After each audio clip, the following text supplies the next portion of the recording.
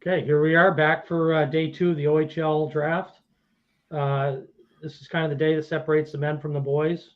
I was saying last night, my mom could probably pick the top 2 rounds of the OHL Draft just by going to OHL Cup. They really stand out. The kids are the studs. Now we're into that next layer of prospects. Still some really good players on the board, but we'll be taking you throughout the day from rounds 4 all the way to 15. We'll have insight on all these kids that come across the board. So really excited for the show today. We just wanted to recap the draft from yesterday, kind of discuss some players, some teams that had good drafts so far, any kind of surprises, maybe some kids left on the board. So we'll get to all that, and then we'll get back to the draft. Paul, just kind of your thoughts. Was there a team for you that stood out yesterday in the draft so far with some of their picks?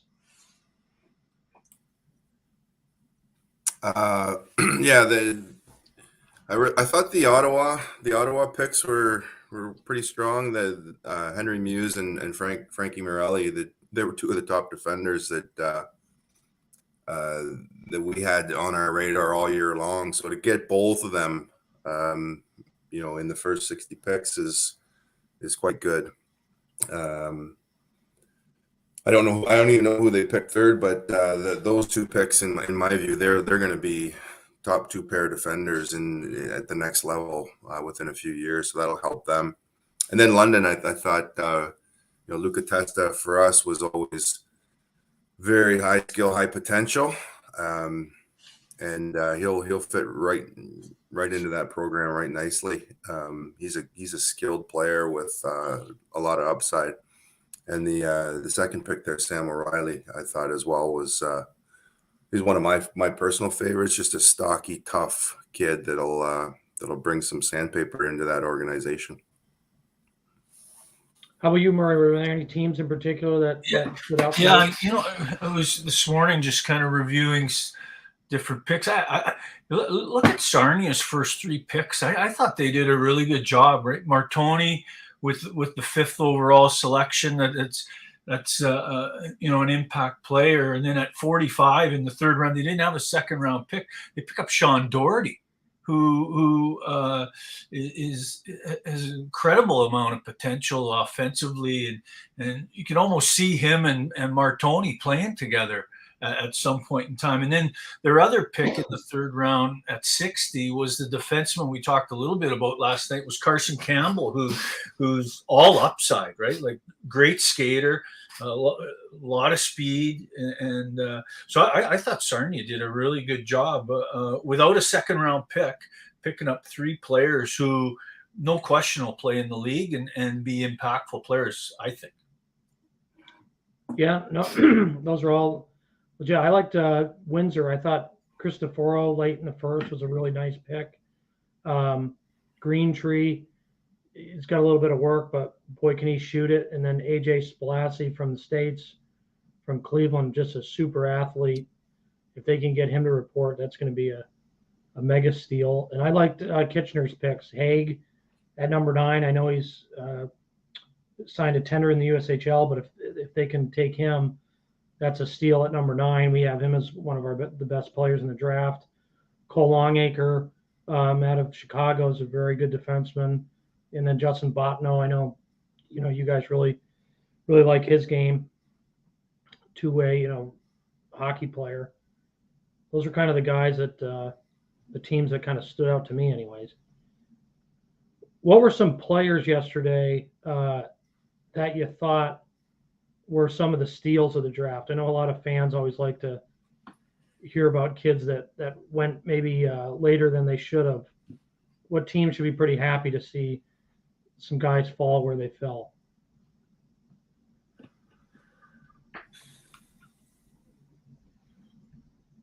I was thinking Luca Testa for London at 15. We had him at 10th overall. He's a lot of skill for a kid that's going 15 overall, that's for sure.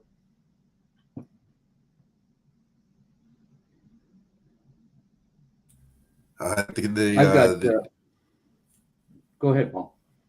I was just gonna say, Hamilton. They picked up the Ray kid from the north. I forget where they got him. 49th. You know, we had him pretty high on our list. Maybe not enough eyes on him, but he can play, and that's a pretty good pickup that late in the draft. I think the Aspinall kid late. He went later than we expected him to go. He's got nowhere to go but up because he's like a twig and has amazing hands and a long stride with not any real power in it yet, and he can still get up to speed. And Petrie at 18, I thought he was going to go in the first 10. And to get somebody that late, I thought they're probably just licking their chops. Those are both Flint guys, Crawford. So Flint's your team. Well, wonders never cease to amaze sometimes.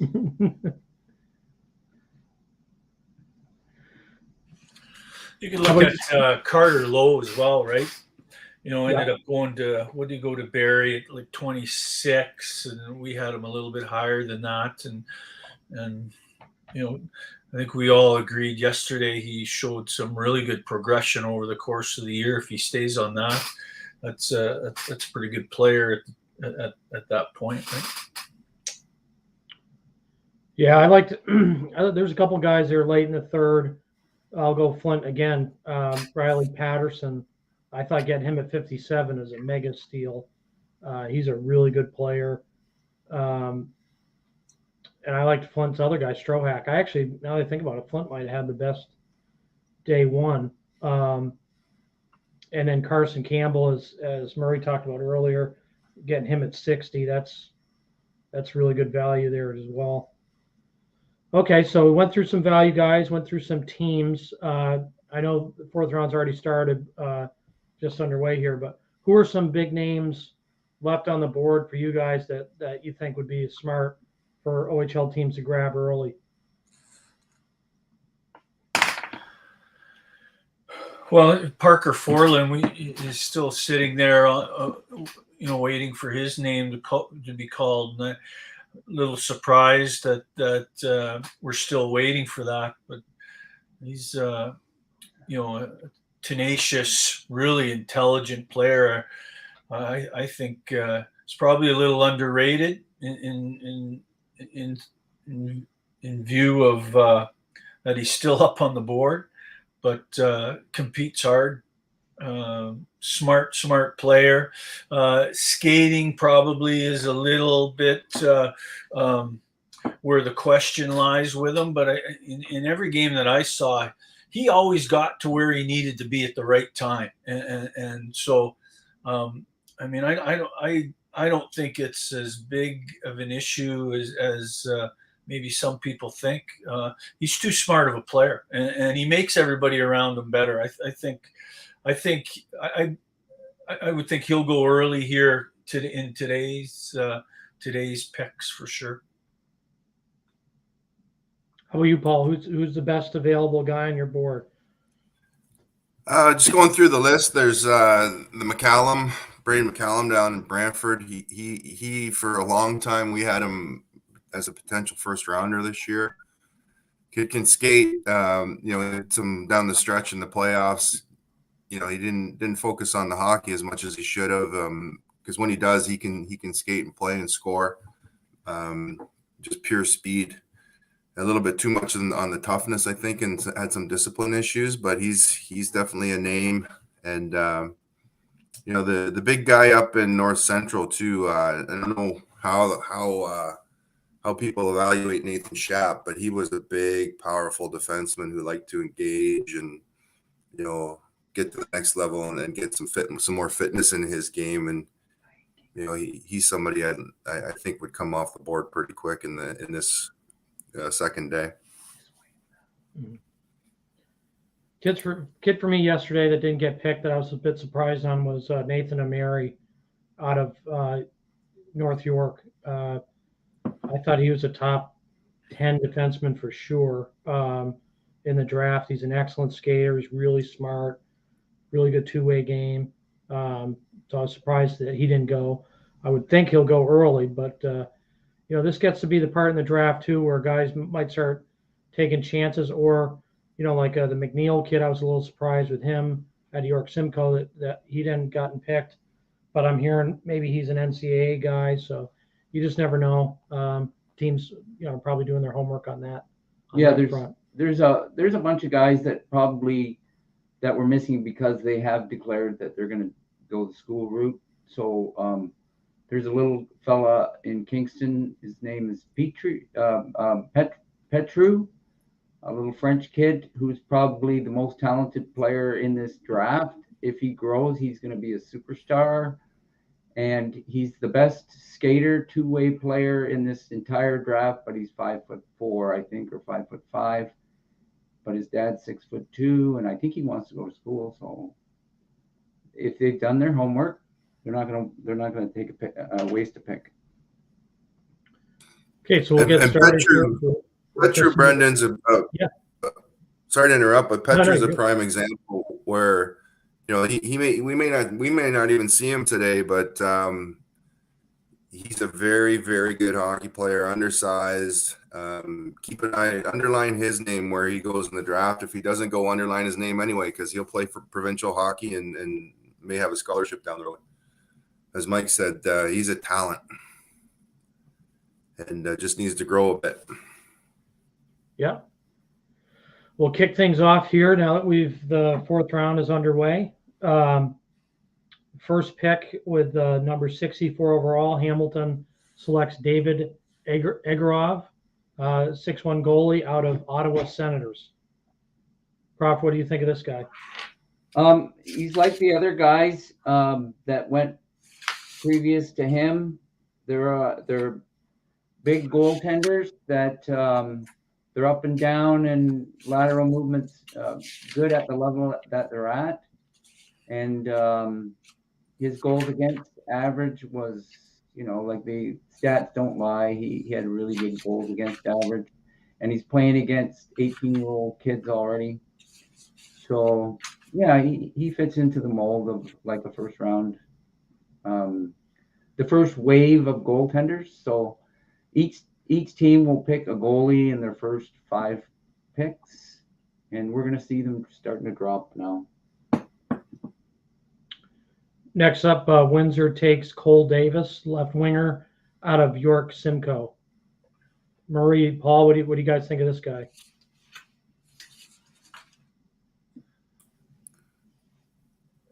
Yeah, he was their captain and worker up and down the ice, 200-foot game.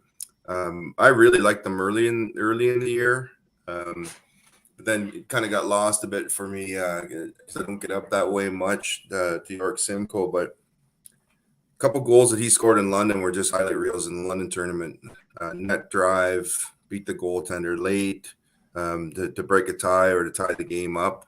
So he's got some game to him. He needs to, like most of the kids now that we're going to talk about today, they need something with their game. Whether it's power, size, physical development or whatever. But he needs a little bit more power to his frame, and that'll come naturally. Next up for North Bay, number 66, Tyson Rismond. Big defenseman out of Sudbury, played on that NOHA All-Star team. Murray, what'd you think of him at OHL Cup? Yeah, he was one of those big, heavy defensemen that Northern Ontario team brought to OHL Cup, and they really performed well. Obviously, good. Like Paul said, you're getting into these picks, there's going to be parts of these kids' games that really need attention to, and particularly defensemen, the ability to turn and pivot and use your edges to retrieve pucks, to angle, to close gaps. I think Risman certainly has a lot of good attributes, and if he puts some time into his feet, I think he's going to become a very competent player. There's a lot of potential here. I liked him for his toughness. I just noticed at the OHL Cup, he was a tough kid. He's always getting his nose in it. He's hungry around the net. He wants to move bodies. Good boxing out players. He's got a little bit of puck moving ability, and he's pretty good at the blue line. So to me that's a solid pick. Next up for Oshawa, they took our highest guy left on the board, Ethan Toms out of Quinty. Paul, what'd you think of Toms this year?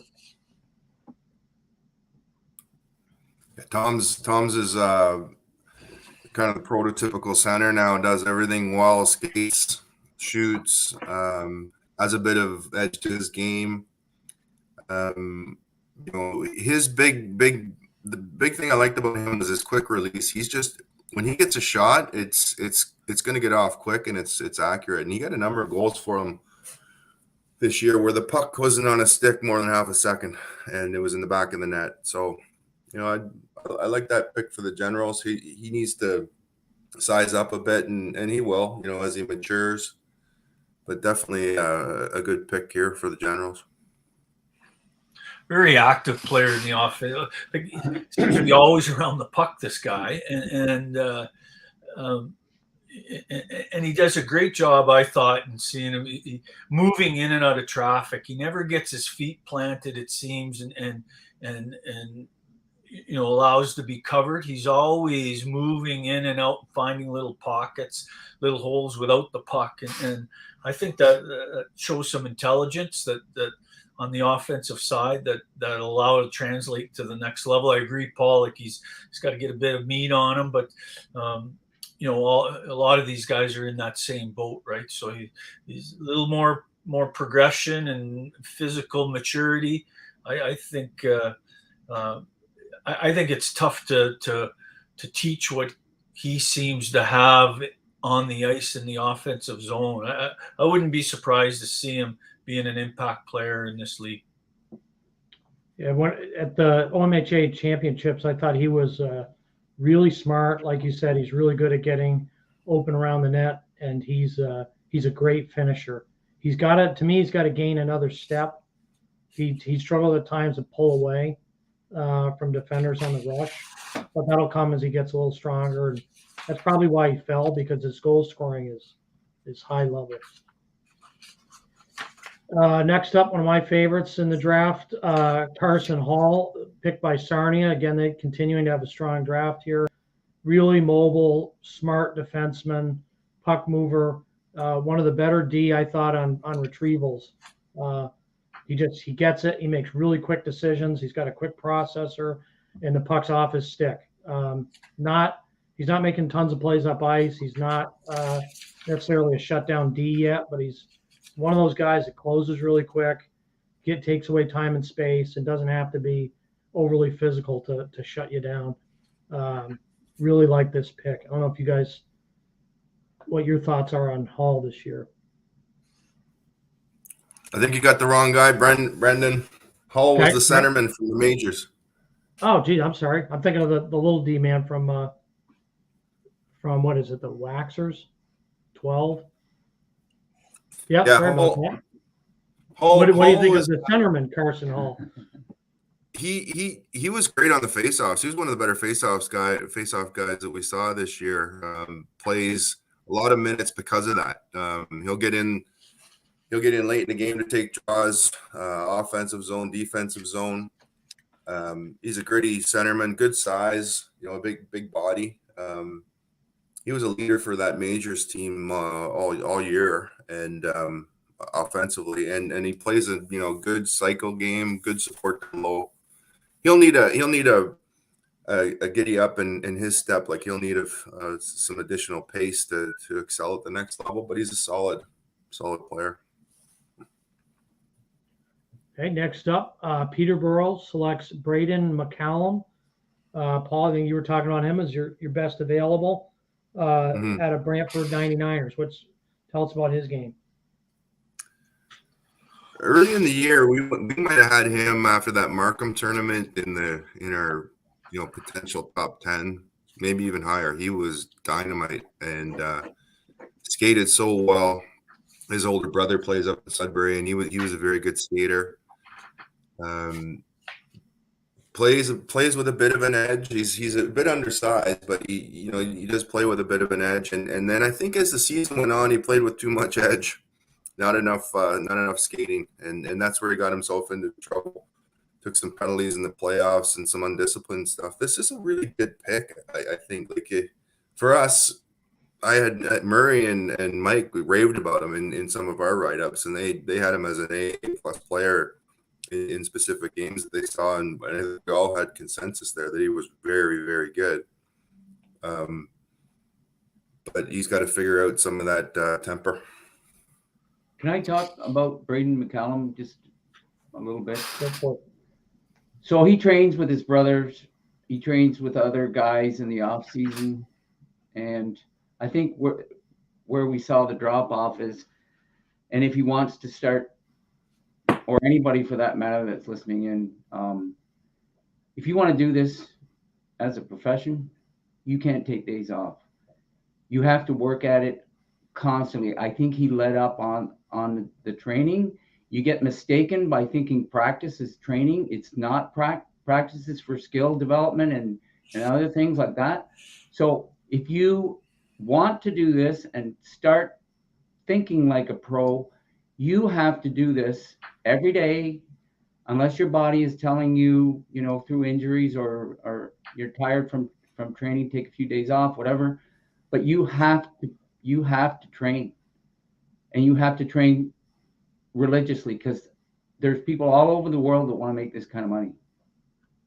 And Braden McCallum can be one of the best players wherever he wants, but he has to maintain it during the season. It's just about maintenance. But if you slack off, you're going to drop off. You start getting pissed off at players because now they're catching you. And that's what I saw when I watched him at the OHL Cup. I saw him getting caught. He gets frustrated because he expects more, and it's not happening. And so I may be wrong, but I think that's what I saw. Okay, good insight here from Crawford. Next up, we got John Parsons. Ottawa takes an American goalie out of Mount St. Charles Academy. This is our number one goalie ranked in the U.S. He made the U.S. national team. So a little bit surprising in the sense of a fourth rounder here for a kid who's signed with the national team. But, Ottawa's picked up some guys, just recently this year. They got the Boucher kid who was on the national team for 2 years, went to BU for part of the season, and then made his way to Ottawa. So Boydie knows what he's doing with these guys. And Parson is definitely, he's the best goalie in the country for U.S. goalies. Tall, athletic, really tracks the puck well. At the national camp, he was pretty clear number one. He's got a bright future ahead. So if Ottawa can get him, that could be the steal of the draft. But that's going to be a tough move for them. Next up at 71, Niagara Ice Dogs select Andrew Vermeulen out of Niagara, big power forward. Murray, you saw him at OMHA championships. What did you think of Vermeulen? Yeah, well, he's this guy could turn into an incredible player. Like he's got explosive speed, jumps open, opens up the ice. I've seen games where he completely takes over with his strength, with his speed. Got a great shot. Like the puck doesn't stay on his stick very long. Like it's already, I think, OHL level release and power. This is an interesting pick, and I think with some continuous development and consistency, Vermeulen could become an impactful player for Niagara. This is a pretty good pick for them. There were times where I watched that team play that, they've got Test obviously as their star, and I thought the other guy Forlan was really good, but there were times where Vermeulen was the guy taking over. He was he did the dirty work to get those guys the puck and create plays in the trenches. I liked his game a lot. I'll move on to Kitchener. Kitchener with pick number 72 selects another goalie, 6'3", almost 6'4", out of Don Mills, Luca Di Felice. They had two good goalies actually at Don Mills. This kid was really good at the OHL Cup. In the playoffs, I like the smaller guy a little better, but OHL Cup, this guy he put on a show. You see these guys a lot. Yeah, Alfred, what do you think? I can talk about him. He settled down. He used to, he used to travel a lot in the net for a great big guy. And when I saw him playing in the GTHL, these guys all play against each other for years, and they knew about. So they just passed it around him. And so he started to stay in his net and use his size to his advantage and react to the puck in the last couple of months, and he showed his true colors then. So yeah, I can see the potential in him. Yeah, he. I don't know if it's a great pick, but we'll see. Next up, our next highest guy, I think, on the board, Parker Forlan, Niagara North Stars, selected by Barry Colts. I'll go kick it back to you, Murray. I know you liked Forlan a lot at the. Yeah, just his way that he gets around the rink. He sees the ice. He sees, the guys that he was playing with. He's really intelligent with and without the puck, and he doesn't make hope plays. Like, he really makes positive plays with the puck. It's almost like he holds it and shields it and scans the area to make to recognize where the next really good play is going to be. And I think this is a really great pick at this point.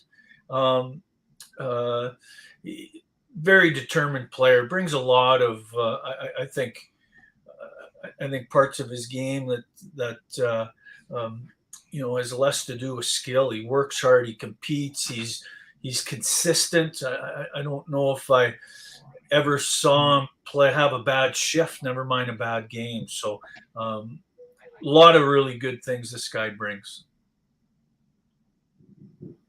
Yeah, I had him at the OMHAs. There's two guys that I had circled that are not A-range players, but should fall in this kind of level.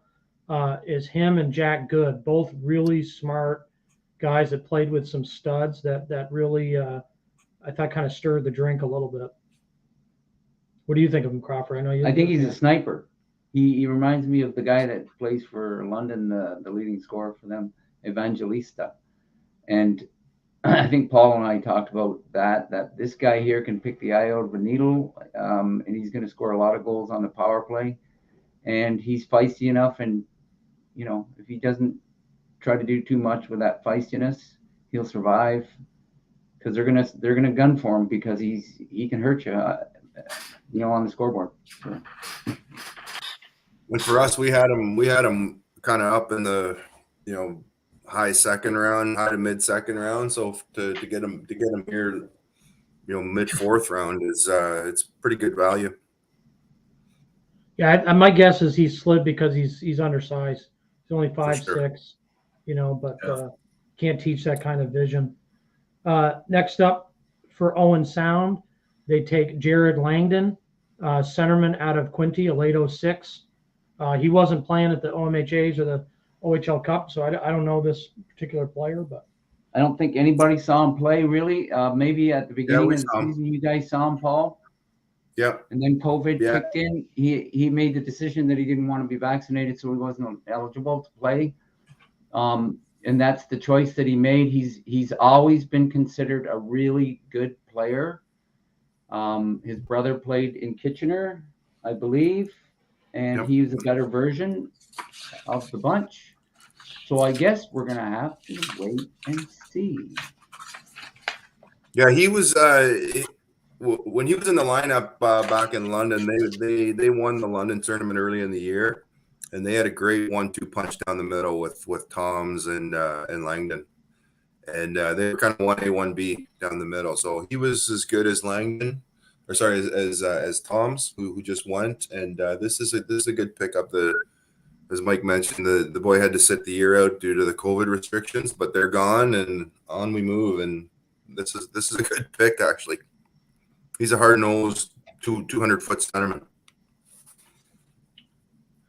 Next up for Guelph, and pick number 75, sort of 3/4 of the way through the top 100. 6-foot centerman Jay Fieldberg out of Toronto Marlies. Paul, what are your take on this guy? He's hard-nosed, goes to the net, plays an honest game. Him and Seneke played together, so he's got the chops to hang with a really skilled kid. But Feldberg, well, man, he was like a bulldog going to that net and working for pucks in the corner and supporting his defenseman down low. Needs a bit of an extra gear, and might take a year or so to sort of maybe at the provincial level to hone his craft. But this is a good pick here. Mike, I know you've got similar. You and I have talked about him. You got similar views on him. Yeah, he reminds me of a guy that played for the Leafs that they just traded away to Edmonton. And the same. He'll go into places, and let me tell you, a lot of people won't go into those places, and he will. And it's almost to a reckless abandon. I think he scored. We're finally getting their stats now. And he scored a point a game in the GTHL, and I think even more. He's going to score even more, just because of that. Compete level is really, really high, and his skill levels and that are better than average. So let's just wait and see again for him. Like, they're all wait and see, but some guys more than others. Next up, Mississauga at 76 selects Liam Spencer, 6'3", left shot D, out of the London Junior Knights. Paul, you see a lot of those guys. What's your thoughts on him? Reminds me a lot of a fellow that was picked by Peterborough in the first round a few years ago, Sean Spearing. Big, rangy, will engage offensively, confident with the puck, uses his size. He needs to work on his feet. He doesn't have the greatest stride or the quietest feet right now, but he's got enough size and length to his game that he'll be a good addition on the back end there. Murray, you got any comments on? Yeah, I thought in my viewings of Spencer, I saw him as just a big, steady, reliable defender. He pretty good skater, but it almost seemed like he chose not on the offensive side not to engage up ice as often as he could have. I thought that was could be just his comfort zone is being as a defender and just moving the puck whenever he could. I agree with you. His skating mobility's got to improve a little bit, I think. Notice that in his in puck decisions under pressure, it could force him to move the puck sooner or not soon enough at times. But I think there's a lot of upside. Everybody looks for a defenseman who has a long reach like this, reads the ice well. I thought one of the things he did really well defensively in terms of reading the ice was just his gaps or surfing up in that neutral zone to knock off plays before they really got turned into a rush against. So he anticipates the play pretty well, but to me, a very strong, reliable defensive defenseman. Next up, our first 05 taken in the draft. We don't put overagers on our list. We just do the 06s. But London takes goalie out of junior B, Zach Bowen, 6'1".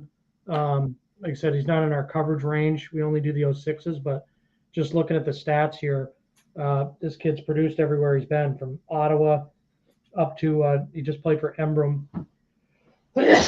Sorry, and Junior B, 19 starts, 2.15 goals against average, and 933 save percentage. So he's done it against older kids.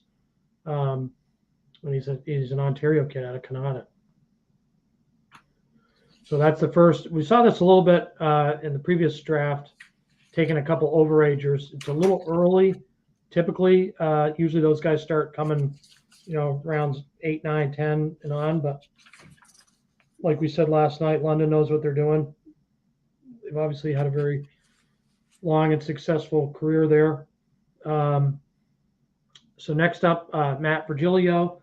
He's the best guy on our board that wasn't taken. He slid because of he's committed to Michigan in the NCAA. He's one of the best defensemen in the draft at St. Andrews College.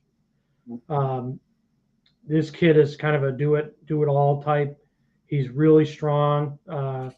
He can move the puck. He can play an offensive game. He's also can shut guys down.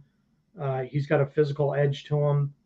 He's the complete package. This kid is a pretty special player, and would have gone easily in the top 10 if he wasn't committed NCAA route.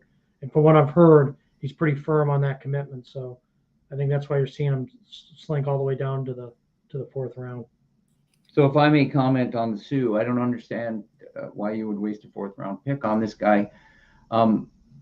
That's something that just baffles me, because this guy is for sure playing in Michigan, unless there's no reason for him not to go to Michigan. I saw him playing against Shattuck St. Mary's, and he was one of the best players on the ice, playing against the best, if not, well, I think they were the best team out of the U.S. In the prep school, and almost all of those kids are going to get D1 commits. And the same thing with St. Andrews College, they get D1 commits, and it just, you described him perfectly. If he's the best offensive defenseman that I saw this year in 06 age group. And he also did against older kids, which is, he plays prep, so he's playing with 04s, 05s. He's the only 06 on that team, and they're a very good team. They do a great job at that program. So for him to log the minutes he got, he's a pretty special player. I hope the Sioux gets him. This is, it'd be nice to keep the talent here in Canada, but whatever the player wants to do. But we had him all year up around Dickinson and Muse, so this is two of the he's in the mix of 2 or 3 of the best defensemen available. Next up for Kingston, pick number 79, Van Williamson, right shot D, he's about 6 feet, out of Ajax. He was excellent at the end of the year. Murray, what'd you think of him at OMHAs? I thought he was really good there. He constantly showed good feet. He was up ice on every offensive rush and an opportunity, and sometimes heading up ice regardless of the circumstances. But nonetheless, it's that's his game is skating and getting up ice and getting involved in the offensive zone. Saw him earlier in the year. He was a little more reserved, but I thought he was real active at the OMHAs. Yeah, he's tough to get around. I was impressed with his feet for his size. At first I thought he was just kind of a big body, tough defenseman, but this kid can really skate. Next up with Flint Firebirds, take Jacob Brown. Like Crawford said, goalies are going to start coming off the board here, and we've already seen it. Out of Kingston Junior Gales, OMHAs, 6'1", netminder. What are you guys' thoughts on Jacob Brown? Anybody want to talk about him? I saw Kingston quite a bit at the beginning of the season. They didn't go very far in the playoffs, and it wasn't Jacob Brown's fault. They didn't have a strong club. But he's an active goalie. He's I would classify him as butterfly acrobatic. He does he makes acrobatic saves in desperation because of his defense in front of him. But he never gives up, and he's a big kid, and he moves, he moves very well in the net. I'm just concerned a little bit about his gloves. He drops the puck a lot, and that just practice again, practice. So he'll get a good opportunity to play. I think he's one to underline too, right? There's a little theme I'm seeing. Been at this for 5 or 6 years now. You can find some good goalies out in the outside of the core GTA who are on weaker teams who get peppered and figure out that pressure of not winning every night, getting a lot of shots, letting a few in. And this kid's a battler. He played on a weaker team, but they were really good in tournaments. And when he was in the net, he offered them a lot of stability back there. Next up for Mississauga, William Eggleton at pick number 81 out of the Mississauga Senators. This was we had him pretty high on our list, and when I went to see him at the end of the year, he was hurt, so I didn't get a chance to see much of him. So what did you guys think of Eggleton, and is this a steal this round in the draft? Crawford, you love him. Go ahead. Yeah, at the beginning of the season, he was up there. We were talking about first round pick, just because of he's a really intelligent player. He in big games he seems to rise up. Also, unfortunately, he had a fairly significant injury. He fractured his hand, and so therefore I don't know why he dropped so much. I would hope that he's going to recover from that. I talked to the kid. He's already played some junior in Georgetown as an affiliate player, and he didn't look out of place when I watched him. So he's probably going to end up being about his dad. Again, I keep talking about dads, and sometimes it skips a year, but he's a big kid. He's going to be a big kid, and when he fills out, Paul, his dad, he's a big guy, and I think that's probably one of the best steals in this draft. Yeah, he fell due to the injury. This fellow was he played with Moore, Misa, Frasca, all those guys, and he played power play minutes. He's got good motor, but his brain is what gets him. Really high IQ around that net, and he can shoot and he can pass. He's kind of a two-way threat in close. He's got the vision to find guys, open at the side of the net with nothing, no goalie in the way, and then also he can pick his corners. So keep an eye on, underline this one. That's a good pickup by Mississauga, given that he got hurt. Yeah. Next up, we've got let's see here, Connor Walton, Sudbury, with the 82nd pick, left defenseman. He's the twin brother of Kieran Walton, who went earlier. Big 6'3" and change, out of North York Rangers. Murray, I know you call this kid, one of your terms, legitimately tough. What do you think of Walton brother?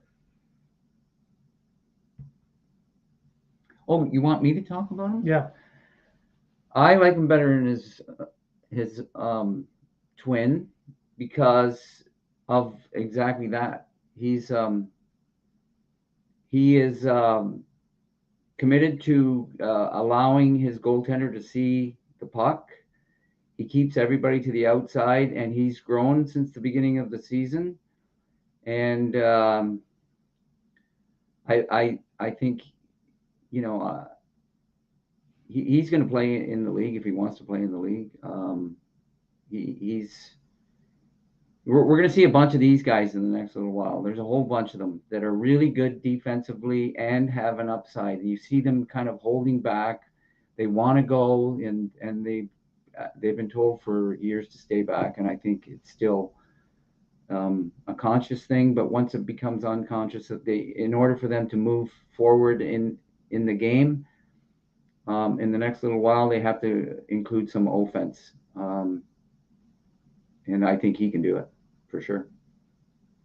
He's really hard to play against. I thought his stick work and his physicality were outstanding. His feet need a little bit of work, but if you look at the brother and you say, geez, look at what the brother can do skating wise, you know it's coming, or you think it's coming. This could be a real steal here if this kid pans out, because he's got the frame, he's got the toughness. And showed steady improvement through the year. I saw him early in the year against the Sens and JRC, and he did not handle the forecheck well. Stuff was getting caught in his feet, but as the year went on, he got better with the hands, and the physicality was always there. So this player will have an impact in a few years. Let him grow into it and take him up to Sudbury and develop him. You might get some good value out of this pick. Next up for North Bay, they take Michael McIver, goaltender out of Quinty, almost a 6-footer. Crawford, no, you really like this guy. Yeah, we call him. So he's unorthodox in that he catches with his opposite hand. So most goaltenders hold a stick with the right hand, and this guy catches. And there's still a lot of guys, even in the NHL, that shoot the puck without looking at the net. And they're shooting for a spot, and they think the spot is on the right-hand side. And this guy his trapper's just sitting there waiting for it. Thank you very much. And he's a very active goaltender. For me, I think he's that was my number one pick because of that unorthodox style. It always works out. And he's just, I believe he's still going to grow some more too. So he's a late birthday, I believe. I'm not exactly sure, but anyways. He was really good for Quinny down the stretch too. Really good, really in all of those important games in the OMHA championships and the OHL Cup, he was their go-to guy and really gave Quinny a chance to win every game. They weren't as strong up front as a lot of the super teams out there, but we talked about the back end, and McIver was a real key back there for them to stabilize their whole back end too. Yeah, I was kind of avoid goaltending. I don't feel confident in my evaluations there, but this is a guy who I noted really good rebound control. Doesn't give up much for second chances. Definitely likes to catch the puck and absorb it. Next up, Saginaw takes Christian Epperson out of Shattuck St. Mary's. This is a kid, you talked the pick earlier about Connor Walton and his improvement. Christian Epperson is absolutely that on the American side. This is a kid who played on the Shattuck Bantam team last year that won the Nationals, and he was a little bit overshadowed. He had Macklin Celebrini, who's the number 1 pick in the Western League draft, and he had big kid from the States, Cole Iserman, who's one of the top players in the U.S. So he got a little bit overshadowed, kind of like some of the Mississauga Sens guys up in Ontario and like some of the Toronto Junior Canadians. But by the end of the year, by the end of this year, playing midget hockey, he's as good, maybe not a Celebrini, but he's right there with Cole Iserman. He went from I think the low 20s, high teens in the U.S. Rankings to a top 5 player. So this kid is really, really skilled, smart. He's got some strength to his game. So he'll be, it's going to be tough for Saginaw to get him. He signed with the national team. It looks like he's going the NCAA route. But if he doesn't, Saginaw's got a real steal here at the first pick in the 5th round. Okay, on to Erie with pick number 85, Nicholas Holmego. out of Thunder Bay, 6'3" and change defenseman. What are you guys' thoughts on Holmega? A lot of raw talent there. He's a big left shot, rangy defenseman. We talked about Spencer a few picks ago. Very similar. Omeglo needs to work on his feet and his pace, but he's not afraid to jump into the play and provide a secondary attack. He was Thunder Bay's easily their best player. Actually, him and the goalie, George, that we talked about yesterday, were their top two players. And this lots of raw potential here. If he thickens up and continues to improve his pace, he could be a pretty capable defender at that age group.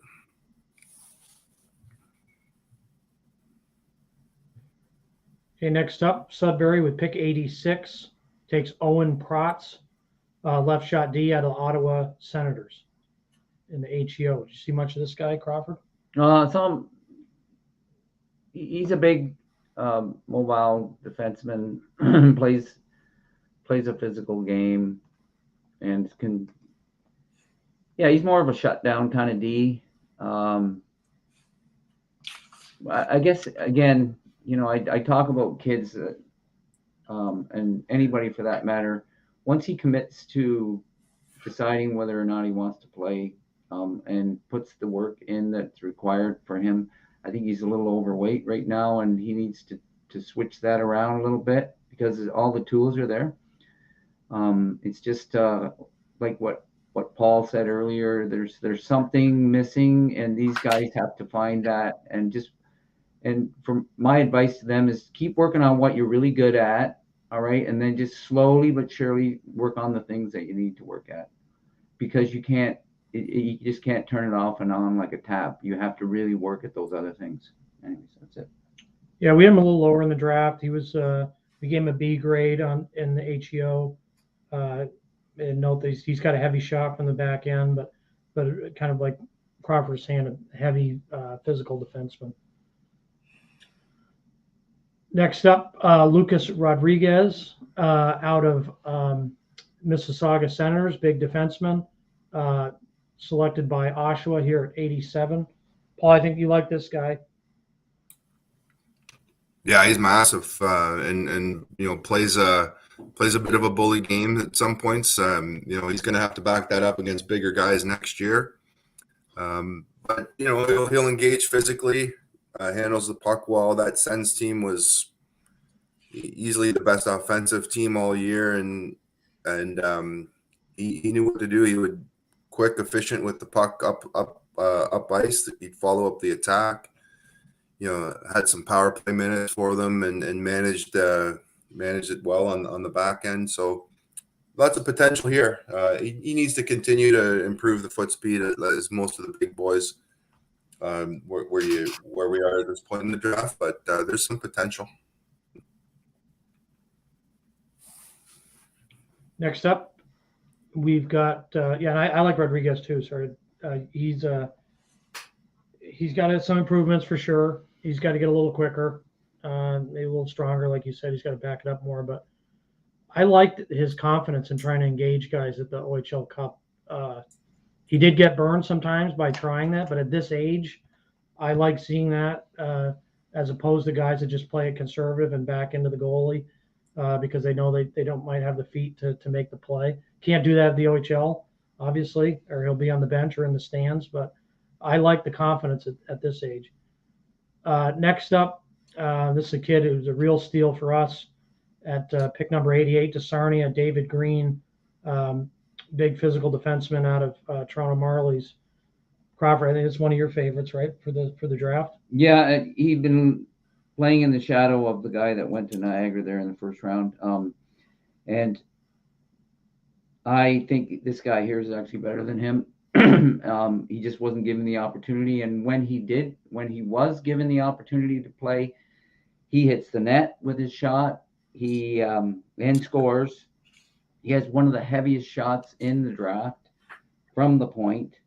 I know that there's a theory that right-hand shot defensemen are more desirable, but there was a guy named Bobby Orr that wasn't too bad, and I think he shot from the left side. And we can start talking about and debate about that all day long. This guy is going to play. His footwork has improved from the beginning of the season. He's 200 pounds, and he hurts you when he hits you now. At the beginning of the season, he was a little reluctant or passive, whatever you want to call it. Now he's assertive, and he's starting to believe in himself. And he's going to be. Sarnia just got himself a good D. And this, this is one that makes me laugh. Mike and I deal quite a bit together because we're the GTHLs are it's the big league, and I got to spend a lot of time there, and that's where Mike is. And all year long, his Dickinson kid's really good. And Mike's like, I want to spend time talking about this green kid, right? And that's what scouting's all about, right? Mike wanted to spend more time on the kid who was not the high projected prospect. But this kid, every time I saw him, got better and better, and the improvement was just steady all year long. And that's why it's not just about the first few rounds. You got a guy like Mike or Murray, they'll talk for hours about a kid who's what about a green goal 100 here, and he's a diamond in the rough. He's a gem that if they let him develop, he could turn into something. And that's what scouting is about, not just finding the top prospects, finding the next tier. He'll be good. Yeah, for sure. Totally agree, Paul. Next up at 89, Peterborough selects Easton Rye, a late birth year, October 28th out of Ajax, big goaltender. Murray, you saw this guy recently. What's your thoughts on Rye? Yeah, I mean, good size, squares up. The game I saw him, he wasn't very busy, which sometimes can be challenging in itself. He didn't wander and didn't seem to get unfocused. Good size goaltender who has potential, and I think that's we talked about at the beginning of the show where we're going to see a lot of goaltenders going here and in these middle rounds, and this is just an example of that. I think he's streaky too. His play at the Silver Stick, Ajax got into this. I think they might have got into the semis, and they had no business getting there. Rye was the guy. Really solid tournament. So you get him on a player on a streak like that. If you can maintain that consistency for longer periods of time, it'll be good. With pick number 90, Ottawa Sens take a local kid, Caton Ryan, out of Carleton Place, 5'11" centerman. What'd you think of him? We had him as a B+ in the HEO league. Stick skill, vision, high IQ player. He's calm with the puck, very efficient. Kind of plays the game on his terms. Good puck manager. Yeah, I can talk about him. What'd you think of him? Not a strong team that he was playing on, and he was. He was one of the creative guys on their team, and he got a point a game against kids that were his own age or a year older. Mostly, there's a couple of guys that are 18-year-olds that stick around, and he's always scored at every level. He's a really good skater. Again, when the game's on the line, I saw him turn it up in his compete because he wants to win, and he'll extend himself in. I think that eventually he'll start doing that for 60 minutes. He's just I believe he's a late birth date also. So another guy that it's all about potential, and he's got all the skills. Let's just see. He's at home now, I guess, in Ottawa. The thing that they've got all these skilled guys, and I know the game's going skill wise, but you still need the tough guys, and I don't see Ottawa picking any of those tough guys that these other teams down in, let's say, the Midwest. They're a really tough. It's a tough league to play in down there, and when they meet, some of that skill gets knocked out of them. Anyways, that's it for me. Next pick with Sarnia, Carson Chartier, goaltender out of North York Rangers. So, like we said, kind of a run on goalies here in the middle rounds of the draft. Paul, what'd you think of Chartier?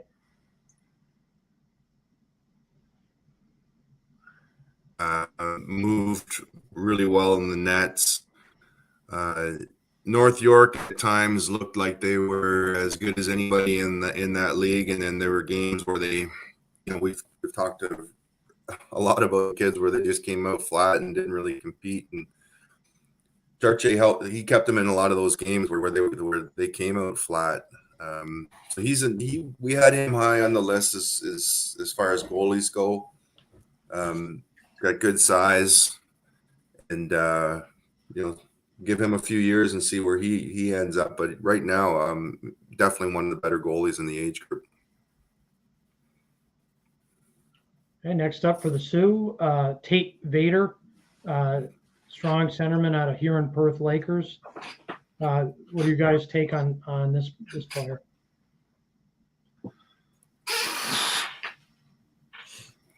Powerful kid, 200-foot game. Played in Huron Perth with not a lot of similar skilled players like himself, and I'm interested to see what he does at the next level when he's surrounded with better players. A typical Sioux Greyhound. They love the kids who can skate. Vader will fit into that lineup and help them. We had him probably a round or two higher, so this is good value from our perspective. Yeah, I like Vader. He's always been a scorer in that area that he's and against the same kids that are, so they all know each other again out there, and when I talked about him to some people, they all say, "Oh yeah, he's the best player." He stuck out like a sore thumb. He's a really talent, a big talent, and he's going to be a really good player in the Ontario Hockey League. At 93, Barrie takes Nolan Newton, centerman out of Sudbury. Other guy played in the NOHA team. Murray, what'd you think of Newton? I liked him. A little undersized, but that's irrelevant. Always was in a good position in all three zones.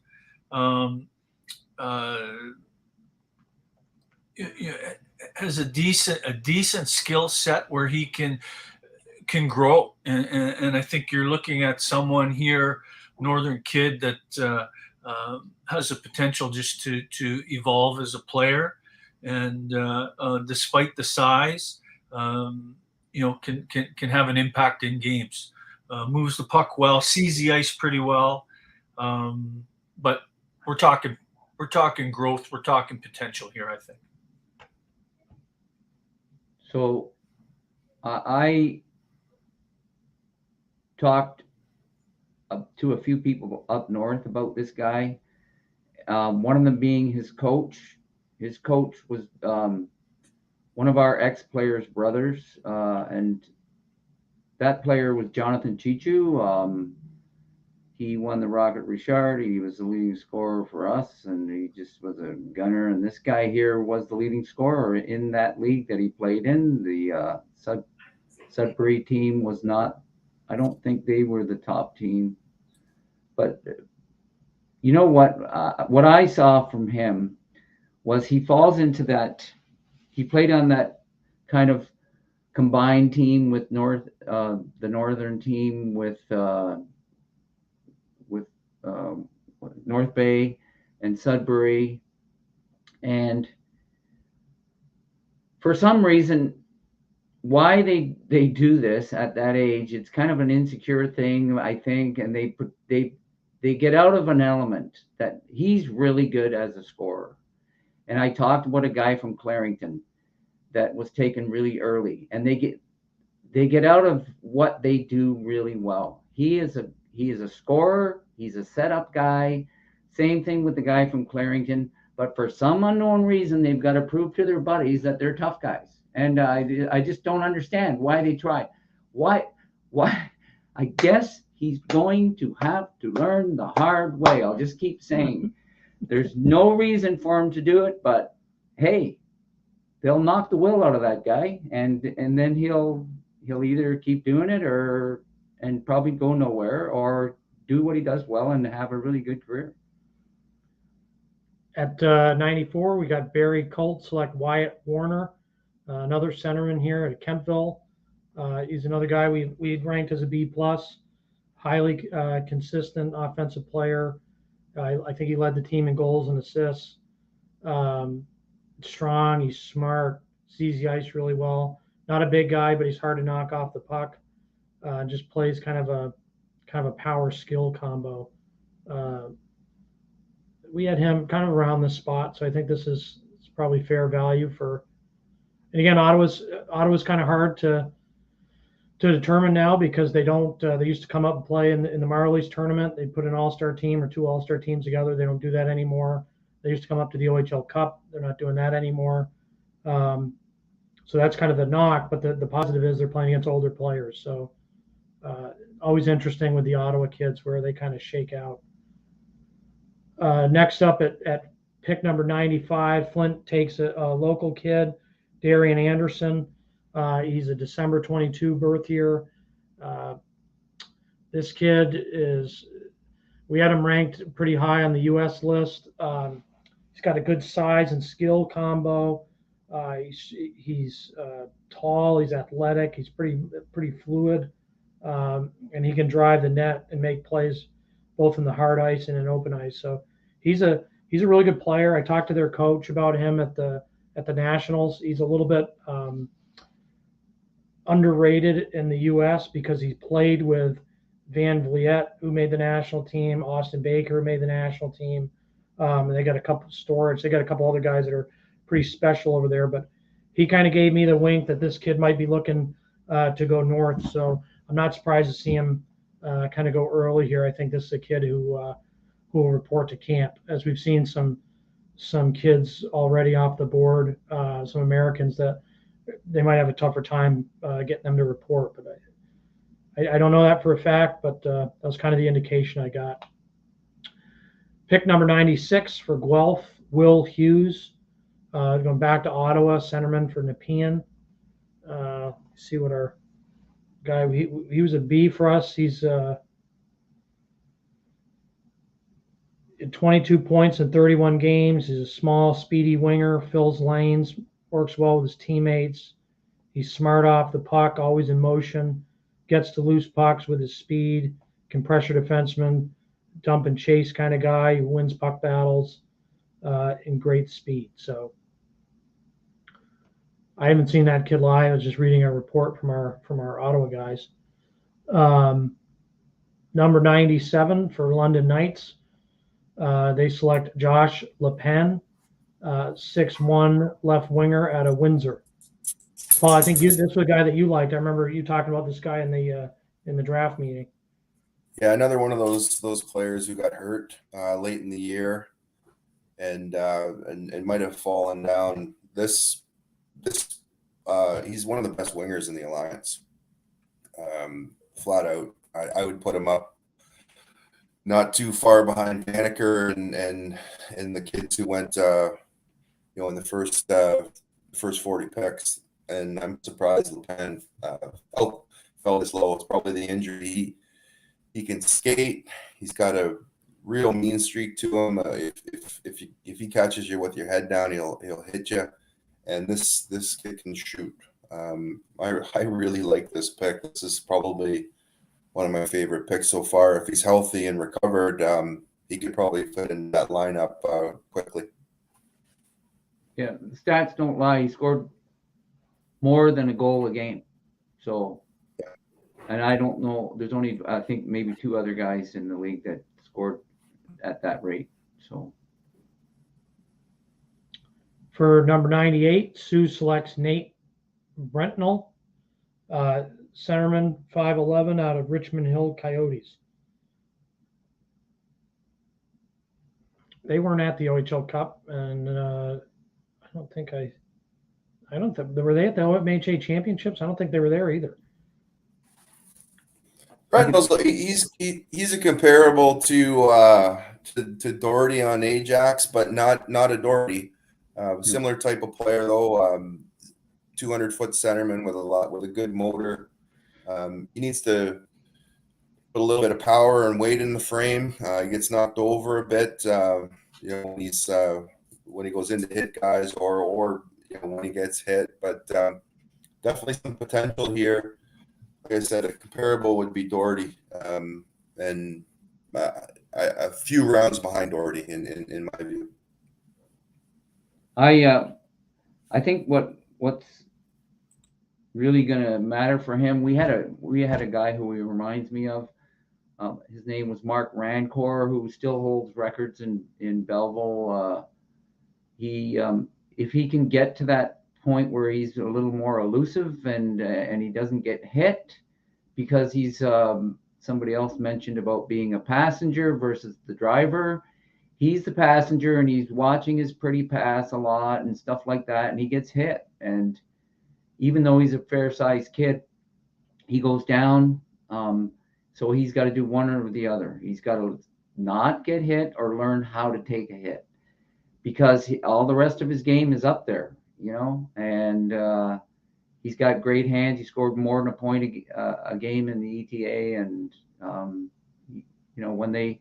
when they did well, it's because he was on that game. Move on to pick number 99 at Kingston, Adani Fimis, right shot D, 6'1", out of Toronto Junior Canadians. Paul, what's your thought on Fimis?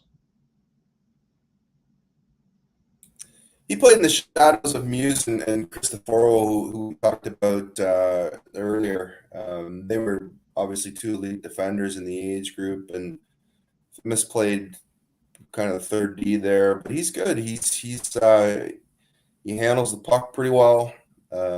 He defends. He's a capable defender. Doesn't really get into too much trouble. Keeps it simple in his zone. And again, let's see, underline him, and let's see where he goes when he kind of gets out of the shadow of some superstars and gets to do it on his own. But I think he's going to take a bit of time, maybe playing provincial hockey to work his way into major junior. But he's we had him up around where he went in the draft. Yeah, I mean, I think that he was a question mark for me, and I don't mean that in a negative way. I remember both games that I saw him in the GTHL playoffs. I wrote that he's a good kid, a big, strong kid, had some offense. I just didn't know what he was. And I think that speaks kind of, Paul, to what you're saying. Is he was with some really skilled guys, so he showed a little bit of offense. Then he was trying to be a little bit of shutdown, but he's not. He's only 158 pounds with a 6'1" frame, so he's still figuring that out. I don't know what his style is yet, and I get the sense that he doesn't know either. And that's probably not a bad thing at this age, because he'll figure it out at the next level and play a role. But I don't know yet what that role is going to be. I think he could go any way. He's pretty versatile. Pick 100. So it's the last pick of the top 100. We're getting close to the end of the 5th round, and then we'll take a break. Favorite of our scouts for sure, Nathan Schaap, out of right shot D, 6'2", out of North Central Predators. What are your guys' take on Schaap? I know we have him much higher than 100.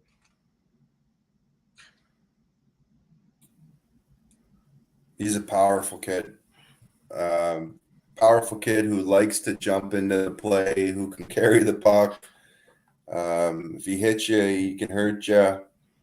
This is a pretty solid pick. He's got the body and the frame to play at the next level quickly. Foot speed, needs to be a focus for him. But this we liked him way higher. We had him probably second round, late second round. So flipping into the fifth is a pretty good value pick here. Yeah, he's an offensive-minded defenseman. It reminds me of a guy that Kingston took or not Kingston, but Erie took a few years ago from Kingston, and early. And again, maybe this guy has to learn how to go laterally. He's just a straightforward kind of bow in the china shop kind of guy, and he can get there at this level. It's the next level. It may take him a couple of years to be that kind of an effective guy if he keeps doing that. But once he starts to learn to go laterally and maybe change direction, which is required at the top levels that he's going to, he has to learn how to, transition from forward to backward smoothly. And it's his skating, definitely his skating, but in a straight line heading towards, he's almost like a winger. He can really shoot a puck too. So I think it's a good pick if they focus on his footwork again. North Bay at pick 101 selects Dylan Richter. I think this is another kid we had a little higher, so another value pick here. Stocky, 5'7", 5'8", centerman out of Elgin, Middlesex.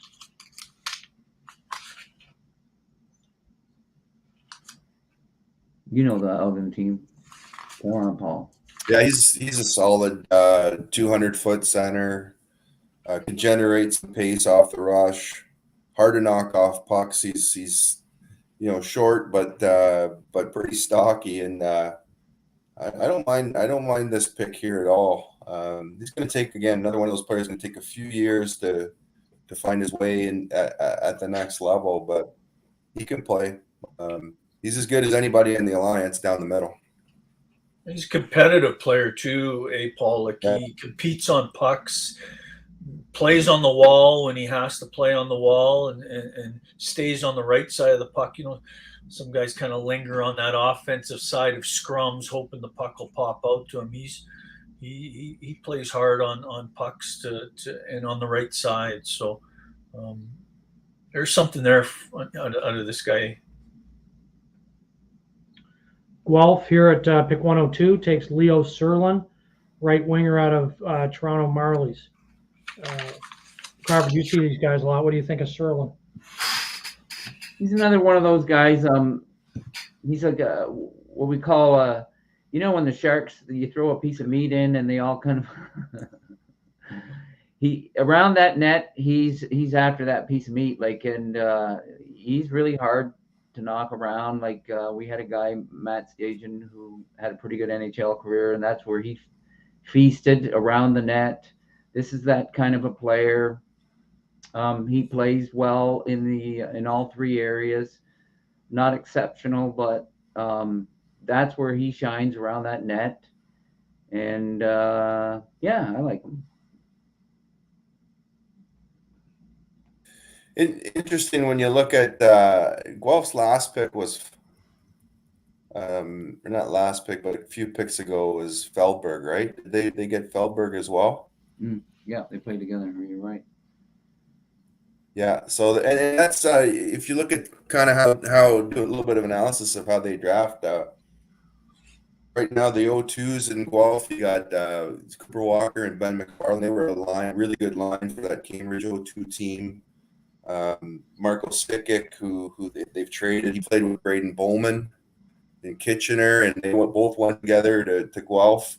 There's something there where they get these lines, and those lines are all very similar. They're hard-working, honest players. So getting Serlin and Feldberg together is probably be a good comfort thing for them, and they may turn into McFarland Walker kind of combo down the road, and they're very effective for them as O2s right now in Guelph. Then here with the last pick in the fifth round, then we'll take a 5-10 minute break. Ethan Fashina, 5'11" centerman out of Elgin, Middlesex.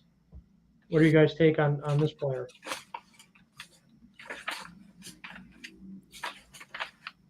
I know Murray, you've seen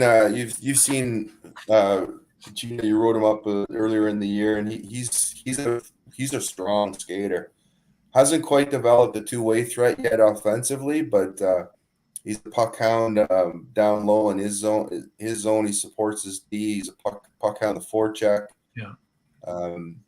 Plays a really honest 200-foot game. Plays the right way. He'll hit. I like this player. If he can continue to develop offensively, he's got some upside.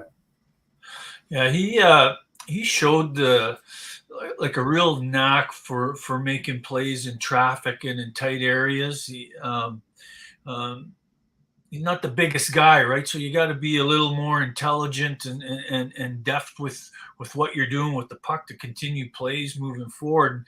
And he I didn't see a guy who played on the perimeter, and for not being the biggest guy, he played on the inside. I think there's that shows some good qualities. He's got to physically mature, right? He's got to grow. He's got to get bigger, and if he could do that and maybe add a little step in his transition skating, the ability to change direction quickly without losing speed, I think that would really help his game. So what we'll do now is we'll take a 5-minute break. Let the scouts get some water, get limber up a little bit here, and then we'll get right back at it and start the second round.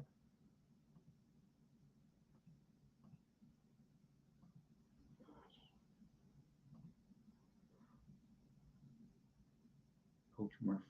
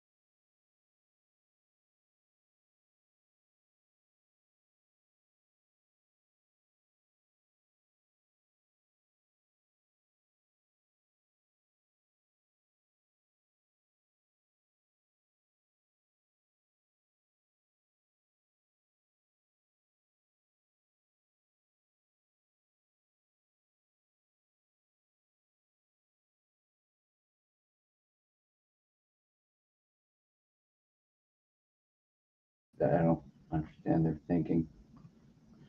Okay, everybody, we're let's see. They must know more than I know about where the kids are going.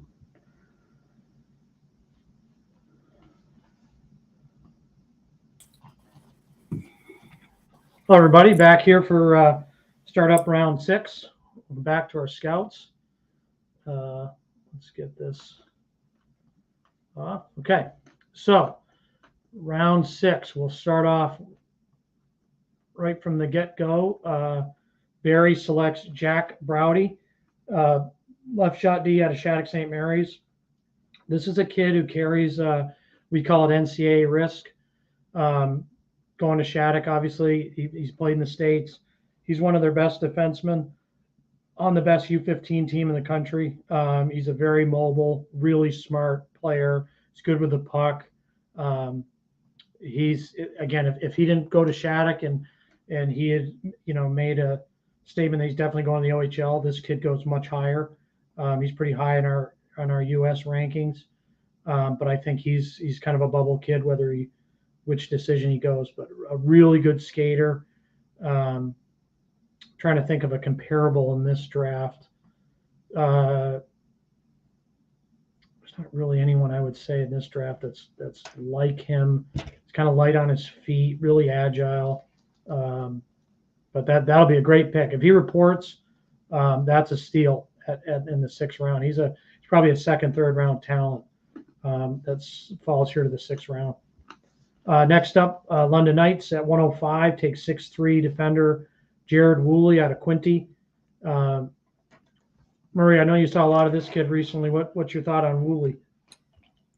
Well, we saw him at the OMHAs. Big, long reach, stays on the right side of the puck. He's got some growth to do with his skating and mobility. He's almost a prototype London project player that we could see playing for them at some point, right? And make some pretty good decisions when he has the right amount of time to make plays, but keeps things pretty simple. I like him. He played in the shadows, like we keep talking about guys that play in shadows of other players, and he played in the shadow of a guy who was taken really early. And I think this guy, when he gets his, I know this guy's going to get his footwork because I saw, glimpses of it once in a while. He's. I don't think he finished up growing. Look at, he's 6'4" now. Like, I don't know how big this guy's going to get. He's definitely, in the 6'4", 6'5" region. London has a history of drafting some great big guys. And this guy's only 180 pounds. He's going to be another 220-pound guy when he finishes his career in junior. And really, I think he's going to become a force if he gets that footwork in order. Well, he's the 5th Quinny defender inside the top 100. What are we at? What pick are we at? 105.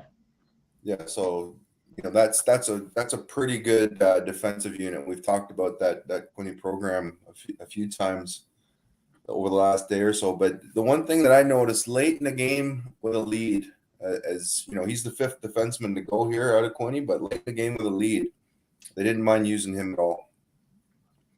I wouldn't classify him as the 5th defensive defenseman on that team for sure. Yeah, he's big, hard to play against, subtle athleticism. That's a nice pick.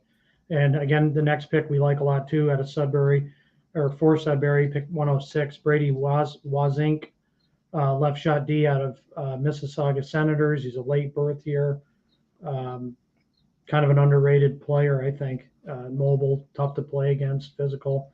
He's only 147 pounds. Obviously, this kid's going to fill out and get stronger. What do you guys think of Wazink?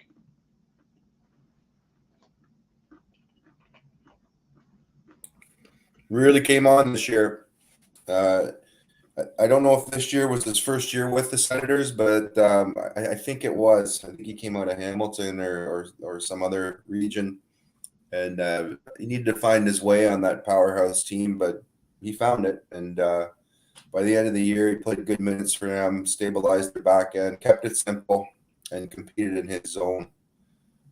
So another one of those defenders, if he fills out and matures like they all should do and will do, he's got some upside. Yeah, he's one of the legit tough guys on their team. They have some other defensemen that, I won't comment on the fact that their physicality, the big word physicality, I call it compete. He competes, and he doesn't pick and choose who he competes against. It doesn't matter as long as you're wearing the opposition sweater. And after the game, so he's a respectful player too. He doesn't no cheap shot stuff. He's the real deal. I like him, and that's a good pick. Now we have Windsor at 107 takes Carter Froggett, 6'2" goalie out of Elgin, Middlesex. Paul, did you get any views on this kid this year? Yeah, he was down the stretch in the playoffs. He was the go-to guy there. Really played well versus Windsor in the Alliance playoffs in the first round. Windsor had a high-powered team, and they came out a few games. They came out like a house on fire, and Froggett was there to stop them. Kept Elgin in the games early, and then Elgin kind of got the legs going and ended up beating them. But again, another streaky tender. He's big. He's got potential, good size. When he's on, he's on. When he's off, he looks a little bit uncomfortable. But they'll work on that. The goaltending guys up there know what they're doing. Next up for Saginaw, 108, they take Tyler McGuire, 6'2" right shot D out of Windsor Spitfires. What do you guys think of McGuire? He's steady on the back end. Good hands, smart. Late birthday, so they'll have another year for him to develop. He needs to get his feet going in a straight line, but he's okay with his angles and mobility. So a lot higher than where we had him. We had him, I would say, probably 3 or 4 rounds later. But with his size and the fact that he's a late birthday, you can see why Saginaw is looking at him. Yeah, next up, we have Ty Henry, left shot D out of the Toronto Red Wings. This kid played a little bit in the States as a Bantam. I think he played for Bishop Kearney. And he came up here to Toronto. I think he's an Ottawa kid, or might even be a Quebec kid. But I think he's really talented. He's a smooth skater, makes good decisions up ice. He can move the puck. He's solid defensively. He's got really good gaps, good stick placement. To me, he's a really underrated player. That team was a little weak this year, but he was their best player I think I saw them 3 games in the GTHL playoffs. I thought he was their best player in all 3 games. Yeah, I like Ty Henry. He adapted to the speed of the game. I think from the beginning of the season, he was a little startled out there when guys would come on him quickly, and he adapted. And at the end of the season, they were using him on the power play and the penalty kill, and he's a natural athlete. You can just tell by the way he skates, and he carries the puck with his head up all the time. And again, legit. He is not afraid. There's no fear. I go down to the ice level just to see if I can see it in their eyes sometimes, and they're so he's legit. He's the real deal. I like it's another good one of these guys that he's going to play. If he wants to play in the O, he can play in the O.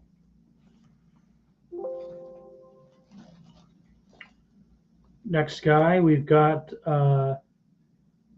Hayden Duncan, goalie out of Lambton Junior Sting, going to Ottawa. They go with another goalie here.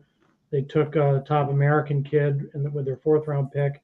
Now they're going back to grab another goalie here with Lambton. Goalie Hayden Duncan here, 110.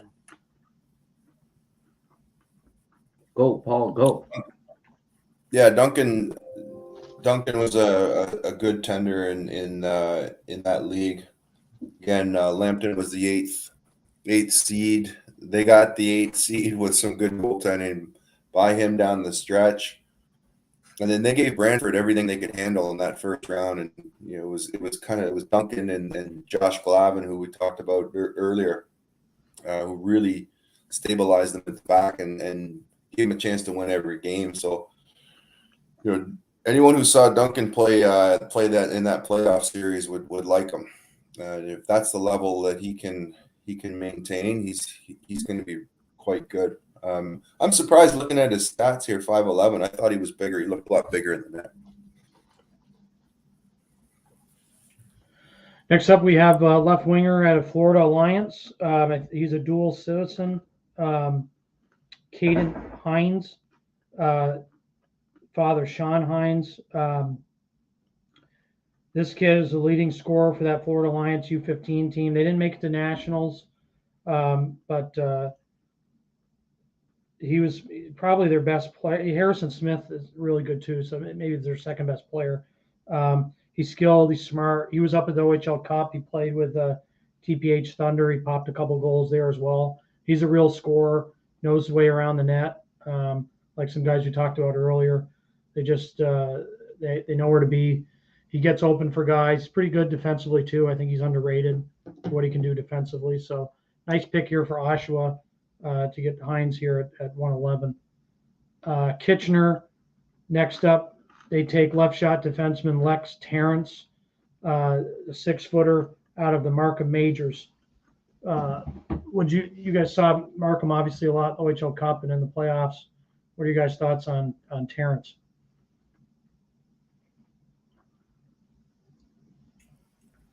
Terrence is a kid. He reminds me of a player playing in the league already, Luca Hino from Windsor. He's slight, but he moves. He handles the puck well. He'll defend and maintain a good gap. But he's got good feet. Terrence was on that Majors team. That their strength came from the back, and he was one of the steady Eddie defenders there with a little bit of offensive upside that he might be able to grow into. Yeah.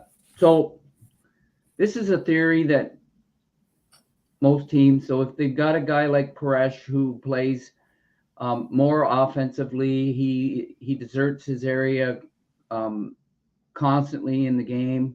He just takes off, and that's why this guy plays alongside of him, because he holds the ship. He's the guy that's always back there. And I think there's more to him. He's been told to stay back, and he does it religiously, and he's a real team guy. And I think, everybody always looks at the top guys, but these bottom guys are the ones that win you championships. So when I say bottom guys, 5, 6 defensemen, and they are required when you put a team together. You can't have all offensive defensemen. You're going to get beat.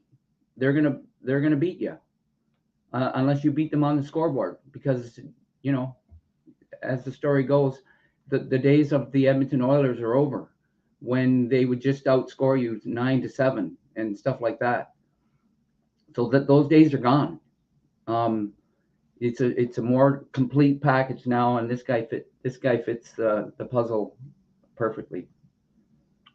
Next up, we have a big value pick for us, Lucas Tuin out of Niagara North Stars, selected here to Peterborough, a 6-foot right shot D. Murray, you saw this guy at the OMHAs. What do you think of Tuin here? Yeah, I've seen Luke a few times over the season as well, and the one thing I'll say about him is his game's improved. Like his skill set's improved over the course of the year. I think that's a good indication of the direction he's going. Makes intelligent plays with the puck, and quick plays, like his transition passing. He gets his, I mean, that Niagara North team was a quick team, quick group of forwards. And Tuin got the puck moving north to those guys really quick. Didn't see a lot of carrying or confidence in carrying the puck himself, but he didn't need to with some of the forwards that he had. So he's got some work to do on mobility and some edge work and that, but he progressed really well, I thought, over the course of the year. If he stays on that, he becomes one of those reliable defensemen that you're always looking to add into your group of six moving forward. There's some upside with this guy, I think. Yeah, I can talk about Tuin. He has almost the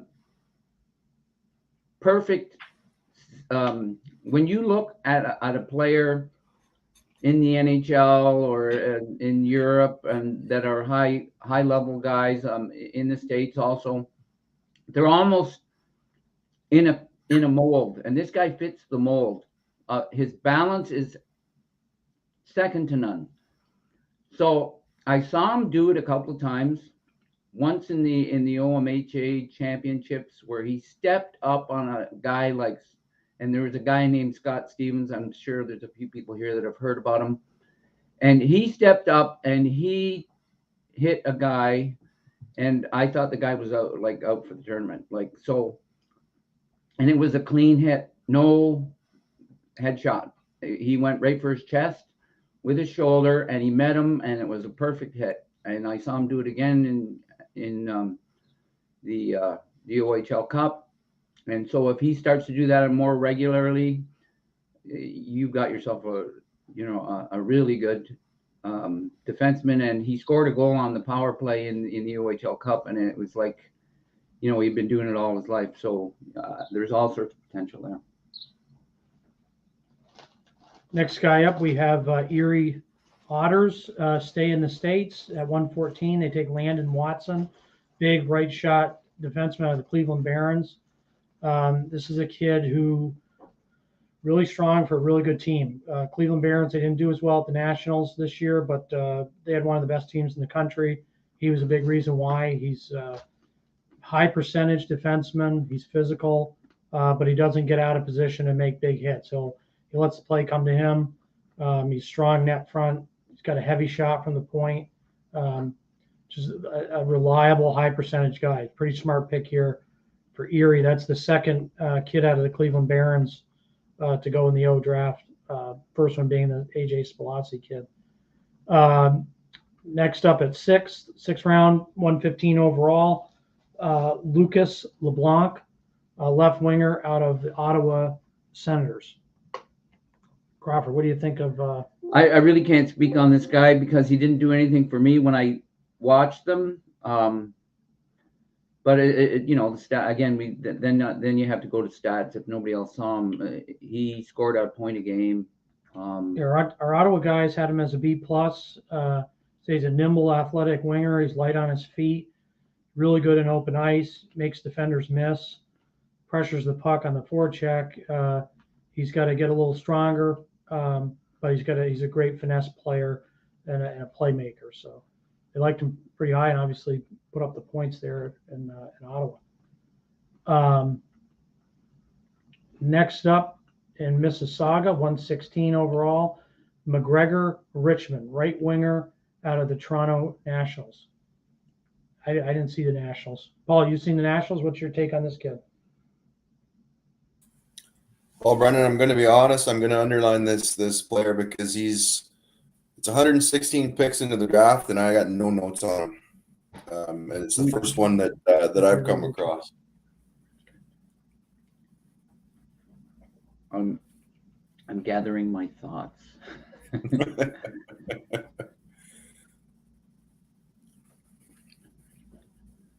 5'7", 159.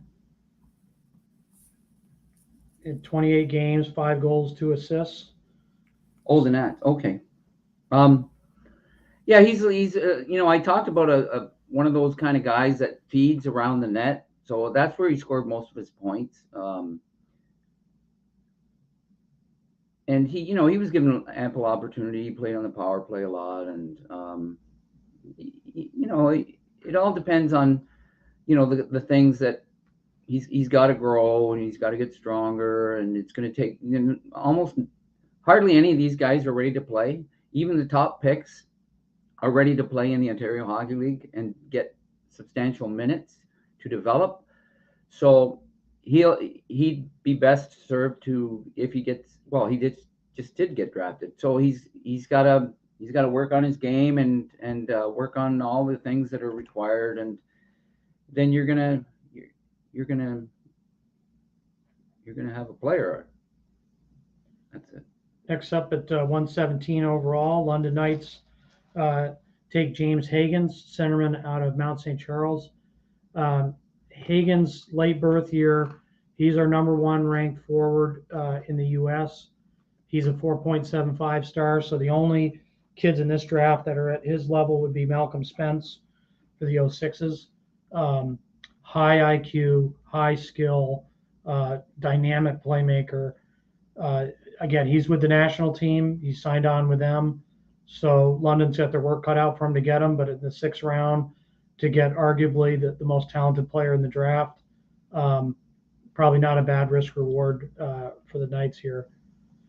Next up for the Sioux at 118 overall, Spencer Evans, mobile defenseman out of Smiths Falls Bears. This was one of our higher ranked kids out of Ottawa. We had him as an A-.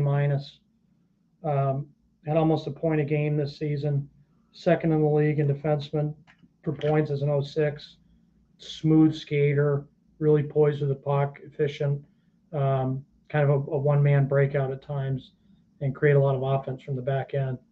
Robert, you saw that. Yeah. Evans. What did you think of Evans? Yeah, he's gonna play in the Ontario Hockey League as a 1-2 kind of guy eventually, and mainly because he's really tough on top of the offensive skills. I think he led the league in penalty minutes, and they're legit penalties. Like he's out there trying to create chaos, and he wants to protect his end, and he won't let you. He'll fight for every inch. This he's mean, and he's tough, and he can score. At 119, back with London, they take Nepean's netminder Jaden Chalette, 6'2". We had him as one of our top goalies in Ottawa. He hit number 2 under Igorov, who's already been selected. Big, rangy, right-handed catching goalie. He was 13-1 on the year, 1.94 goals against average, which led the league. And he's got really good push-off, post to post. Our Ottawa guys like him a lot, think he could be a starter in this league. I can tell you a little bit about him just from I didn't actually watch the U18 championships, but Nepean got very far and he got lit up. So, but that's against kids that are a couple years older that have been, most of them. So he was playing against the team that won the championship, and again, the Ottawa League it's a funky league. It's you have to understand it's more of a development league than the other leagues, and they're keeping all their players close to their home, and I'm just going to say that they're kind of fed up with the Ontario Hockey League. And they're trying to keep the kids at home because they do develop a lot of really good players coming out of there, and they progress to the CHL. There's a different kind of thinking behind development in the Ottawa region, and some of these guys that want to come to the Ontario Hockey League, they're ready. Those guys are ready because they've been developed properly. So it's not a risk. We'll debate on the other thing later. I don't even know why I mentioned it, but anyways. Next at 120, Flint Firebirds take Nicholas Iafrate, another late birth year. He's a 12/27/06 out of Don Mills. Skilled forward. Hags, you've seen him quite a bit here down the stretch. What did you think of Iafrate? He's got some offensive upside to his game, and if he can figure out the energy level to bring it all the time, he can beat guys one-on-one off the rush. He can beat guys one-on-one out of the corners. He's got a heck of a shot. This is a player who at times looks like he's as good as anybody offensively, and it's just a matter of the rest of the package. The motor's got to get better, and the 200-foot game's got to get better, but he can score. Yeah, he's definitely got the offense. He's another guy. We talked earlier about some guys who find ways to get open around the net front. He's one of those guys. He's not a burner, but somehow he gets open around the net. He's always got a ready stick, and he can finish. Right at this point, he needs other guys to get him the puck. Kind of what you're insinuating there, Paul. But if they get him the puck, he'll make them look good. Next up at 121, Niagara selects Boyu Tian, 5'8" winger out of Markham Majors. I'll bring this one to you, Paul. What do you think of Tian? Short, stocky, powerhouse. Given 5'8" surprises me because he seemed a bit smaller. Maybe it's because he's playing with a couple big line mates there in Markham. He was on our list, but not this high. We'll underline him and go figure out what Niagara likes about him down the road here. But he's for his size and for the package that he's in. He's a real bundle of energy. Mike, you got anything on Boyu Tian? No, I'm not gonna make any comments about him. I only saw him a couple times, and he didn't catch my eye. Stay with Markham in the next pick here. Windsor at 122 takes Jack Dean, left winger, really strong, stocky. Obviously out of Markham Major. What do you guys think of Jack Dean? He's a goal scorer. His compete level wavers, but he can score. He's got a brother, I believe, that plays in. I'm just trying to remember before I speak about it. I think he's got a brother that plays in the O, or maybe it's the Quebec League.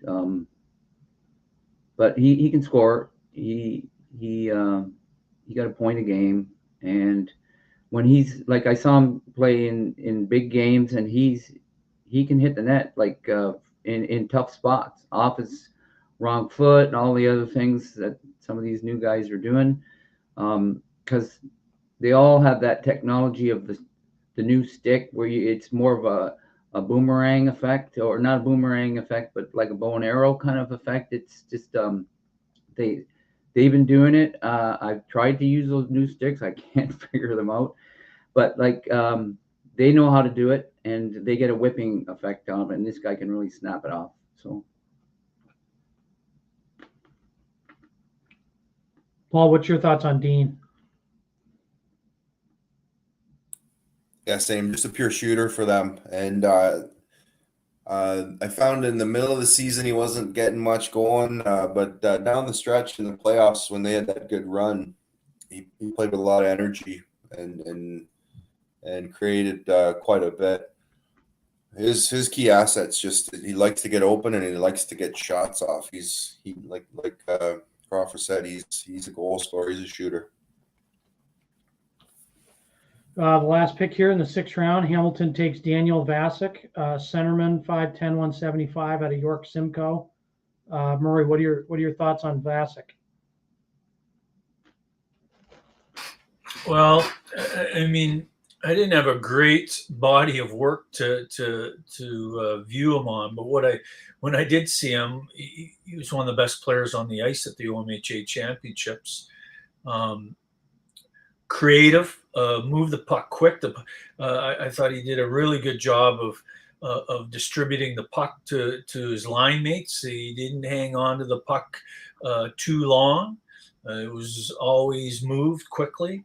And he showed some creativity. I remember one in particular play on an offensive zone faceoff where I don't know if it was a prearranged call from the bench or he made the decision on his own, but ran a little tap through on the faceoff, tapped the puck past the opponent's centerman and generated a scoring chance right at the crease. And I like that kind of little creativity in players if they see that and they're able to generate it themselves. But even if it's a call from the bench where the coach makes the call, you still got to execute it. And I thought that was outstanding that he was able to do that and confidently make the play happen. So, but again, in terms of a wider body of work, I don't have that on him, but I thought he was really good when I did see him. I liked him at OMHAs a lot too. I'm with you, Murray. He was one of their best guys, and he's one of those guys that protects the puck really well down low, but then can make a play. Some guys that protect the puck really well at this age, that's all they do.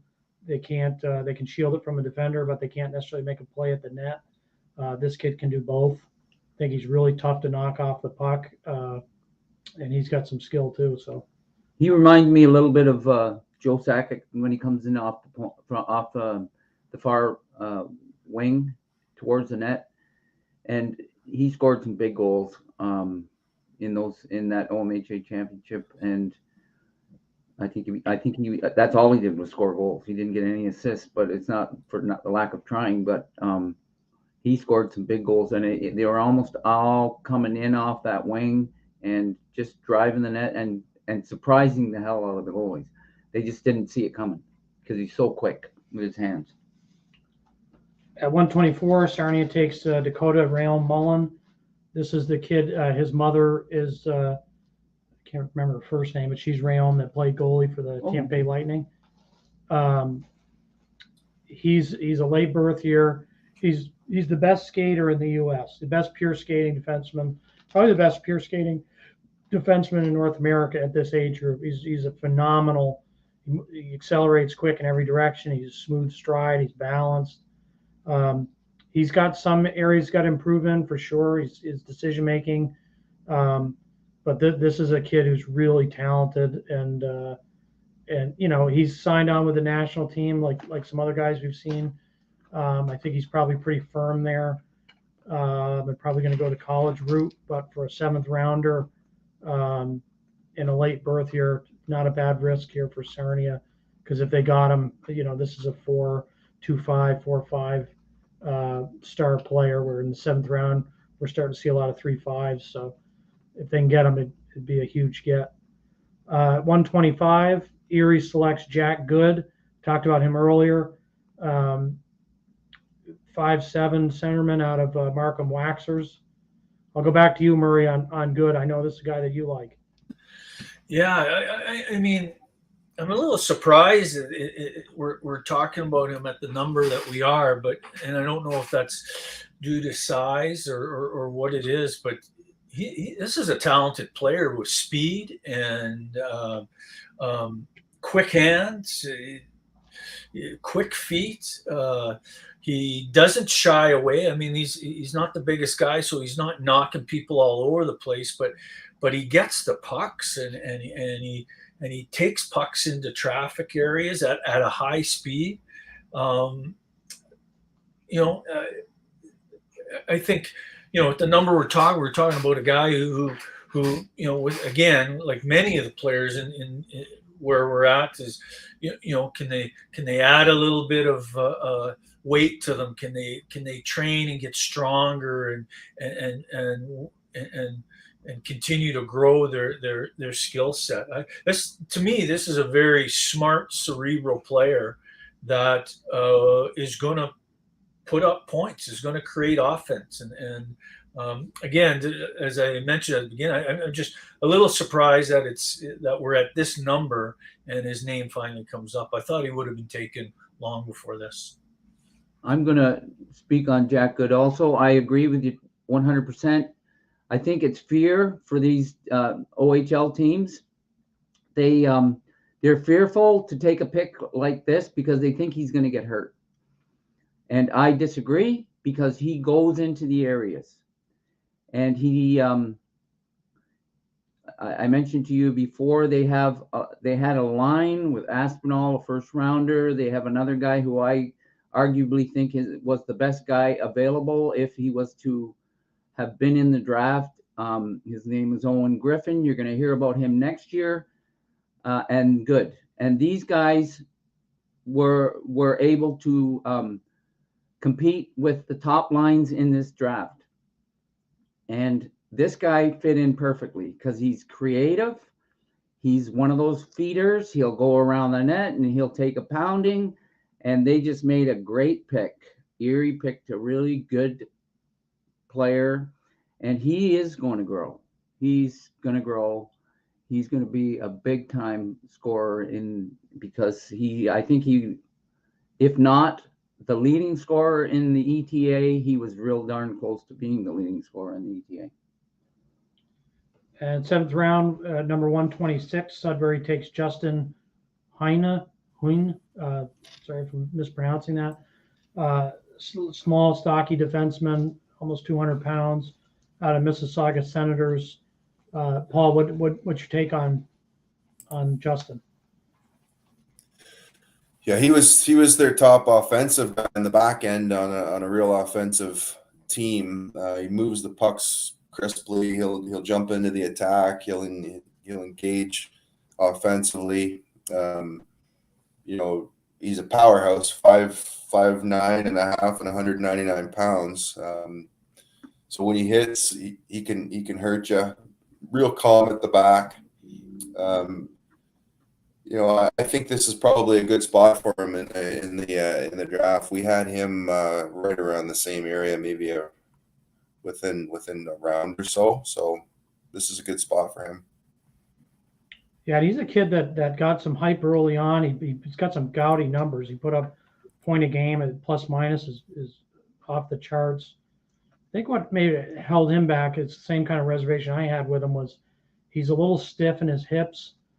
Transition games got to get quicker. And that build, you just don't know how much bigger he can get. He's one of those guys. I question the upside, but in terms of what he is today, he's a really good player right now. So my guess is he fell a little bit here because people are questioning his upside, which I think is fair. But in terms of this season and what he did in the GTHL, he's as accomplished as some guys, in the 3rd, 4th round. At 127, Niagara takes Oscar Wu, left defenseman, North York Rangers. We have him just off our list. Kind of a simple, stout, steady defenseman. Paul, I don't know what your take on was. I'd like they had some. Aitchison has already been taken. I really liked O'Mary out of that team. Wu logs a lot of minutes. He's sturdy, reliable, good net front. I don't know what more he's got than that, but he's a late birth year, so he's going to have an extra year in the league if he makes it to the league. Yeah, Wu and O'Mary played together quite a bit this year. They really managed pucks effectively on the back end. Didn't get into a whole lot of trouble off the rush. Where you worry about him is a bit on the cycle, right? Against the heavy forecheck and bigger guys, he's pretty slight. Maybe he can grow into it. We had him on our list, and he was definitely on our radar, but not this high in the draft. So we'll put another one for Niagara that we'll underline and go see how he's doing in the next year or two. Yeah, for sure. Miller K for Kingston. They take another Ottawa player, 5'9" forward. had a big season, 16 goals, 17 assists in 31 games. We had him as a B plus in our year-end evaluation of him. Ottawa guy, we don't have our Ottawa guys on the call today, so I'll just read their notes. K attacks the net, fights for ice. He'll hit on the brakes, whack away until the whistle blows. He's hungry around the net. He's on the top power play. He's on the top penalty kill unit. Was a Swiss Army knife for the Wolves. With the puck on his stick, he can slice and dice you. In traffic, always has his head up and puts a lot of pressure on defensemen. So sounds like a nice get here for Kingston late, in the 7th round. At 129, we've got Isaac Larmond, 6'4" centerman out of North Central Predators, another late birth here. Paul and Murray, what were your thoughts on Larmond? Lots of raw potential there. He's rough around the edges, but great size. Another one who will fit in quite well in the square arena in Peterborough, right, with that small ice sheet. He's got some potential. He's got a late birthday, so they got a few years to develop him and get him into that lineup, and he'll need that. But he's a gamer. He wasn't afraid to engage on the cycle, throw his body around, and you can't really turn down 6'4" centerman. I can echo all those things, Paul. When I saw him, he was playing on the wing with precision and precision. Maintains the pace, right? He sets the pace, you call Larman a gamer, and I think that's a great description for him. Great description for him. A lot of potential. Big and strong, his board play is going to be what helps him get to the next level, and all potential we're talking with this guy. Next up, Ottawa takes Ryder Desjardins out of Pittsburgh Pens Elite. We had him right around here. I think we had him at 140. He goes 130. He's a stocky kid. He's really hard worker. He's an honest player, two-way game. He's coming off a really good showing at the USA Hockey Nationals. Played on a talented team. There was a little more flashy guys on that squad, but he was the worker bee. He was the 200-foot player. He could play center or wing at the next level. He's strong enough to play junior already. So a nice get there for Ottawa. Oshawa takes Aiden Sligny, 6'1" left shot D out of Navan Grads. In the HEO, we had this kid ranked pretty high. Croft, what'd you think of him? Well, Aiden Soligny. Soligny. We're here in Montreal, by the way, right. and we're working on our French. But anyways, so let's say this guy here, it depends on whether he wants to play in this league. He's gonna develop into a top-notch defender. He has all the words or the tools. He has the tools, and he played on one of the top teams in the league. He was on the power play, and he moves the puck around well. Has a big shot from the point and gets it through, which is a key. A lot of guys have big shots, but they get them blocked and all. This guy gets it through. He's a really cerebral player, and I think either way, if he goes to school or the Ontario Hockey League, we're going to hear about this Aiden Soligny. Our Ottawa scout says elite edge work, size, and change direction, and use the term he's an escape artist on the breakout.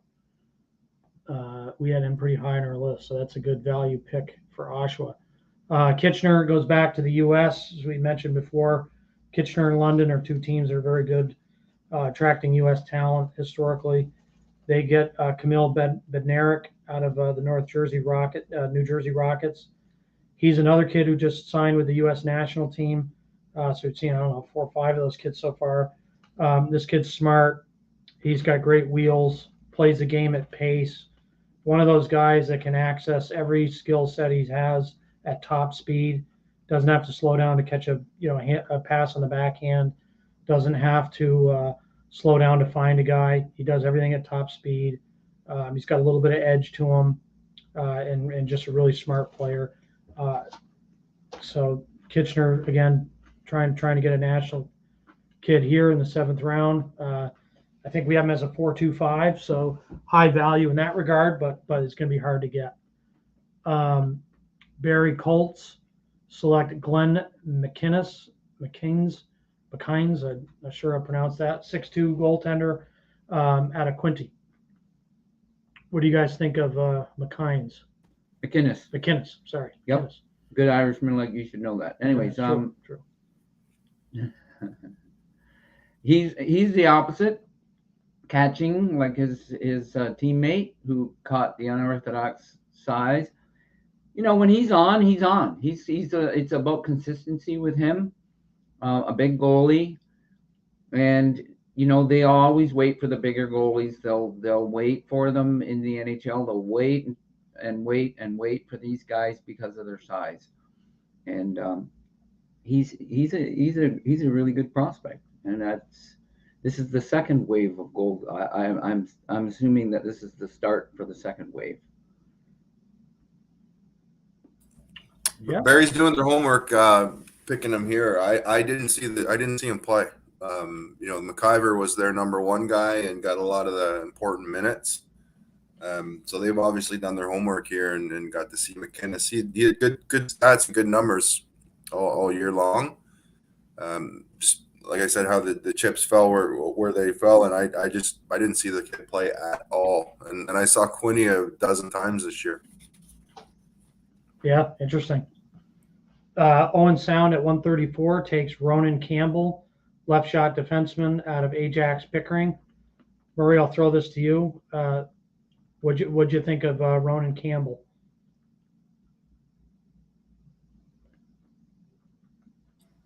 Yeah, I got a pass. I don't have any notes on this player at all.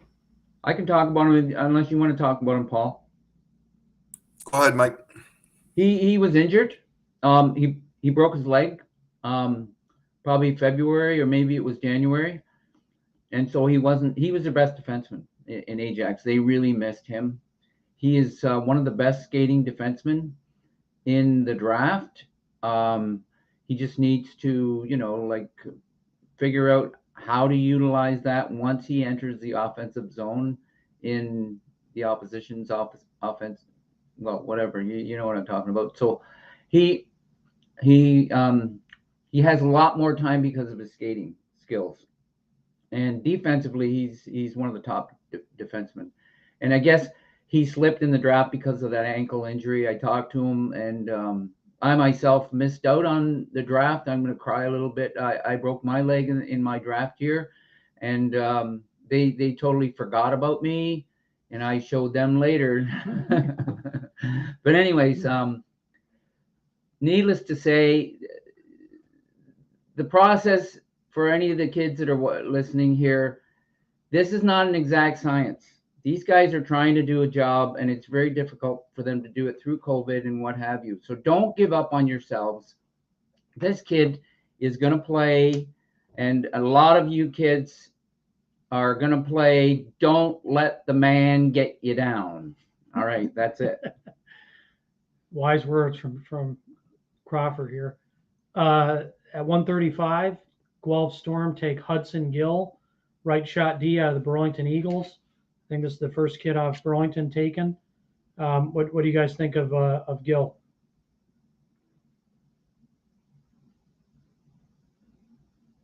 He's a steady kid. Smart, competes in his zone. There's some upside here. He's not going to hurt you. He's not going to hurt you by being out of position or running up the ice. He's going to be there, good positional player, and he might evolve into a decent player down the road. I think we had him a bit lower in our ratings, but not too much. I like the other guy on the other flank that played with Gill, the big tall kid. I don't know if we'll see him today or not, but you know, Gill's going to need probably some OJ time to hone his craft, provincial junior time to hone his craft, and he could turn into a player. Next up, we've got at 136, Gabriel Chariot, 5'10", 172 out of Brantford. What'd you guys think of this player? I like him too. Let me tell you. No, I really like this kid. He was missing in action at the beginning of the season for some reason. I don't know what happened there, but when he came on, he fit right in on either the top line or the second line, and he had a good OHL Cup. I don't know how he played, but he's I think he's like here we go again with the steals. Like, this guy is a steal. I had him ranked. I kept saying, who's this guy getting all these points? All of a sudden, where was he? And then so I saw him play in action, and I went, wow, this guy is he's underrated. He's going to play. I think he's going to grow a little more. And there was a guy in Brantford that's playing with the Barrie Colts right now, who the same kind of thing happened to him. He came on from the U.S. He moved up to Brantford, back to his home, and now he's playing, and he's in the NHL draft. And I have a sneaking suspicion he's going to get drafted around the 6th round in the NHL. This guy fits in the same mold. He can score, he can set up, and he gets knocked around a little bit, but he'll figure it out. And it's late birth year too. Yeah, and I think he's going to be a big kid. And watch out for that name, Gabriel Sherrod. Next up, number 137, London Knights take Anthony Giacalone. Centerman out of Markham Majors. Paul, I think this is a kid that you really liked. Give us your take on this guy. Yeah, he was the captain there in Markham, and really led by example. Does a lot of things well, scores, kills penalties, plays down low for them, plays the wing, plays center. You probably play the point on the power play if you wanted. Just a good all-around player that he probably needs to beef up and add some power to his game to be able to excel at the next level. But if London takes their time with him, this kid knows how to play the game. Yeah, I classify him as a high energy guy, and that's why he wears the C. So what you see on the ice, that's how he leads. I don't know what he's like in the dressing room or anything like that, but he's definitely a leader. He leads by example. He just works and works and works and works and just keeps on working. He's like the ever-ready battery guy there, the little bunny that just keeps on ticking as a Timex boss. That's him. That's him right there. 138, Sioux Greyhounds take Justin Tavares. Little skilled guy from Vaughan. I like this game a lot. I think he's smart. He's got IQ, vision, and he can make guys miss. He's really crafty coming out of the corners, off the cycle. He can make plays in transition. I only saw him at the end of the year, but I thought he was excellent. Yeah, I could talk about that guy all day. Again, Evangelista is a name that I'll keep throwing around. That's this guy around the net. He's extremely dangerous. He will score if you take your eye off him for a second. You can, and he does it. He's so tricky because he uses his lack of size, I guess, so his stature to his advantage. He's so tricky around that net, and you can't get a good piece of him. And his stick is always available to shoot. He knows how to shoot. And he's got a heavy stick. It's hard to take the puck from that little guy. Next up at 139, we got Tanner Morgan, skilled centerman out of the Nashville Junior Predators. Their top line this year was really strong. They made it to the Nationals They had Vital, who's Canadian. I wouldn't be surprised if he goes in this draft. Gookler, who will go high in the USHL draft, I believe, and then Morgan. Morgan actually led the team in points. He's skilled. He's smart. He's got to get a little bit more, maybe a little more pace. He's not slow by any means, but he's not a big guy, so he's going to need to separate at the next level. But I liked him a lot at USA Hockey Nationals. I thought he was, I think we're going to have him as a B+ player there, and he's a real talent. So nice take there for Kingston. We then move at 140 to Flint. Mason Taylor, left shot defenseman out of Don Mills. You see these guys a lot, Crawford. Don Mills, it's your backyard. What do you think of Mason Taylor?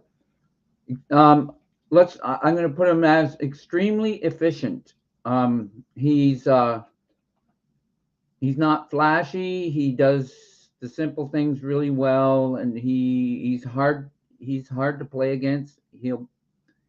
I'm not sure how much more he's going to grow, but he can still be very effective. If he wants to play in the Ontario Hockey League, or if he goes to school, that's going to be up to him. But he's going to get stronger. He's going to get faster, and he can play on the power play, most likely second unit. And defensively, he's going to shut down guys in that same category that he's going to end up playing against. Most likely, he's going to be playing against the second line guys, and he'll be able to shut them down because he's so good defensively. At 141 with North Bay, they got Aiden Russell, big power forward, strong, tough to play against, out of the Toronto Junior Canadiens. Needs more pace to his game. I actually just saw him. He went to the USHL Combine in Chicago, and he was okay there, but he's really strong, really tough. He was knocking guys around, but he was always kind of late in the zone, so he's going to need to improve his feet. Paul, I don't know what your thoughts are on Russell. Yeah, you said it all. Brendan, just get the pace going, but he's a big body, and he'll engage, not afraid. I wouldn't classify him as an offensive guy yet. He's got some work to do there. But North Bay likes those big forwards, big checkers who they tend to gravitate that way, and he's definitely that for sure. At 142, Windsor takes Trevor Odell, left shot D, 6'2", 148, so lanky defenseman out of the Toronto Nationals. Paul, I'll bring it back to you. What do you think of Odell? Yeah, he's if you look at the weigh-in, he's 6'2" and 148 pounds. He's got to fill out, but he's got quiet feet and plays a steady game and is good positionally. The Nats were in a real strong team. He was definitely their best defender. He was hard to play against with the reach and the length. He's not killing anybody physically, but I think there's some potential here. Mike, you've seen him as well. Yeah, I like him because he came on around November. They had a couple of injuries, and he made a switch over from whichever team and came into the league. I don't know if he previously played in the GTHL, so we had to figure it out. But I noticed against certain teams and matchups, he would shut down. So we're talking about let's talk about the North York Rangers, number 8, who we've talked about. He is he's an offensive player, and if you play physically against him, you can shut him down. And that's what Odell did against him. He shut him down.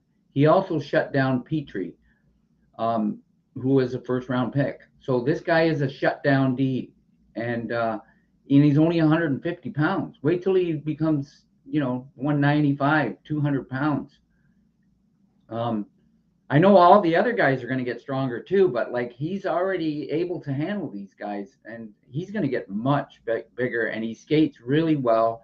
His gap is really tight, and his stick, he's got a reach that just keeps just keeps reaching. Anyways, that's it. Hamilton at 143 takes Graydon Finch, 6'1" defenseman out of Markham Waxers. I love this kid. Crop, you talked about Mason saying he was really efficient. I think Finch is the same kind of thing. Very efficient, really good defensively. Crisp first pass, doesn't overhandle it, doesn't try to do too much. Just a really mature player. This kid could play junior hockey next year, just in his kind of style of play. Murray, I know we talked about him at the OMHAs. What's your take on Finch? Well, yeah, I agree with your assessment there. He's a smart player. Like there's, we talked earlier in the day about the how Quinty's developing all, that all those defensemen. Here with this Markham team, they're all smart players on this Markham team, and Finch fits right in with Morelli and Griffin and some of the other forwards that are always looking for the next play. He to me, he seems to play, just one step ahead of the play all the time, and that's really effective. I'm surprised he's this low. Like I thought he would have been taken a lot sooner than this. But just a simple play, right? Like defends the rush, just protects the middle of the ice, doesn't allow access to that. Uses a good body position, good stick position to create separation and change of possession, and then the puck's moved ahead, and he follows the play up ice and joins when he should and holds back when he should. Just a really smart player, I think. Pick 145 at North Bay. We've got Nolan Laird. Oh, no, sorry. I just skipped somebody.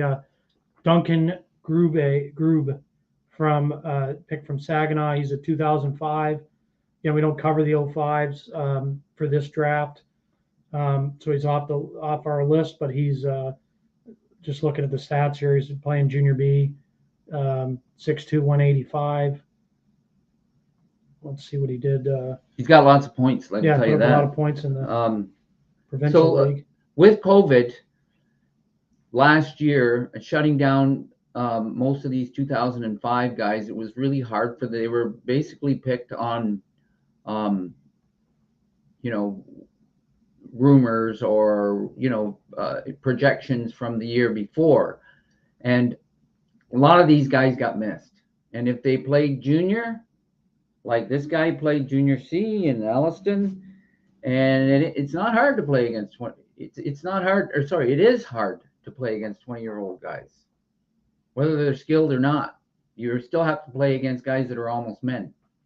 And this guy scored 39 points, 23 goals. So it appears to me like he's a goal scorer. And like I keep saying, stats don't lie. And I'll tell you a little story later about a guy who I was going to take him. He was way up north, and he scored 120 points when he was 15 years old. And he played for the Chicago Blackhawks. I'll tell you a little story about him later, as soon as I remember his name. Okay. In the 8th round, 145th overall, North Bay. Nolan Laird goes to North Bay at a Clarington. Paul, what's your take, or Murray, on Laird? He's got good offensive instincts, runs their power play, slippery in the offensive zone. He does a lot well for them. He's a kid who's probably got to fill out to be able to do what he's doing today at the next level, right? 150 pounds right now. But I liked him. He's an energy guy for him, smart hockey IQ, worked a lot with who's the kid that went earlier in the draft, Terrian, and was a setup guy for him. So I liked Laird. Probably really good at this juncture as well, probably ahead of where we had him. But like I said, offensive IQ and offensive instincts are good with this player. Yeah. Next up, we've got Owen Kinghan from North Bay, 6'3", left shot D-man. Ottawa scouts had him as a B. So he's a reliable, tough to play against defenseman, heavy on the puck, moves guys off pucks in front of the net, boxes out, gives the goalie clean sight lines. Not an offensive guy at this point, but really hard to play against. So kind of fits the North Bay mentality. On to our next pick here. At 147, Niagara takes Kieshi Han, right winger for North York Rangers. Paul, what's your take on Kieshi Han? Small, skilled, good motor, way higher than we had him in the draft. But again, this is a third in a row from Niagara where I'm gonna underline him and go see and see what we missed, because we had these last 3 picks of theirs a little bit later in the draft. Size with him, I worry about it. Right? Is he able to translate what he's doing now at the next level? Yeah. The next 2 picks are big steals for us. Started out with 148, Sarnia, right shot D out of North York, Nathan O'Mary. This kid's electric. I think he's one of the better skaters in the draft. His gaps are superb. He's really tight to his guy, smooth transitions.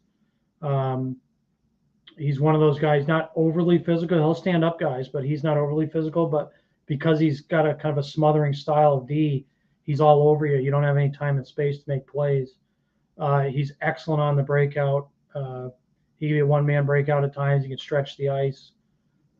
He was one of my favorite defensemen in the draft.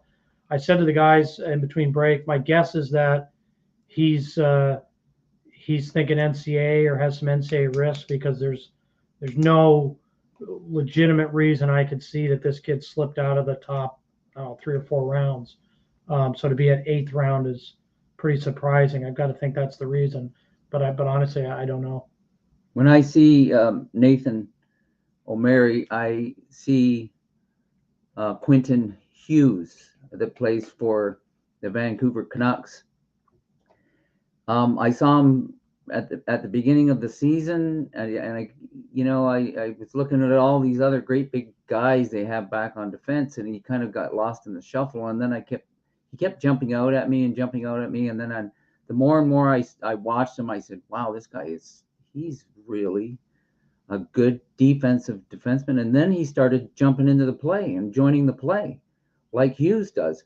And then I remember one game, and I think it was in the Whitby tournament. I think I talked about a guy from Clarington, a little fella who bites off more than he can chew. And O'Mary and him must have some history, because they met at the blue line, and O'Mary just killed him. And again, I saw him doing that a little bit more and more. He's gaining confidence, and he has he has an agent that knows what he's doing. He represented a guy named Justin Williams and Jonathan Chichu, and he's got this guy, and they're going to go the right route. This guy can play anywhere he wants. He's going to be a star. So if they can talk him in, they got themselves a really good one. At 149, Peterborough gets Nicholas Petrit, December 14th, 2006. Really small guy, but high skill, out of Kingston. I know you guys like him a lot. Go ahead and fill us in on Petrit. Go ahead, Paul. If he wasn't 5'5", we would have had him as a first round pick easy. We on our list he was I think we ended up settling around late 2nd round. So this is a great value pick. You wonder if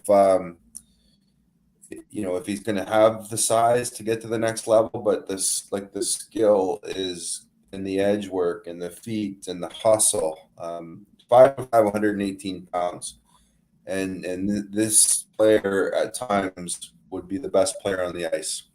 I saw him in a game at the Silver Stick against Mark Majors, who were highly ranked, and he walked all through that defense, kept them on their toes. They couldn't keep up with them. And when you see him on days like that play, you wonder. You kind of you're hoping that he can fill out and grow, because there's a lot of potential there. He's a late birthday. They got an extra year to wait, but he might be a player who ends up in the provincial league, and if the Petes don't get him out, D1 schools will be looking at this player. Next up for Ottawa, they take Talon Palmer at the 150 mark, another late birth year out of the London Knights. Paul and Murray, I know you guys see this team a lot. Yeah, I told Crawford to go see him at the OHL Cup, and he had some moments there. London wasn't as strong as the rest of the teams at the OHL Cup, so maybe didn't shine through. But this guy is another one. If he fills out, he's got good feet, good edges, he skates good, and he'll take on anybody. I really like that about him. He doesn't play the role or anything, but he'll hit you, and he doesn't like to be hit either. So this is a good pickup with Ottawa. If they can wait on him for a few years, he'll probably need some time playing provincial or in the GTHL. But I like him a lot. I really like this player. He's an undersized guy who doesn't play undersized, right? Like if there's a race to the loose puck, you better be prepared to compete for it, because he's going to do everything he can to win it. And you got to love stuff like that. And I think this is a real. He'll be a really, like you said, Paul. He'll be a really interesting guy to watch over the next couple of years and see where he plays and who he's playing for and where he takes his game. At pick 151, Oshawa takes Gavin McKay-Smith, almost a 6-footer, again from the London Knights. I'll kick it back to you guys. What are your thoughts on Gavin? Yeah, Paul, you may have to take that. I don't have as much notes on this player as I do on some of the other London guys. So if you don't mind taking the lead on that, that'd be great. He's strong along the boards. He's got a stocky build, and he'll get pucks out. He'll forecheck hard. If you really want to see him, just look at the front of the net. That's where he goes. And a lot of tip-in goals, a lot of rebound goals, high energy player. I think, again, a player who's going to need to work on his foot speed at the next level, but he has no fear in his game. He'll go to the net. 152, Hamilton takes Henry Attard, right shot D out of Ajax. Saw a lot of this kid the last month or so. He also went to the USHL Combine in Chicago. Sturdy, tough to play against, good first pass defenseman. I think he's got deceptive athleticism. Murray, this is a guy you liked at OMHAs. What's your take on Attard? Yeah, to me, he's a player that just plays within his means. He doesn't overextend himself, right? So he's not he's got some offensive capabilities, but he's not up ice all the time or forcing plays to try to generate offense. On the defensive side, he plays a good positional game. Tough to beat him one-on-one. Like good body position. He's always got his stick attacking the puck carrier stick, trying to create separation. I think really smart in that regard. I really like this player, and I saw him a couple times. I thought he played pretty consistent in my viewings. He on the offensive zone on the blue line, and just looking at my notes, like didn't waste a lot of time with puck possession, directed pucks to the net, or into the crease area for opportunities. I thought, like I said, played within his means, didn't overextend himself, and his performance was impactful because of that. Yeah, for sure. Barry at 153 takes Evan Passmore, 6'2" and change, right shot D out of Waterloo Wolves. Paul or Crawford, you guys got stuff on this guy, Passmore? Go ahead, Paul. Yeah, he's a big stay-at-home right shot defenseman. He's got a good shot. Can get it through. Just keeps it simple. I think he's a late birthday. December 05. Yeah, he's a late birthday. He's got great size. This is somebody they can sit and wait on a few years.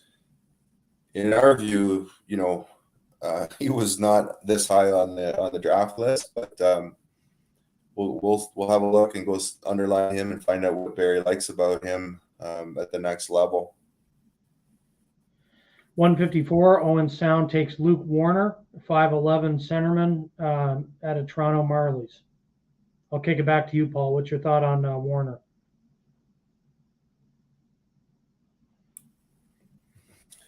Warner, that whole Marlies team are all the same, right? They really plugged and played hard. They had a few skilled guys. Warner's a lot like guys we've talked about earlier up front for them, Feldberg and Serlin, just hard-nosed, play the right way. He can hit, and stocky build on the forecheck. He can create some havoc.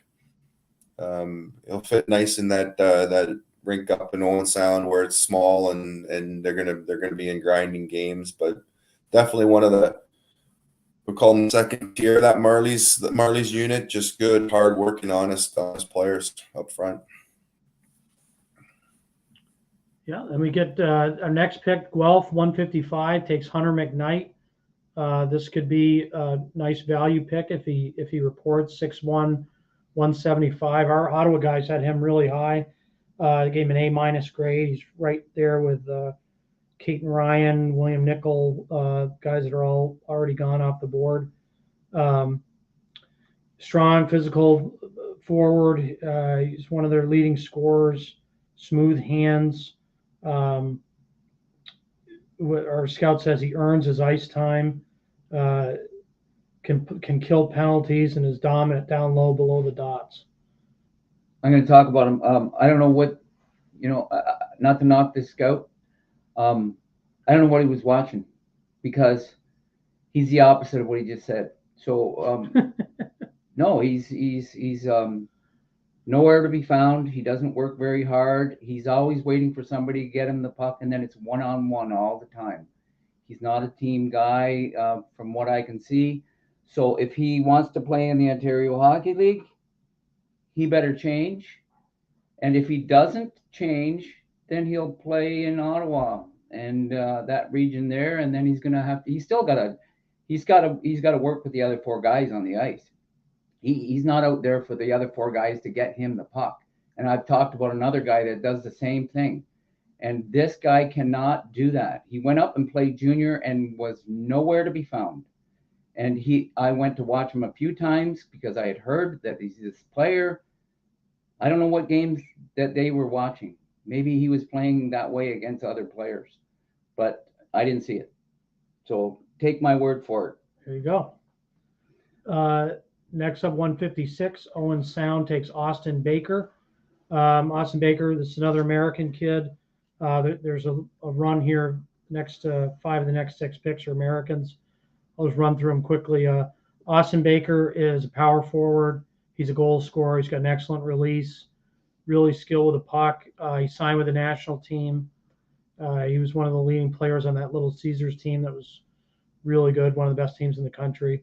You want a little more pace with Baker. That'd be the one knock you could give him, but a good power skilled forward. London with the next pick at 157 takes Shane Van Saggy. This kid, Crawford, you'd love this kid. He's tough, big, physical, plays the game the right way, stops on pucks, blocks shots, and he's a scorer. He's someone that can really finish. He's another guy signed with the national team. So again, these guys will be hard to get out of there, but these are really, these are all 4-star plus players. Doesn't sound like I'm the only one that likes those kind of players. It sounds like you just sold me a nice car. Yeah, All right. Next up, Sue at 158 takes left shot D, 6 feet 150, North Central Predators, Logan Shannon. What do you guys think of Shannon? Got another late birthday defender who they can wait on a bit. He's a smart player. He's got good bloodlines. His brothers or his dad and uncle played in the NHL, the Shannon brothers. Yeah. I liked him. He was a smart kid. We had him a little bit lower in the draft. Felt like he had some things to work on with his feet and his shot. But the North Central team there had a few guys who could play, and he was one of them. So sit and wait on this guy for a few years, and he may turn into something. Let me tell you, I'm gonna give you a little bit of wisdom here. Again, if anybody wants to listen, these NHL guys get there because of certain ways, and they learn how to train. They learn the patterns of training. So when you're out there and you are trying to find people to help you to get to the next level, go to the pros, not the amateurs that are selling a different kind of car that you need. You need a pro that's going to tell you how he got there. And that's what this guy has. He's got a dad. If he listens to his dad and his uncle, he's going to get there. That's the advantage that they have. And you go and try to find those guys, because they're the ones that are going to get you. They're going to help you the most. Next up with Kingston at 159, JJ Slachko, about 6 feet, goaltender for Detroit Little Caesars. He was really good at nationals. Some people thought he should have been in the top 40 camp for the national team. He'll go really high too, I think, in the USHL draft. Really athletic, tracks puck really well. He's got vision, poise. He's a gamer. Not surprised to see him go here. And then at 160, Flint takes Eric Cald, another American, big, physical, out of North Jersey Avalanche. A little bit overshadowed by Julian Brown, who's kind of the big name on their back end, but Cald's a real player too. He's deceptively athletic, moves well, and is really hard to penetrate, to get inside on the rush. Go back to another goalie here. Saginaw takes Calvin Gardner out of the Nashville Predators, another American player. He's probably a little positionally and technically, he might be a little better than Slachko. But he's a little bit of a project. He's athletic. I think he's really smart, reads the play well. He kind of carried that Nashville team in the playoff games at Nationals. So he's interesting. That's going to be a good pick. He's another guy that I wouldn't be shocked if he goes in the USHL draft as well. Then Windsor at 162. Jacob English, left shot D, 6'1", out of North Central Predators. Paul, Murray, did you guys have much on Jacob English? I just was looking at my notes when I watched this team play. English wasn't in the lineup. I don't know if Crow or Hags have seen Jacob English play, but I don't have any notes on him. Yeah, I saw him in London at the beginning of the year, and we'll call this one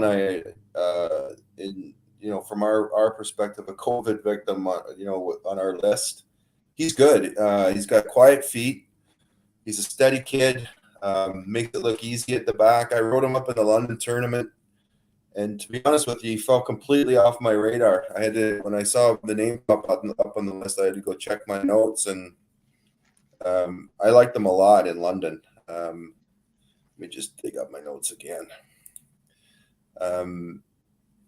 Reliable left shot defender who moves well, manages gap.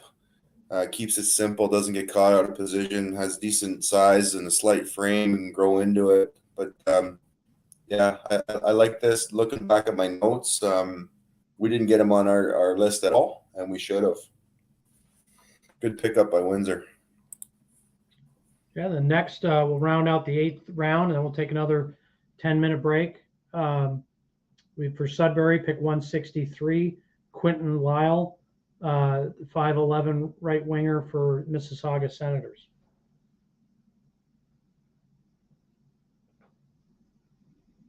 Paul, what'd you think of this kid? Hard-nosed with chase pucks, good on the forecheck. One of those kind of second-tier players on the Sens who, maybe when he gets the shadow of some of the superstars will blossom into something. But this kid plays an honest game up and down the wing for the Sens, and he plays it with pace. Got a good motor on him.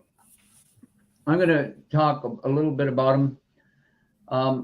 Maybe there's some older people out here that watched a guy, Mike Myers, and he had a movie, and it was called Wayne's World, and they would talk that they were not worthy. We're not worthy. We're not worthy, and that's what the way I feel that this guy, and you said it, I think perfectly. Once he gets out of the shadows of these other guys, he'll find himself, because I saw some really brilliant things coming out of him. But then at times I think he started to think that he was in awe of the other guys that he played with. So he didn't feel worthy. But I think he should start believing in himself.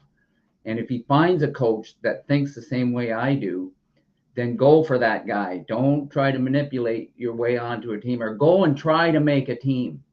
Go make a team rather than manipulate, because you are worthy. Love it. Okay, so we'll take a 10-minute break. We'll be back here to start the 9th round.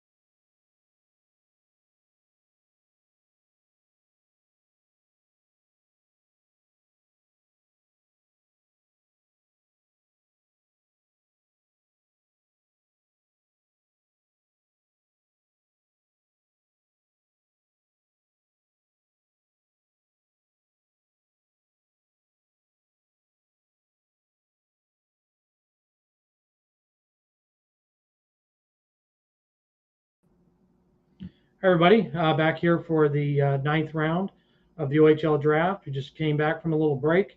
I think they're already in, what, the 11th round?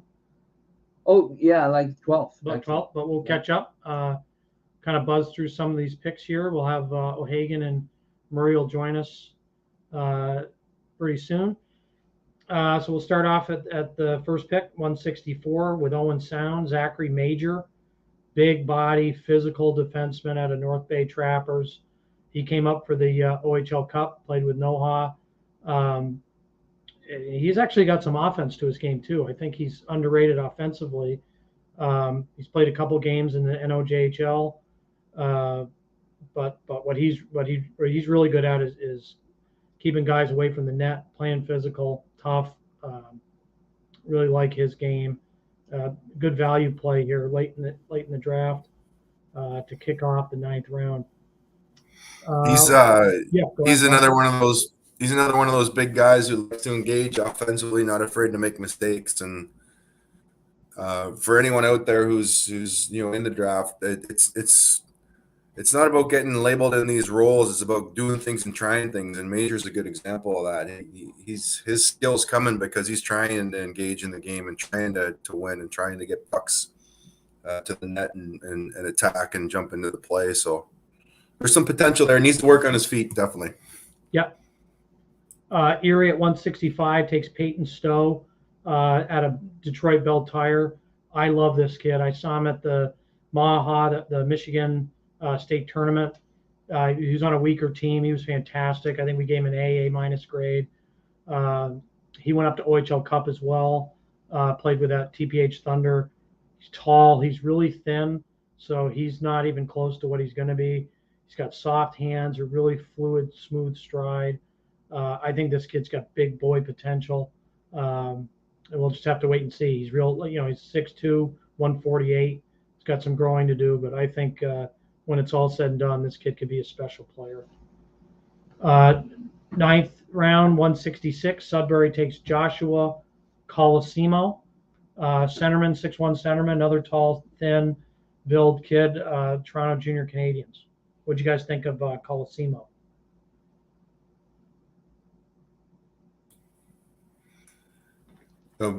Mike talked about Lyles a few picks ago, second tier behind the top tier, who needs to what was the phrase you used? I forgot what it was. It doesn't matter.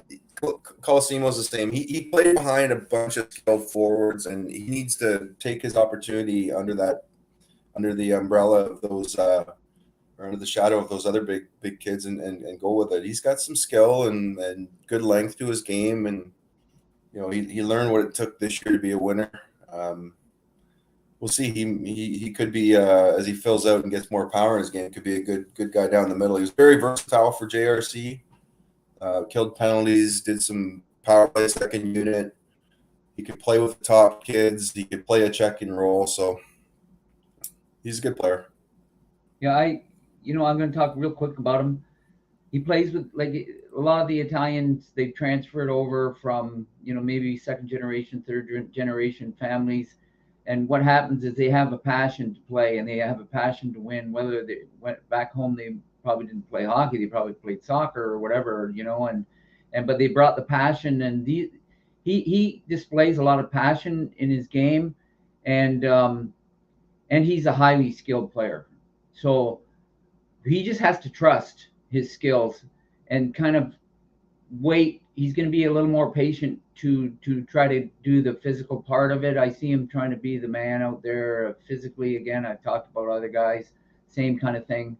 So he's going to fill the net. It's going to take him a little bit longer because he doesn't have the meat behind him, but really, really good skills. And he can go either way. He can go NCAA or the Ontario Hockey League, but it's going to take him a little bit of time.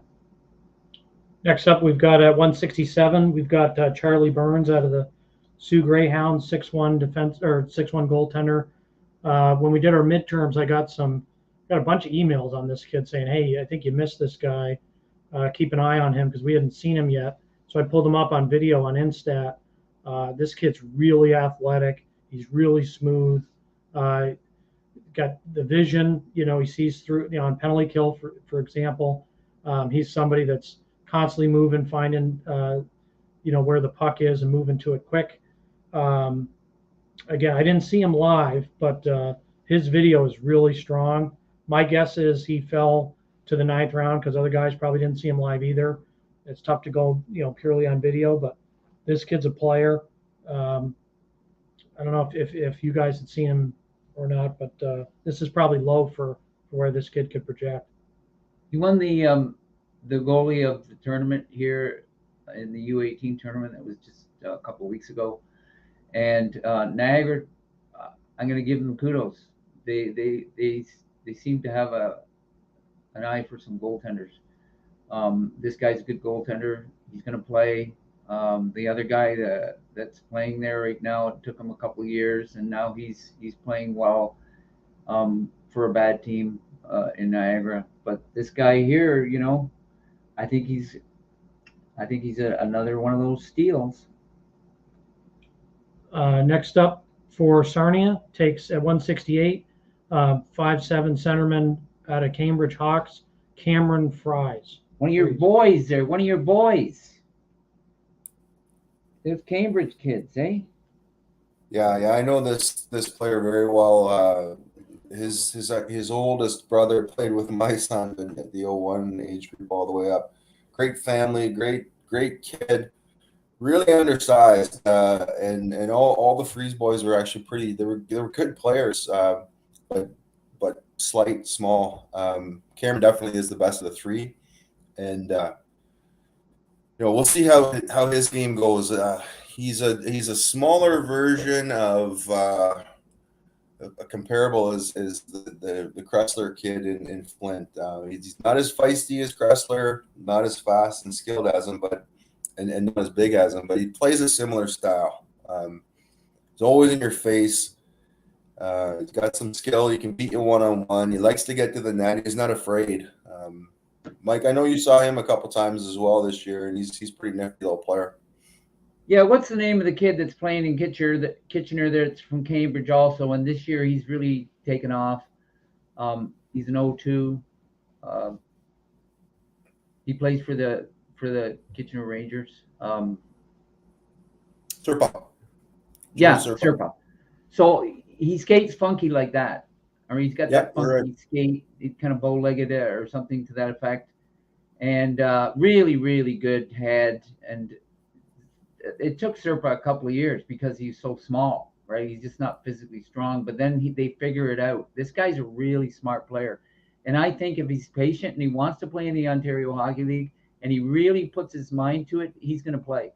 And you don't have to be a big, strong guy if you've got a brain like that. You can just get out of the way.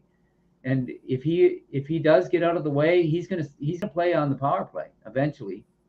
And because he's so smart, and he'll outsmart you, and he's going to score. So good for him. Pick 169 for Peterborough, Owen Vandeven, 6'1", right shot D out of Mississauga Senators. I like this kid a lot. I'm actually surprised that he's only 160. I thought he played tougher and stronger than that. He's pretty athletic, mobile defenseman, tough to play against style kind of guy.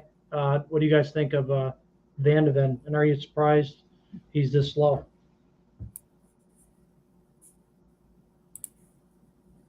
He really came on in the second half of the year. Again, down the stretch, those big games with the Sens, I thought he was one of their top defenders, and they had a pretty capable defense at the back end. The OHL Cup, he got pucks through and showed a little bit of offense to his game, but he's just a steady right shot defenseman who plays his position well and competes hard. Ottawa goes back to the States at 170, takes John McNellis, 5'8", 140 out of Detroit Little Caesars. This kid's one of the most skilled offensive players in the U.S. He was a surprise omission from the U.S. national team top 40 camp. Just kid, he's got a high work ethic, high compete. He's not a flashy skater. He gets there, but he's not flashy. But boy, he's got real skill and he's tough on pucks. He plays the game hard. He'll attack the net. He'll take hits to make plays. It's another guy, he'd be a great get if they can get him. He might not be easy. He's going to be highly coveted on the NCAA route, and he'll be a high pick in the USHL draft. But again, Ottawa's taken some swings here. This is a 4-star plus, maybe a 4.2, 5-star prospect that you might be able to get in the 9th round. So a value play if you can get him. 171, Oshawa takes Harrison Franson, 6'1" centerman out of London Junior Knights. I don't know what's your guys' take on this kid.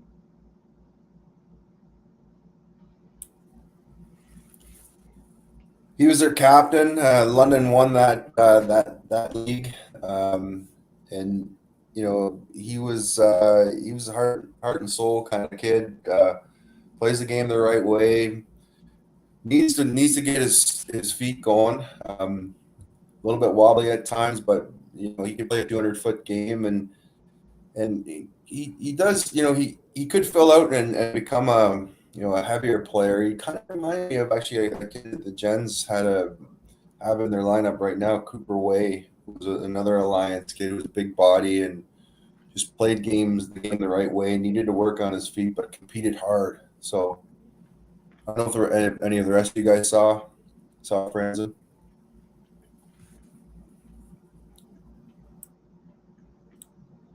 I saw him at OHL Cup. I thought he was solid. Yeah, I kind of mimic what you said. I think he can be a two-way centerman at the next level. Pick number 172, Kitchener takes Rourke Gilmore, left shot D, out of Kempville. I pulled up what our Ottawa guy has. Smooth skating defenseman, good edges. He's quick on puck retrievals, moves the puck pretty efficiently. Notes his quickness a lot. He had 21 points, 32 games, including 8 goals, 5 of which came on the power play. Dangerous when given space and has some elusivity. Yeah, he reminds me of, we talked about Luke Tuin from Niagara. Yeah. Same, like, it's that mold of that kind of a defenseman. And, he's a farm boy, and I'm not exactly sure who you said he was drafted by, but he's taken by Kitchener. Okay, so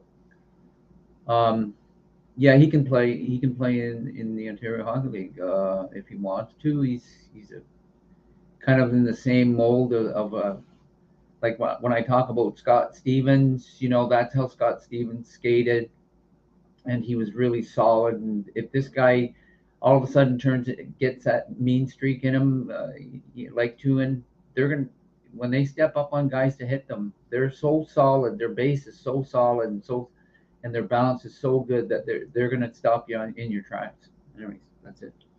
Next guy for Barrie, 173 overall, Ben Hrebeck, 6'1" and change goaltender for Halton Hurricanes. Murray, I'll throw him to you at OMHAs. Did you think much of this kid? Yeah, I don't have anything on him. How about you, Paul? I thought he was outstanding down the stretch for Halton. It really surprised me. He wasn't really on our radar until the OMHA playoffs, and I saw him a couple games steal the show. So I like him. He's steady in the net. Pucks hit him. The game versus Niagara, they actually started trying to run him near the end. They just had enough. He stood on his head. So, and then OMHAs, he was fine. He's a good one. Yeah, I saw him in the very first game of the season. They played against the Mississauga Senators, and you have to understand that. So this was at a tournament after COVID, and the Mississauga Senators had the advantage of they had about 9 players that had played together for 7 years. So their nucleus have played together. They know each other. And then they brought in some new guys and they fit right in. And so this guy was in the net and they lit him up. I think it was 11-0 or something. But I saw some stuff, like he must have had 70 shots, and he only let in 11. And a lot of people go, oh, only 11. Well, we had a guy in Belleville. His name was Paulo Koliakovo, Carlo Koliakovo's twin brother. And we put him in Port Hope for our provincial team. And he went down to the States and played a game where he actually had 100 shots in a game. If you can imagine, 100 shots. Wow. And he only let in 10. And the next day he was up playing for Belleville. And then he didn't look back. So it's not about wins and losses. It's about development. I'm hoping to see a little more development out of the Ontario Hockey League because you're losing players. So it's not about if you find a good coach that develops you, you hang on to that son of a gun because there's not many of them out there. There are a lot of them are just book coaches or play the top two lines kind of coaches. And they don't last very long. But anyways, that's it. Owen Sound at 174 takes Dean Letourneau out of Renfrew Wolves. He's a 6'4" centerman. Our Ottawa guy said he's over a point a game, 35 points, 32 games, big, physical. He's got some skill. He's got some length, good touch around the net, big body, protects well with his reach. Next up for Guelph, Marco Billick, goaltender for the Toronto Marlies, 6'1", 156. What do you guys think of Billick?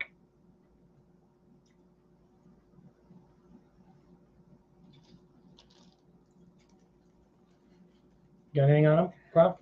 You know what? He played for a really good team and didn't get a lot of work unless he played the top teams, and then he was exposed. I thought he's a big guy and he's got a lot of work to do. He backs into his net once they start getting to him. So for my advice to him is don't back into your net. You're a big guy; they're going to hit you.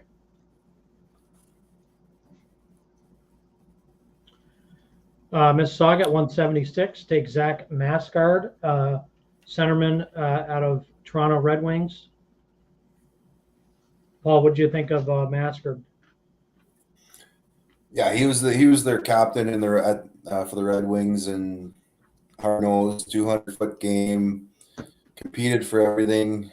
Not the highest skilled player that they have in the G, but he's got some grit and sandpaper to his game. So I liked him. We actually might have had him a bit higher initially, and then through the GTHL playoffs, he didn't score a lot, so we lowered him. But probably a good spot for him right now. He's going to have to take some time to get that extra gear to be able to excel at the next level, but he'll compete for it. Then with the next pick, out of Blythe Academy, centerman 5'8", London Knights select Nicholas DiPaolo. What are your guys' thoughts on Nick? I saw him play at UCC. They had a tournament, and he can play. He's the better of a couple of brothers that play. He's let's see where they've got his stats here. At 5'8", he's a really skilled player, a good skater, really smooth skating guy, and can score. I don't know what they have. They didn't have his stats, but he scored quite a few points in that tournament. And if he's anything like his brother was 6'3", and he's 2 years older, and he's a good player. Okay, next up at 178, Braden Russell for the Sioux, 6'1" winger out of the Hamilton Bulldogs. I liked him a lot at OMHAs. I thought he, at first I didn't know if he could move that well. He was kind of just a little too stationary, waiting for guys to get him the puck. But in the playoff game, semifinal game, I thought he was excellent. He showed real north-south speed up the middle. Was playing with more aggressiveness, finishing checks. So when this kid plays, with a power game and a toughness, he can be really effective. I don't know if you guys saw much of him. Yeah, I saw him play. He's you know when he does what you just said, he's more effective. It's just inconsistent. I didn't see it a lot, but when he does do it, he's gonna drop that shoulder, drive to the net, and he's got good hands. Ninth round, 179. Kingston takes Tommy Cramaris, left winger, 5'10", 180, out of Brantford. I'm guessing this is the brother of the other Cramaris at cousin. Okay, yep. At Brantford. What do you guys take on this kid? He's a shooter, and playoffs he was for them. He was very productive for them.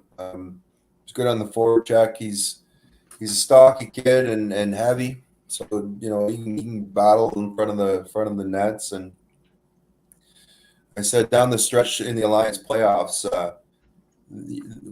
they had a bunch of guys that would have already been drafted, like the other cousin Camaris and McCallum, Vanaker and this Camaris, the winger. They were kind of the and Sherratt. They were all the tough and the sandpaper that got cleared space for their skilled centermen and were pretty productive down the stretch. So this winger here, Tommy, he'll need to spend some time in the OJ or the provincial league, honing his craft, but he's got some potential. At 180, Flint takes Colin Langstaff, right winger out of Elgin Middlesex. What do you think of Langstaff? I don't think I saw him. Well, we had Langstaff at around 80, so this is about 100 pucks. They're 100 points behind, 100 spots behind. This is a steal, in my view. How so, Paul? What's his game? He's a step behind Lachenko, who went in the first round. All right, if I were to say compare him to Lachenko, they were very similar players. Skate, Langstaff's not quite as tough as Lachenko. Doesn't really have the reach. He's a bit smaller, but man, he brings pace to the game. Langstaff and Richter down the middle on Elgin were a really good 1-2 punch for them.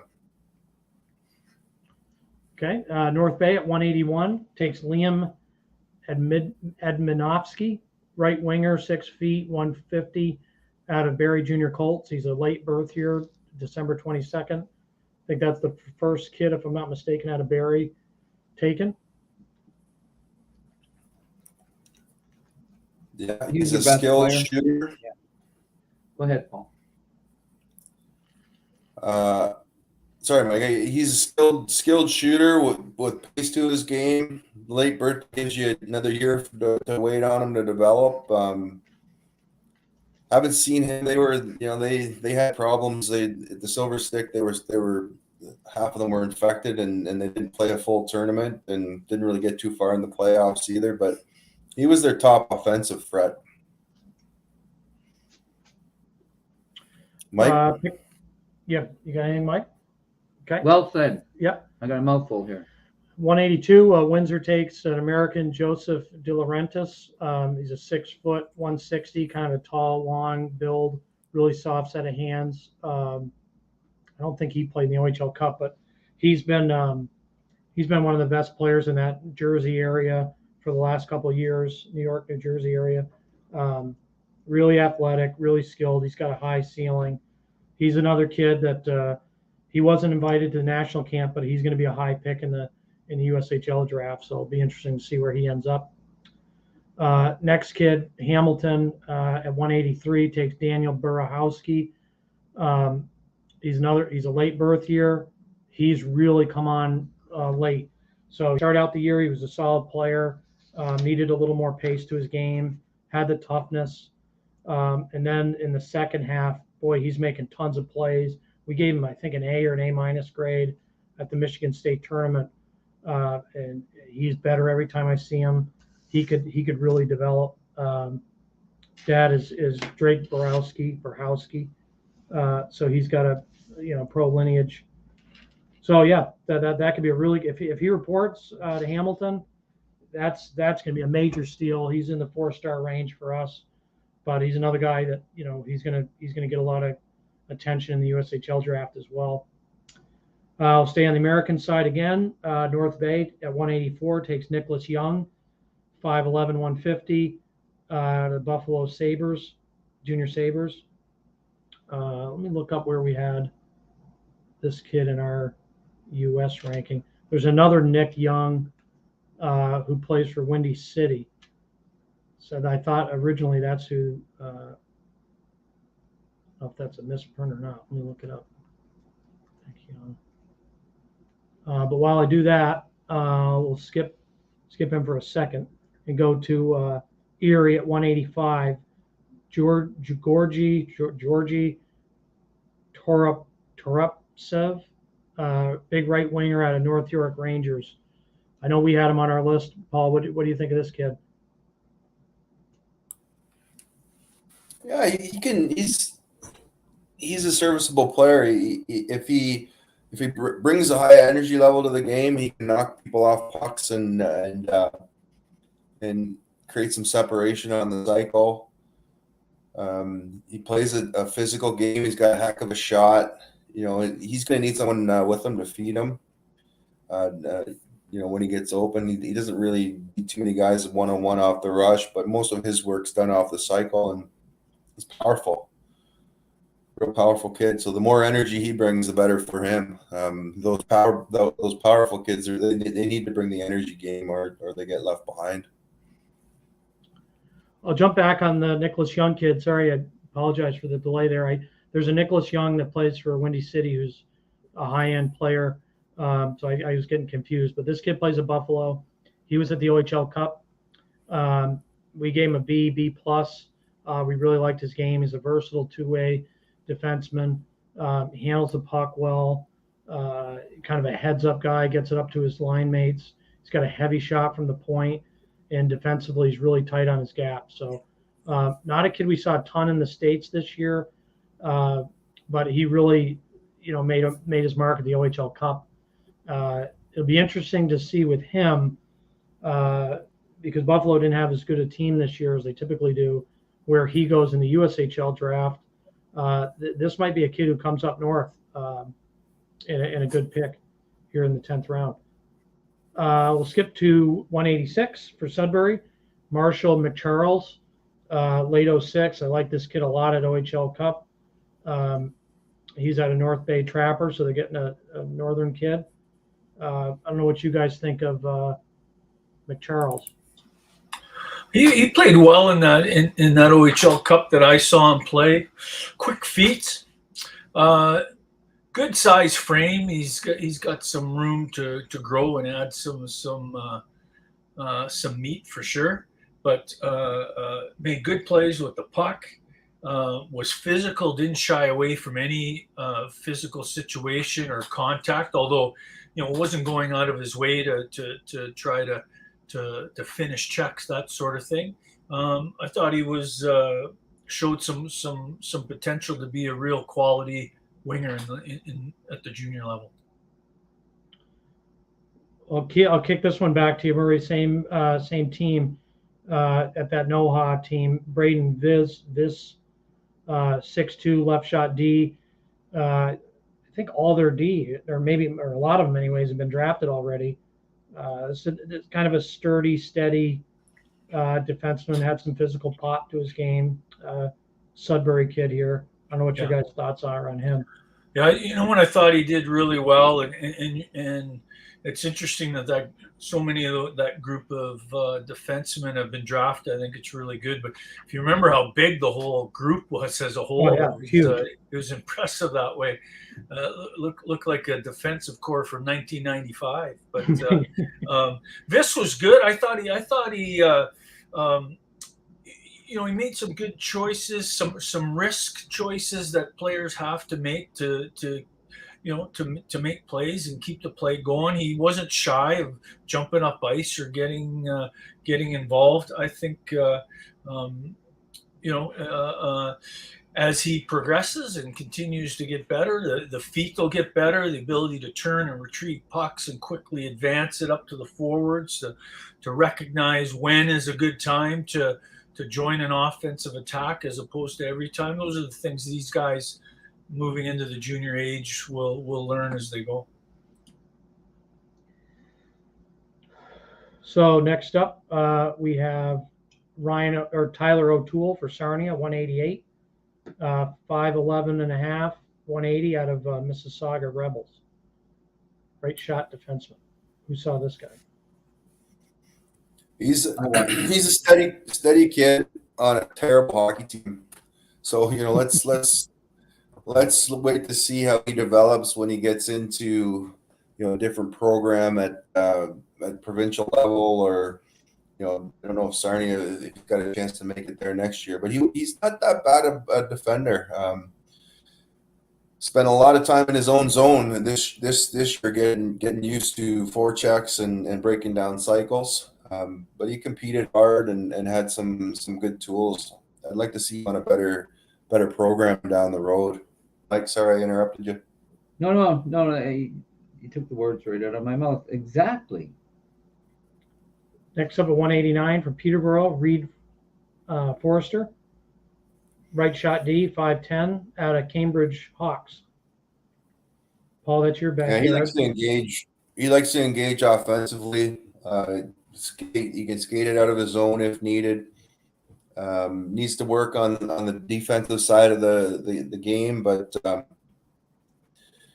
he'll compete and jump into the attack, be a second wave option in the attack. He can run a power play. Again, he's another player that's going to probably spend some time at the provincial level honing his craft. You're going to have to get the rust off your skates, Paul, and show him how to play defense. At 190, Ottawa takes Joshua Brady, 5'11", right D out of Clarington Toros.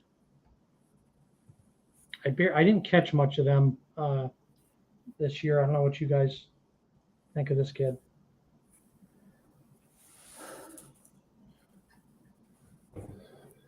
Somebody else better talk about him because I don't remember him. Brady and Forrester are actually two very similar players. Brady was kind of the top offensive guy on Clarington's back end. Similar height, similar weight when I look at the stats on them. And similar game. Brady ran a good power play, move pucks. Needs to probably toughen up in his zone and work on the defensive side of it, but good puck handling defenseman. Next up, we go to the States for another prospect. Oshawa at 191 takes Jack Genovese out of Long Island Goals. This kid we have ranked pretty high on our U.S. list. He played up a year at the Long Island Goals with the U16 team. He's smart. He's a 200-foot player. He goes to all the areas. He protects the puck well. At Nationals, he got a B+ grade. He had 3 points in 6 games, but he's a guy that he doesn't need to put up points to make an impact. He's one of those guys just goes into the hard ice and gives you energy and can also give you some point production too. So we like his game a lot. I think it translates well at the junior level. For Kitchener, next up, 192, they take Carson McKern, centerman for Nepean Raiders. Pull up we have him as a B+. Missed some time to injury this season, but played in 14 games, grabbed 14 points in 13 games, 7-7. Speedy, tenacious forwards, responsible at both ends of the ice. Really smart forechecker. Opens up space for his teammates. Got some grit factor to him, and played with a lot of energy. Also was at the end of the season was a bumper on the power play. We had him at 190, Brendan. So you're off by 2. Oh, geez, we're off. Barry at 193 takes Noah Smith out of right shot D out of the Markham Waxers, 6'1", 167. Oh, yeah, I remember. He was a big number 88. Yep. Yeah, he's a good player. He's solid.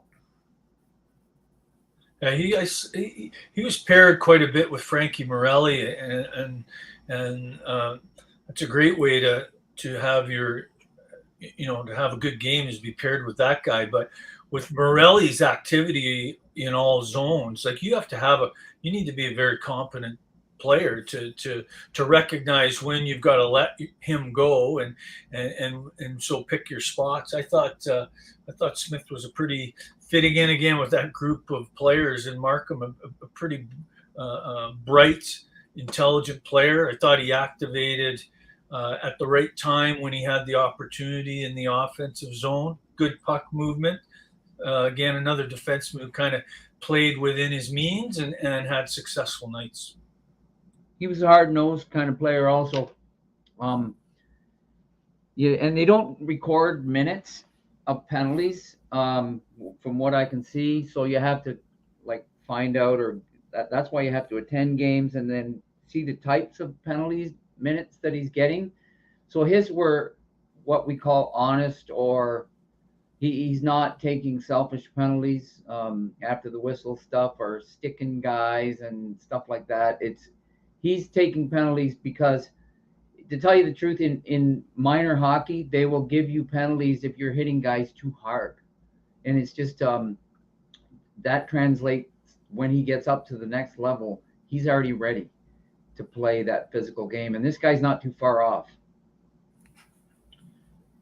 Next up, we have Owen Sound at 194 takes Antonio Circa, small centerman for the Markham Majors. 200-foot guy and can compete. He's really undersized. I really got a liking for Circa in the Silver Stick. They had some great games in the playoffs. They did a real gem of a game versus the Sens in the semis, and Circa was full value in that game. I don't know if it went to overtime or the Sens beat them late in the game, but he was all over the ice. A lot of energy. Needs to fill out. Probably an Ontario junior provincial player for a while. But, if he keeps on developing and maturing physically, he could take a step up someday. After that, for Guelph, we've got Mitch Harding, 6'3" and change, left winger for York Simcoe. This kid was he was interesting. At OMHA, he's obviously catches your eye because he's so big. I think he wears number 93. Big and physical and gets in. His feet need some real work. He was always behind the play, but I liked his grit. I will say in the later game, he didn't play as I don't know if it's just because he wasn't quick enough on the forecheck to get in, but he was a good net front guy. But if he plays like he did one of the games I saw at the OMHA, where I was like, whoa, this kid, he's a force. Yeah, big body. Next up, Mississauga at 196 takes Coben Bryan, lefty at Pittsburgh Pens Elite. This kid's pretty good. He's got good vision. He makes really good decisions. We liked him at Nationals. I don't know what I gave him for a grade, but he was surveys the ice well. He's one of those guys on a breakout that's pretty poised. He's not rushing passes.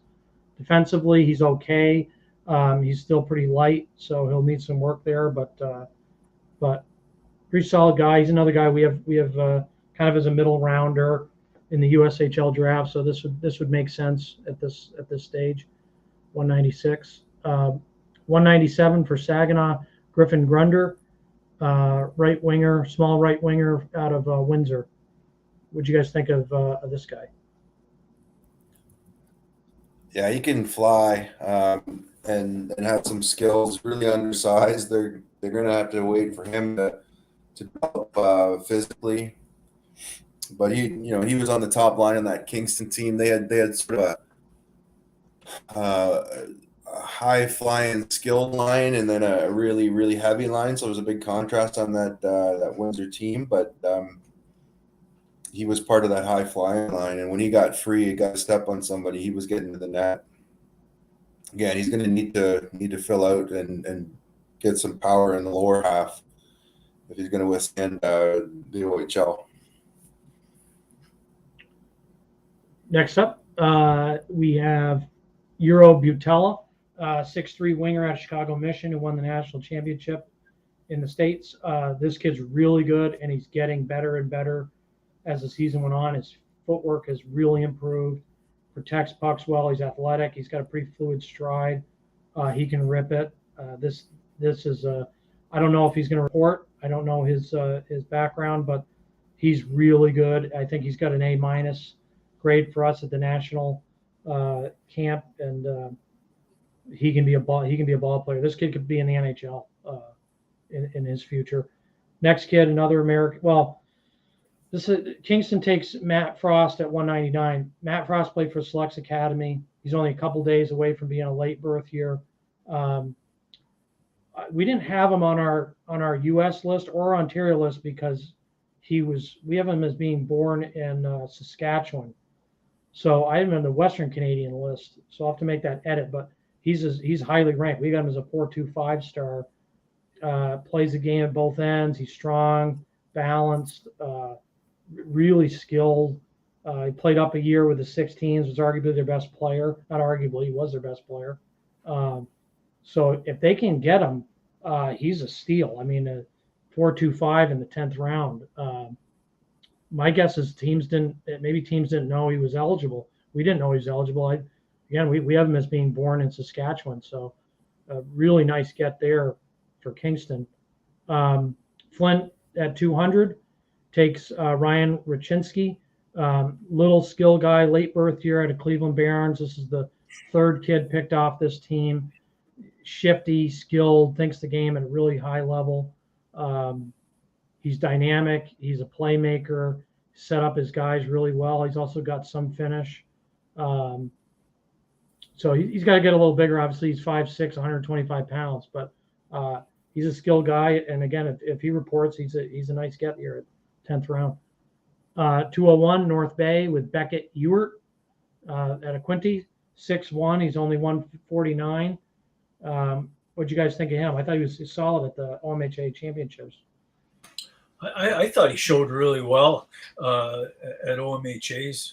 Pretty simple game, but he does a lot of those some really good habits and plays in those areas. We've talked about this with some players through today's draft, right? That not everybody goes to the areas that this guy's willing to go to battle for possession and then make a play to keep the play going, right? So I think he's a real useful player. It'll be really interesting to see where he lands this year in terms of continuing to play and develop. And I wouldn't be surprised that somewhere down the road we see him playing in the league. North Bay has a habit of trying to get those guys to stay close to North Bay so they can practice with them, and which is a good thing because the formula is if you practice with the team, you're going to get 50% better. And I'll tell you about all that someday if you want to listen to me. So what they do is they have a Northern Ontario Junior League up there, and there's a bunch of teams. So their affiliate is the Powassan team, and they'll encourage them to sign these guys and get them ready by playing against 20-year-olds.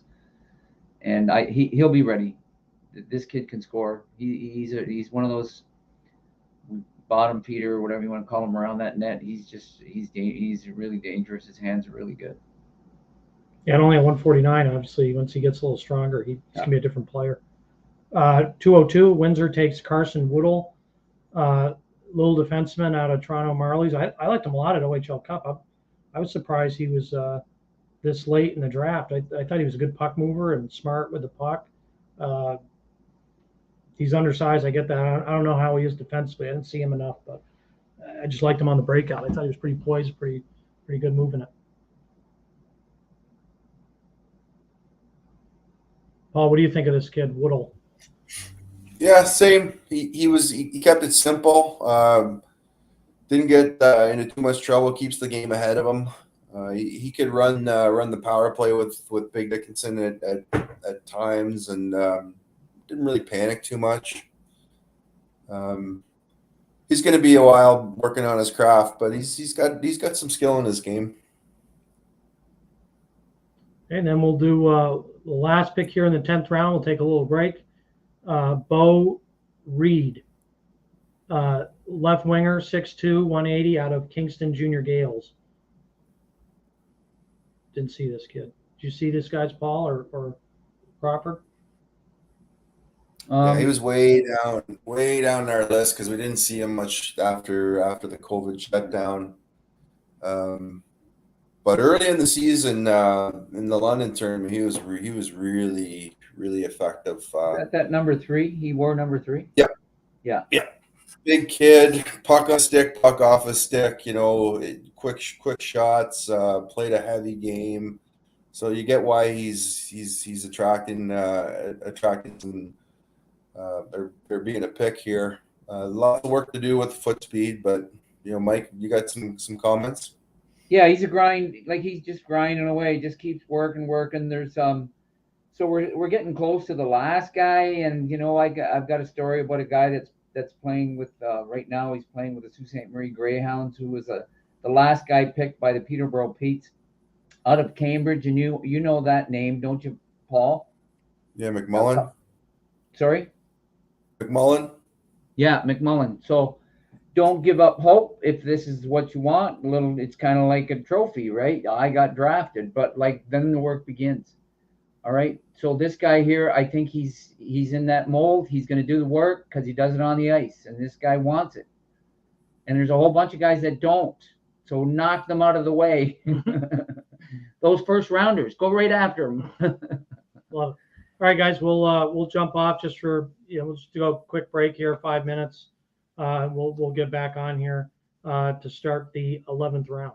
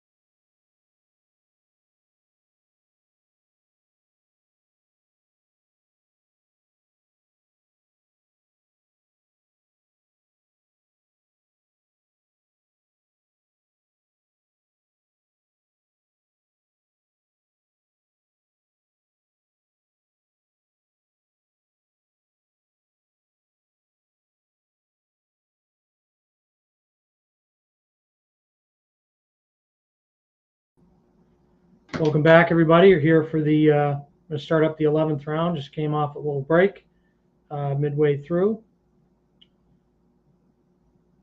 Just waiting for Paul and Murray. They'll jump on here momentarily. But I'll start with the first pick in the 11th round. We'll run through these guys a little quicker than the first 10 rounds. Liam Storch, small but really skilled, high motor, played for Little Caesars. Love the way this kid played. Obviously, Saginaw's seen this kid a lot too. They're pretty close by. They took a kid a couple of years ago out of Little Caesars. They called him T-Bone. And they've had some success with him. Storch is in that mold. I think Storch a little more explosive, a little more skilled. Really like this player. I wouldn't be surprised if he goes really high in the USHL draft as well. But if Saginaw can take him, that's a great value. 116 pounds. Yeah, I think he's a little bigger than that, but Packs a punch. but yeah, no, he's definitely.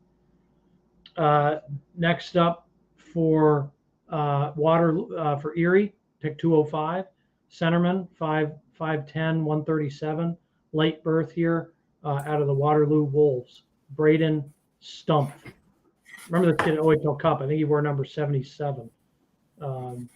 Good puck skills, I remember. Paul, what do you think of this guy? Yeah, we talked about a comparable there earlier. Mike brought him up. Joe Serpa playing for the Rangers. High IQ kid, good hands, good around the net.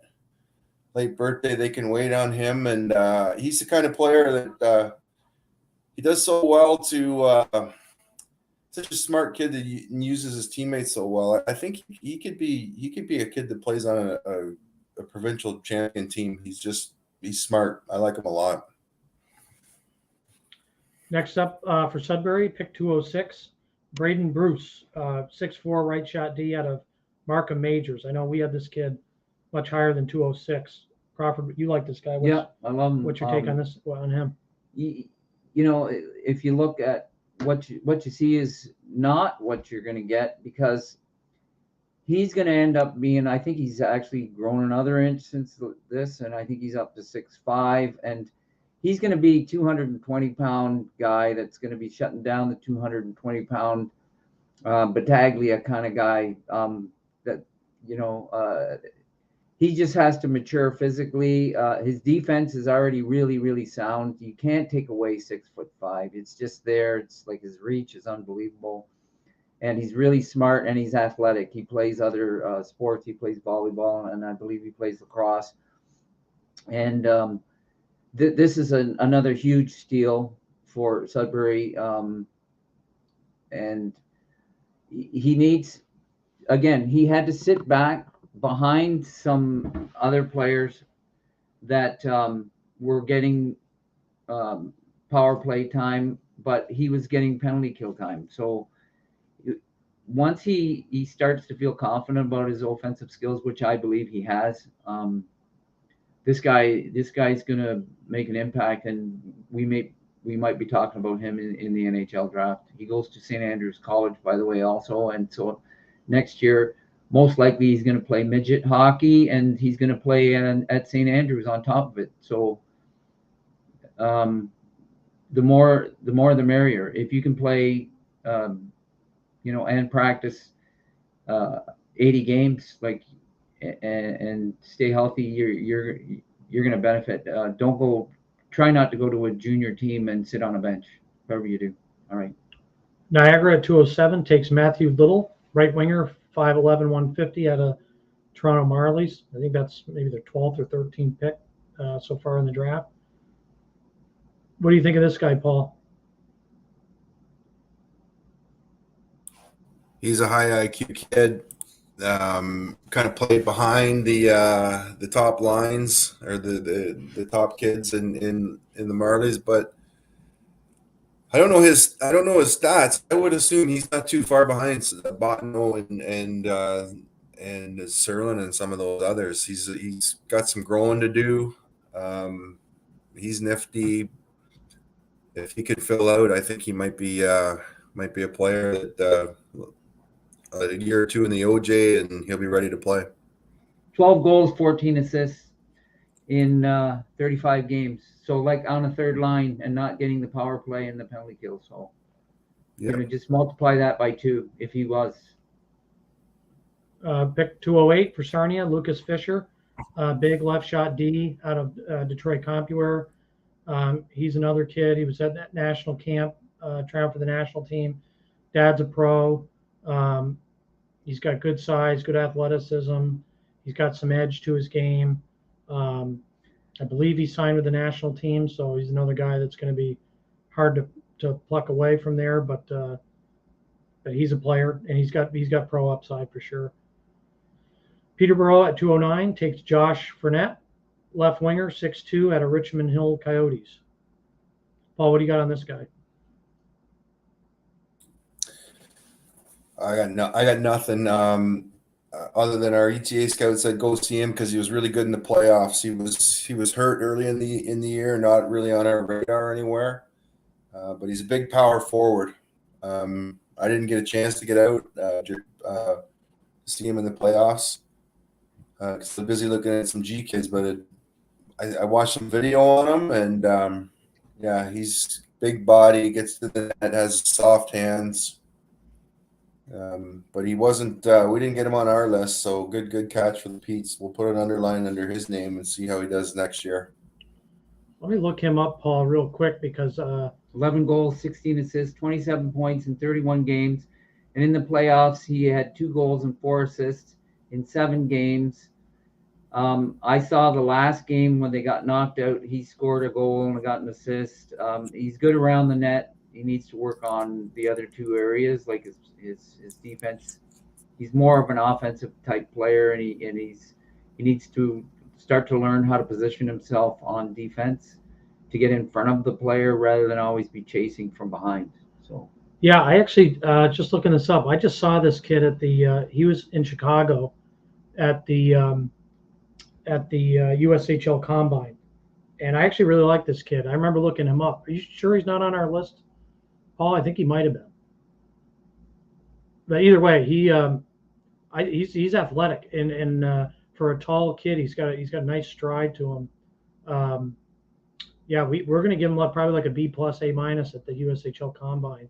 He was really good there, turned some heads. So nice get there from Peterborough. Ottawa goes to another goalie. I think that might be their 3rd goalie taken, Ty Levy, 6'2" netminder out of it says RSG here, but it's he played for the New Jersey Rockets. I believe we put him up on the list. He's one of our higher goalies on the list, so this is a bit of a steal. My sense is that teams probably didn't see him play because he's down in New Jersey, but this kid's the real deal. Excellent flexibility. He's got a really confident glove hand. We had him ranked 79, 3.75. This is a great pick for Ottawa if they can get him. He's an Ontario kid, but he played down in New Jersey. So they've taken Parsons. You can argue the 2 best goalies that were playing in the U.S. this year. Ottawa got them both, and Parsons and Ty Levy, both down in New Jersey. Next up for Oshawa, number 211, Fraser McDonald, 6'5", left shot D out of the Cornwall Colts. Let's see what our guys say about him. I gave him a B-, big lefty, 6'5", he's got to improve his feet. He's a little awkward, especially out of the box, but he's tough. Boxes out in front of the net. He's got a powerful step back, needs to improve his pace, but takes good angles, uses his reach to his advantage. So looks like a bit of a project player, but those aren't bad takes. Obviously, this late in the draft, you could take some projects, hope some of them pan out. 212, Kitchener goes back to the U.S. Another national camp kid, Christian Humphreys. He's signed with the national program. He's one of the best forwards in the country. I think he's a 4.5 for us, or a 4.25.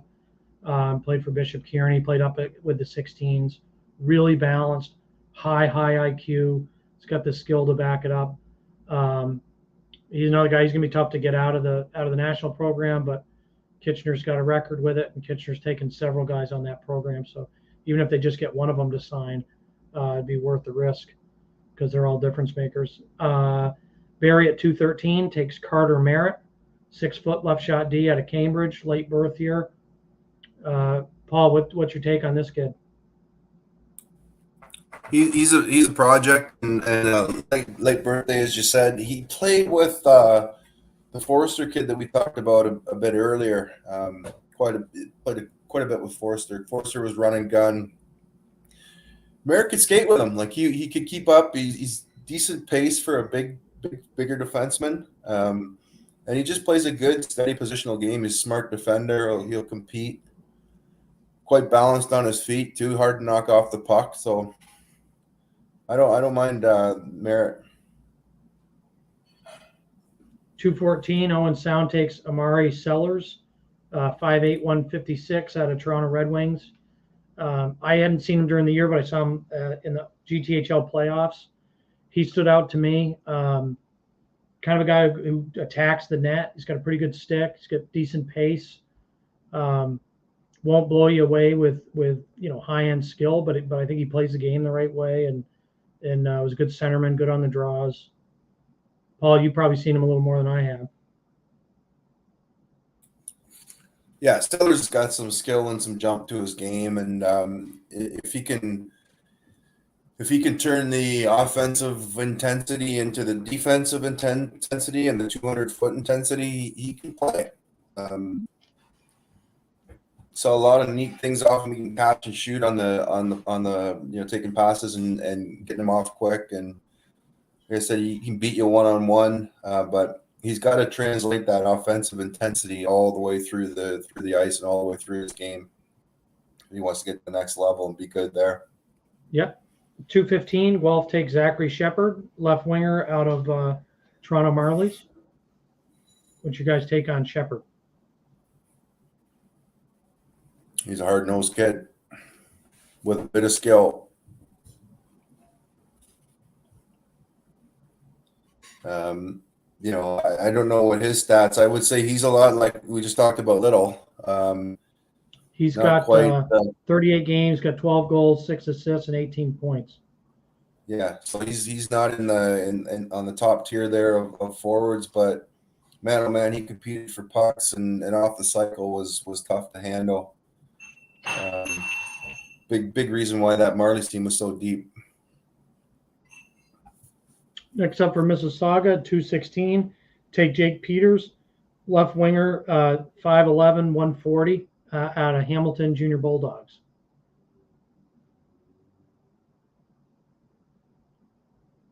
Who wants to take a stab at this kid? I can talk about Peters. He's the worker, just work.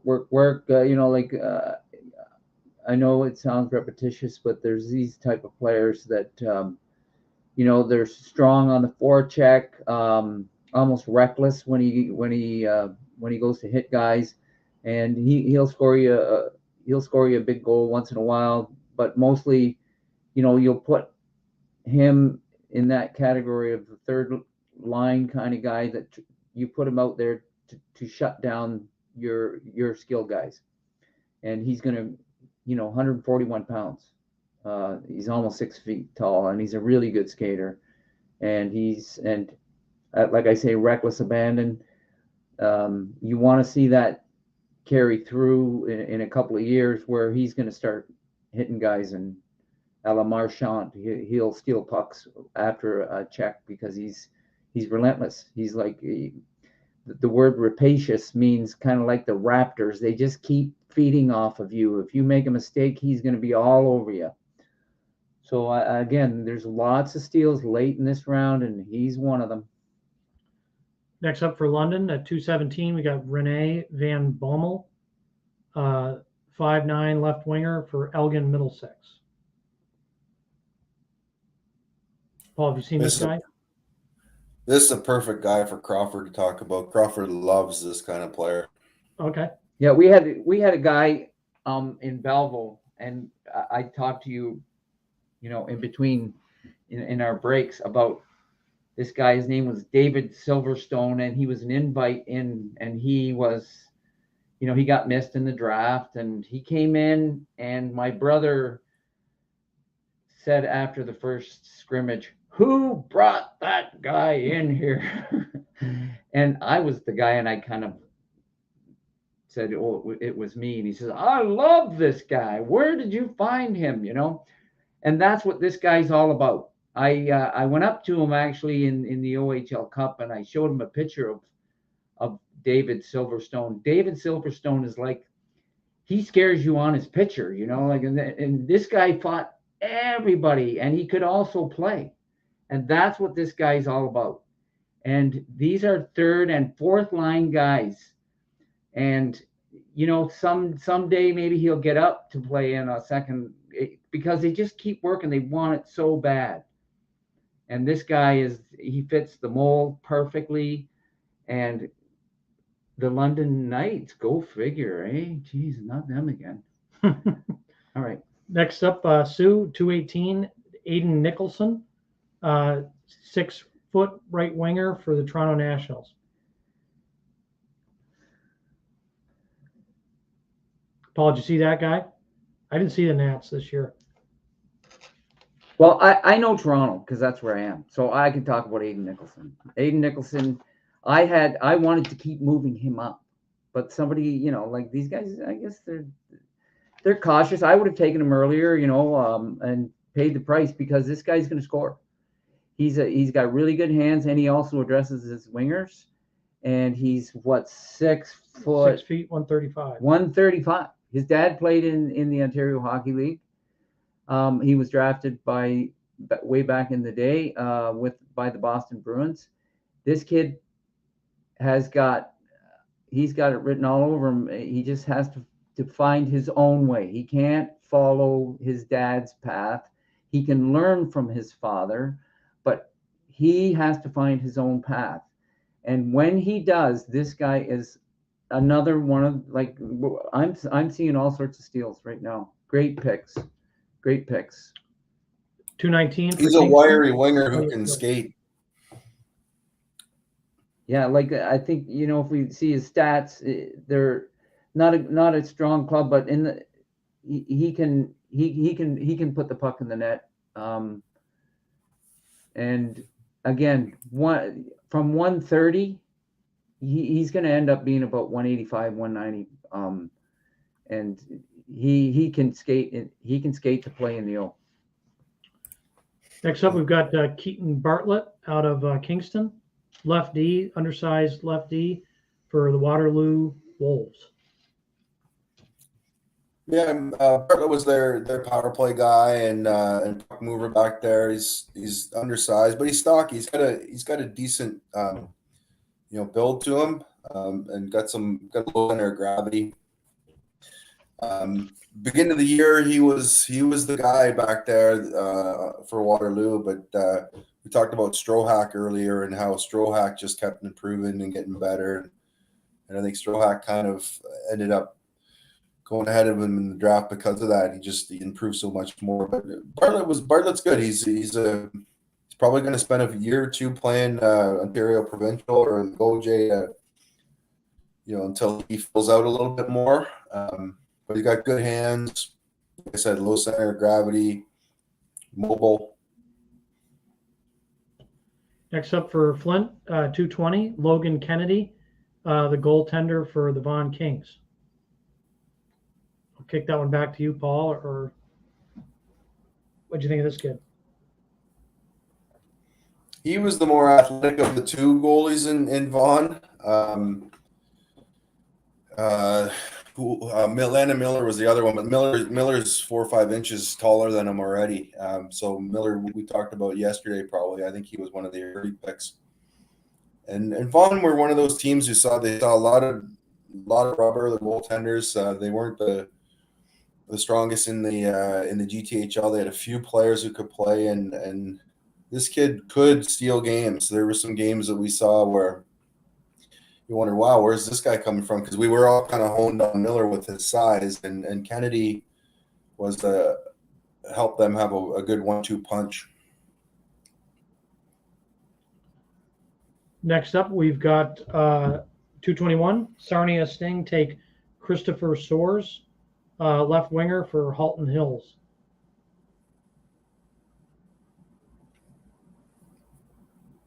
Murray, you want to try him? Or Mike? I can talk about him. He was the captain of their team. Yep. He led by example. It ain't pretty. Like I'm not going to pull it. It's not pretty when you watch him, but like I'm trying to describe some players that play in the NHL.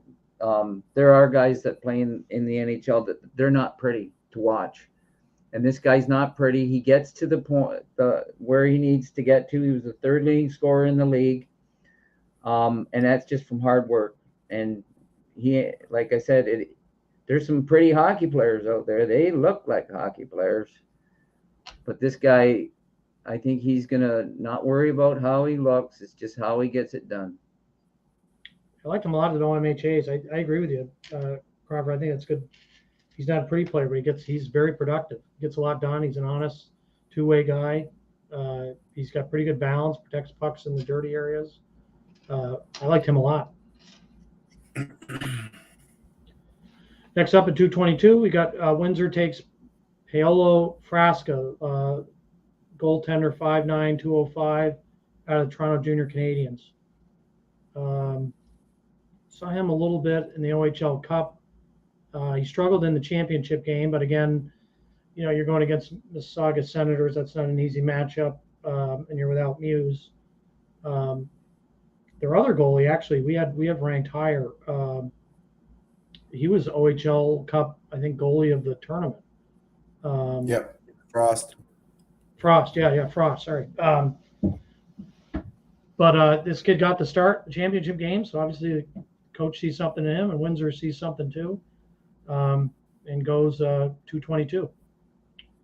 Hamilton at 223 takes Tyron Fevry, small, really stocky, high motor kid out of the Toronto Red Wings. He was really good down the stretch in the GTHL playoffs. I think he's actually a Quebec kid, but obviously he got residency or something so to make him an OHL draft eligible.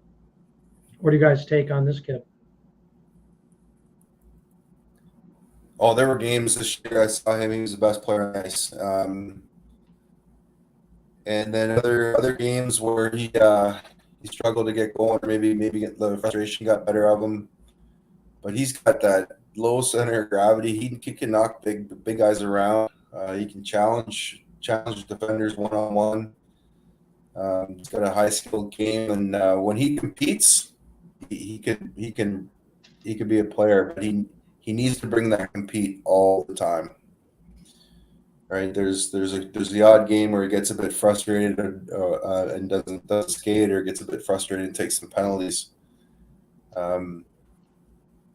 That's about all I have on him. Yep, I saw a little bit of that too. I want to talk about him a little bit more because, he's from the Quebec region. Came to Toronto. I saw him a couple of years ago, and he was lightning in a bottle. And this guy could just fly out there. And he's got the dreadlocks hanging out, and this guy he's got tons and tons of skills. He's got a shot, and this guy, let's just see what he did on his point. 23 goals, 20 assists, so 43 points in 34 games for not a good team. Let's just cut to the chase. They didn't have a good team there in for the Red Wings, but what troubles me with Tyrone is he's gotten too big. He's too bulky. He's lost that lightning. Now he's just so he's 200 pounds. He's 5'7". Do the math. He needs to be, for me, I'd like to see him around 175 pounds at the most. So he's carrying around 25 pounds of bulk, and it's just bulk. And that's why he runs out of gas out there. He can't handle the ice that they gave him. He just needs to quicken up, get that quickening again. And when he gets there, if he gets there, then he'll be super, super effective. Next up, Caleb Papineau, 224 to Saginaw. This could be one of the steals of the draft. 6'1", 177 on North Bay Trappers. He came up for the OHL Cup. He was dominant in the game against London Knights. They won him the game. Then he got hurt. Still started another game. Was very strong in that game as well. But this for us is one of the best goalies in the draft. So to get him this late, I don't know if he's thinking NCAA or I don't know how he fell this far. But this is one of the better goalies. Yeah, I'm suspecting that they don't really get to see these guys until they come down, unless they're relying on their OHL area scouts up there, and sometimes they have to see to believe, and maybe they didn't see that he was like he actually. You could see it. It was in the first period where he stretched his groin, and he has histories, and these butterfly goalies, a lot of them, they have chronic problems. So let's hope it's not a chronic thing for him, because just before that, he was making unbelievable saves, and like I went, holy jumpins, this guy's real, this for real. And even playing through the injury, this guy, he's right up there. It didn't take me a period to figure out how good this guy is. Next up for Erie, 225, Cole Bartnick, left shot defenseman. He's playing in Michigan. Gave him a B grade at the Michigan State tournament. Team didn't make the nationals, but he's mobile. He's balanced. He plays a pretty complete game. Sturdy in his own end. One of those guys that's pretty calm when he's getting forechecked against, and can really zip his first pass. I don't know what kind of offense he's got yet. That's kind of a wait and see, but a really strong, physical, sturdy defenseman. 226, we got Sudbury takes Blake Wright, small centerman out of Clarington Toros. Paul, what'd you think of this kid? Yeah, he's a good little player.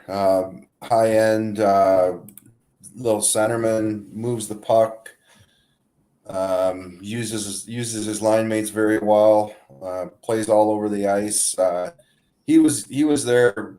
I don't know if he was their top scorer, but he had to be around the top. I don't really look at stats too much. Power play guy, managed their power play effectively. He's the size up, but again, another player out there in Clinton. You get on one of those good OJ teams next year and continue to work and get physically strong, because he's got some good vision to his game and good skill. 17 goals, 14 assists, 31 points in 30 games in the playoffs. He also scored at a point a game. I'll just tell you that for me, I wouldn't go near the provincial league for another year unless he really grows. I would stay in midget and get power play time, because he got plenty of power play time, penalty kill time, and then affiliate with a junior team. And when you're ready, they'll bring you up and you can play a few games and then get ready for the next year, because that's when it really matters for some of these later guys, the later bloomers. Next up, we've got 228, Sarnia, Michael Denny, right winger, small, skilled guy. Murray, I think you like this kid at the OMHAs. What do you think of this kid?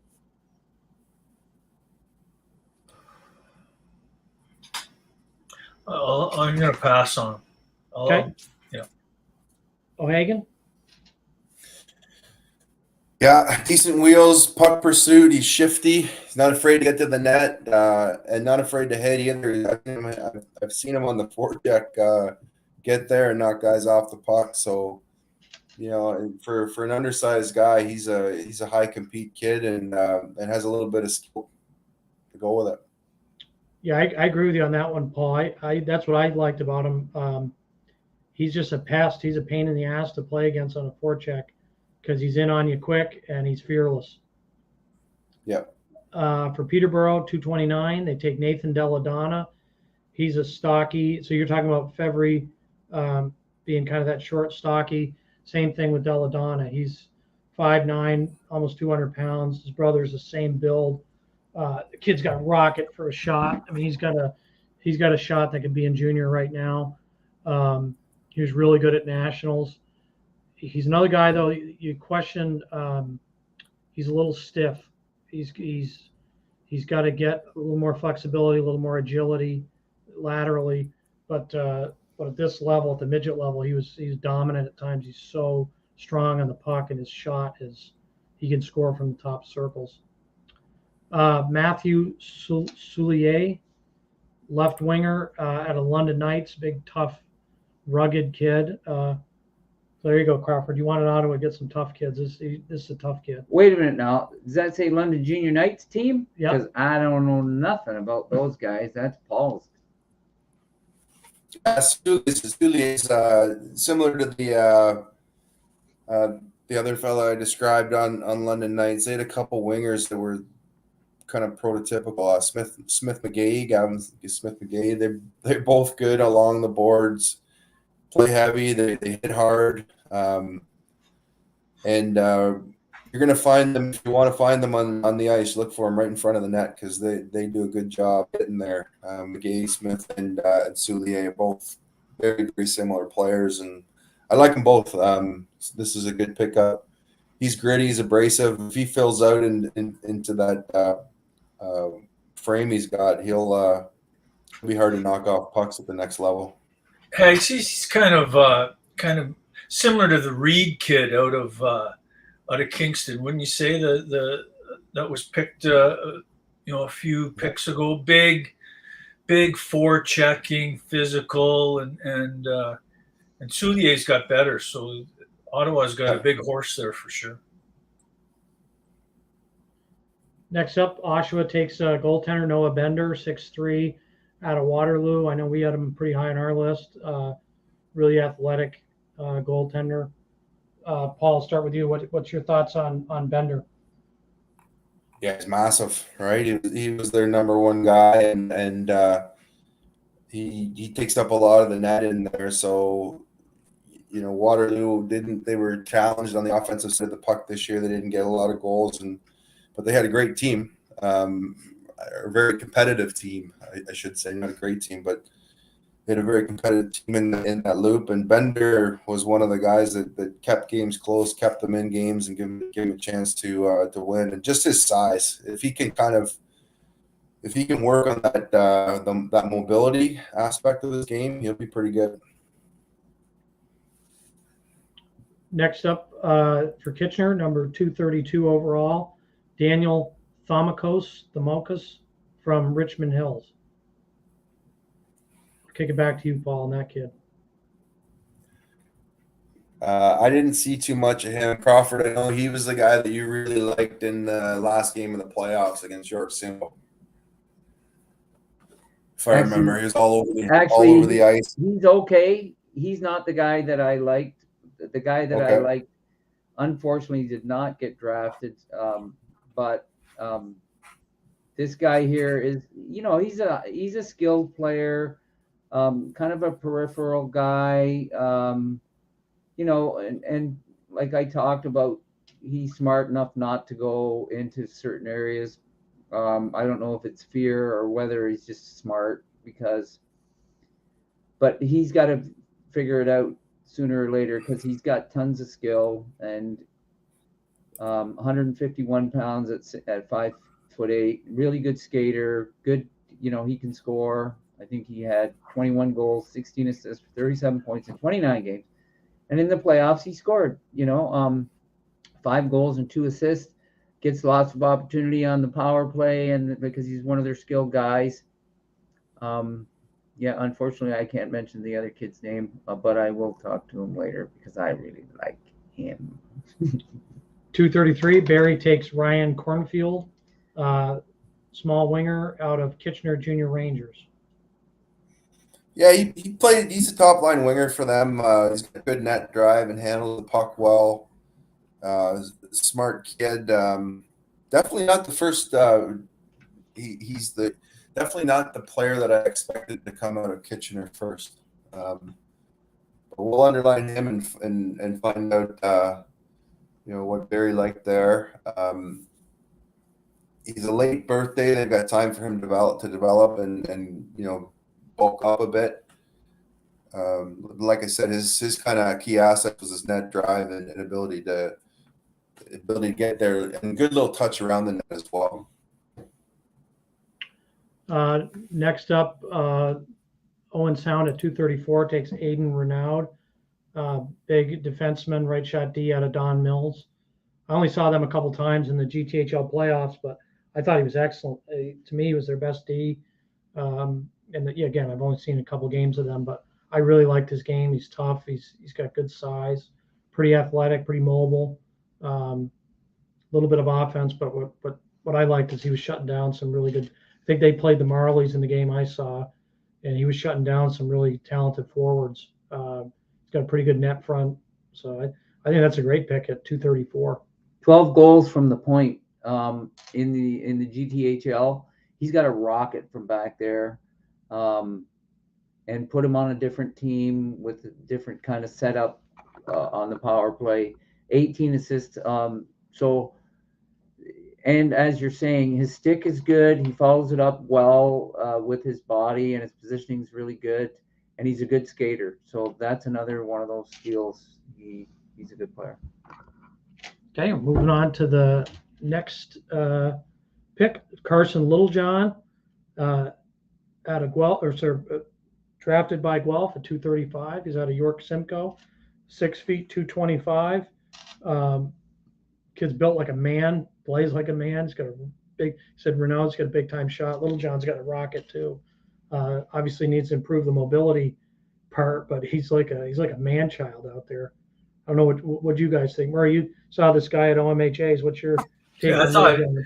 I thought he was an effective player, right? Like, I mean, he's a big lad, 225 pounds, and he uses it to his advantage. I thought he did a really good job of leaning in the guys, but not expending too much energy crushing them, right? He got what he wanted to get done. That might have been slowing the guy down or creating puck separation, that sort of thing. I thought he was smart with his positioning there, so he wasn't trying to get that big body all over the place all the time. I thought that was smart. I thought he was effective in moving the puck quickly, and then he just recognized, it seemed, when he was going to be the threat up the ice. And you mentioned his heavy shot, and he tended, it seemed to me, being that last guy, that late guy coming into the offensive zone, which allowed him to get a low to high pass and then utilize his shot. So I thought he positioned himself really well to be an effective player with what I saw. Yeah, I've got words of advice for anybody that gets to be that size. He's way too heavy. In order to play against the speedy players, he has to be less than 200 pounds. He's carrying around 30 pounds. Way too, like, you put 30 pounds on your back and try to play hockey, okay? Good luck, all right? You're going to tire out. And that's what the problem with this guy. He's exhausted by the third period. He's carrying way too much weight around. And sure, he's playing against kids who, like we've talked about, some of them, 120 pounds, 130 pounds. You run into it, it's like running into a tree. The tree doesn't move. But, like, you can beat him to the outside, and he'll get beat a lot by the speedy guys. He has to get down. He has to lose the weight. He's an exceptional skater, and he gets by with it. He's the same as those two guys that I talked about. There was a guy from he played for the Kempville team, and his name's Gilmore, and the other guy that plays for Niagara, number 15, Chewin. Yeah. Those guys are built like that. You're not going to move them, all right? But you have to be able to keep up to these really fast guys that they're going to be playing against. Next pick, Mississauga at 236, takes Harrison Smith out of Florida Alliance. He's a small guy, but this kid's got a really, really high hockey IQ. He's really poised with the puck. He's skilled. He dominated on that team. He led them by points by a lot. I think he had over 80 points this year. Just a great playmaking winger. He can play center too, but I think he's at the next level. He's probably a wing. So that's a nice pick for Mississauga if they can get him. He'll be highly coveted in the USHL draft for sure. Jamison Steele, left defenseman, 6'3", 157. So tall, light build for Don Mills. Crawford, you see these guys a lot. What do you think of Jamison Steele? He's their best defenseman when he wants to play. Again, you're looking at a guy who's what did you say his He's a 6'3", 157. Yeah, 157, 6'3", the opposite of Little John. Okay, so what I'm saying is, and like he's actually 6'3" too, so he has reach on his, and when he wants to play. So again, does he want to be a hockey player? Because, I think I would encourage him to take the slower route, and maybe London's going to do that. Get him involved and try to get him to start building his body properly, because when I first saw him at the beginning of the season, I had him right up there with the top guys. I was thinking, okay, this is a first round pick. All right. And then he just kind of dropped off. Just seems disinterested. I think he got injured. And then he came around in the playoffs and, he turned it back up again. So I think he's a steal if they can get him on board and, just lead him to the water and let's see if he wants to drink. Yeah. Next up for the Sioux at 238, they take Elijah Lilja out of Pittsburgh Junior Penguins. High skill player. He was at the USA Hockey Nationals, played really well there. I'd like to see a little more umph out of the kid, but he's got really soft set of hands. He makes creative plays at pace. He could be a real ball player if he figures out. He's got to get stronger. And he's got to play a little bit more disciplined defensively, which again, these are things you can learn. These are young players, but he's got a lot of skill. So if they can get him, and from what I've heard, he's open-minded to the OHL. So that could be a really nice pick for the Sioux here late. 239, Flint Firebirds take Adam Matar, 6-footer winger out of York Simcoe. I think if I remember correctly, this kid wore 11, kind of a big body, power forward type. Yep. What do you Yeah, think? he's got some game. He's wiry and gets up and down the wing. Okay, he's got some hands. Likes to shoot. I'm looking it up right now, but I think this year there might have been a problem with traffic on the 400 because not too many of these York Simcoe kids have been picked up, and they won the OMHAs. Didn't get too deep in the OHL Cup, but surprises me that when I saw Little John pop up, I haven't really seen any of their other defenders and a couple forwards, and the McNeil kid I know we really liked. So, good point. Surprising that. Sorry. No, I was saying good point. I agree with you. That was a pretty good team. Yeah.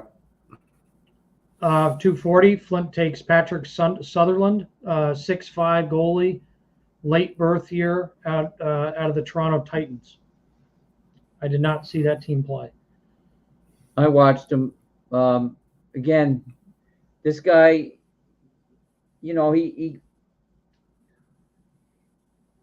he was playing the first time I watched him play. He was playing against the Young Nats, and he was the reason why they ended up 3-3. It was a tie game, and they were like that. GTHL, the weakest teams can play against some of the better teams in these other leagues, and so let's just say this kid here, 6'5". He's a little clumsy, a couple of goals that probably shouldn't have gone. He kind of lost his balance and whatever. But like once that guy gets his feet underneath him and, he's already 220 pounds, he may grow some more. And then, a lot of these goalies, again, we can talk all day long about how they'll wait forever for these big guys in the net. They'll wait for great big guys back on defense too, to wait for them to get their coordination and the muscle development. And so he's a good pick. I know he's a bit of a project because again, he's got to learn how to get those feet underneath him, but up and down really quick and good hands. Both gloves are good. 241 North Bay gets Nash Giles, 6'1" centerman for the Toronto Nationals. Kick that one to you, Paul. Yeah, he's a big body. Gets around the ice okay. He's got some decent puck skill. Played on a, the Nats weren't that deep. He was arguably their second center. So I think there's some potential here that he fills out the frame. People they like those big centermen, right? So if you can fill out and keep the feet going, he might be one to watch. Yeah, Mike, what are your thoughts on him? Yeah, you know what? It was a question of him. Again, does he want to play? Because he's got all the tools. I've seen him when he's up there in the same category as first and second round guys. He could be that dominating, and that, for some reason, that's what turns him on.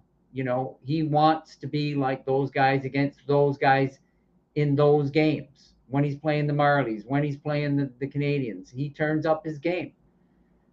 What he needs to do is play that style against every team, not just those guys. So it's a consistency. You want to put it under a classification as being consistent or just motivated. What is it that motivates you? What turns you on? And now these NHL teams have hired psychologists for all these guys and all this stuff. And you can do it yourself. You don't need to hire anybody. Do I want to do this or do I not want to do it? That's all there is to it. It's simple. Next up, we got 242. We've got Caleb Bowler, right winger out of Huron-Perth. Any relation to the general manager? What do you think? I'm taking a guess. But he's good. I like him. So he deserves to be. He deserves to be drafted. He's definitely not the most skilled player on that team, but he's got some will. He'll fight through checks. He'll block shots.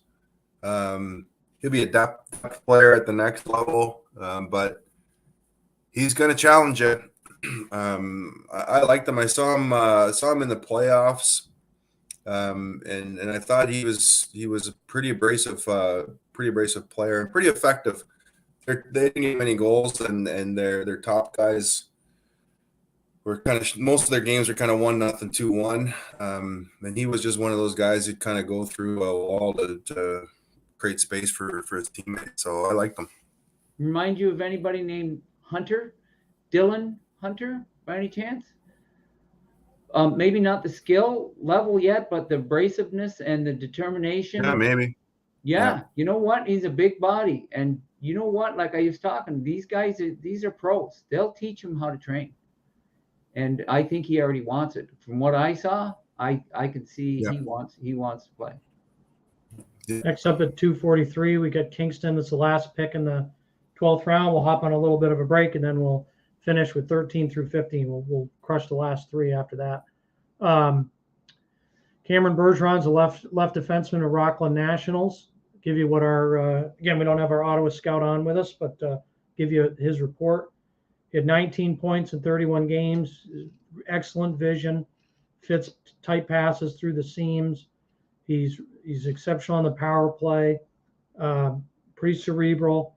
He's a fluid skater, can escape forecheck pressure. Doesn't rush his progressions. The only knock that he gave was that he needs to play a little bit more aggressive. He needs to gap up a little tighter and have confidence in his feet because he thinks his footwork is there. So we'll take a 5-10 minute break here, and then we'll finish off the draft of the last three rounds. Try to find some hidden gems here and give you some feedback on some of these bottom round guys. So we'll see you back in a few minutes.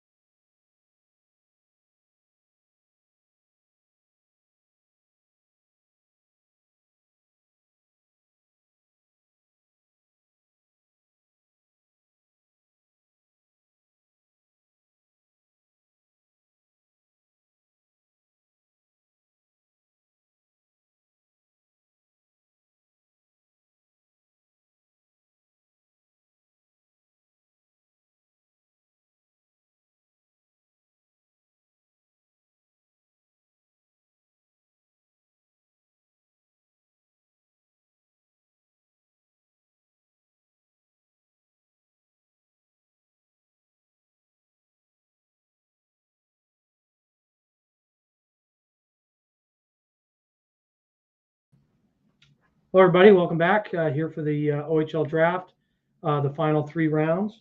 I'm going to find some diamonds in the rough here, see what teams got here late.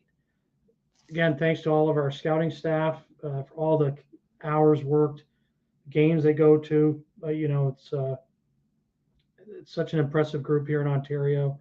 We're really happy to have these guys.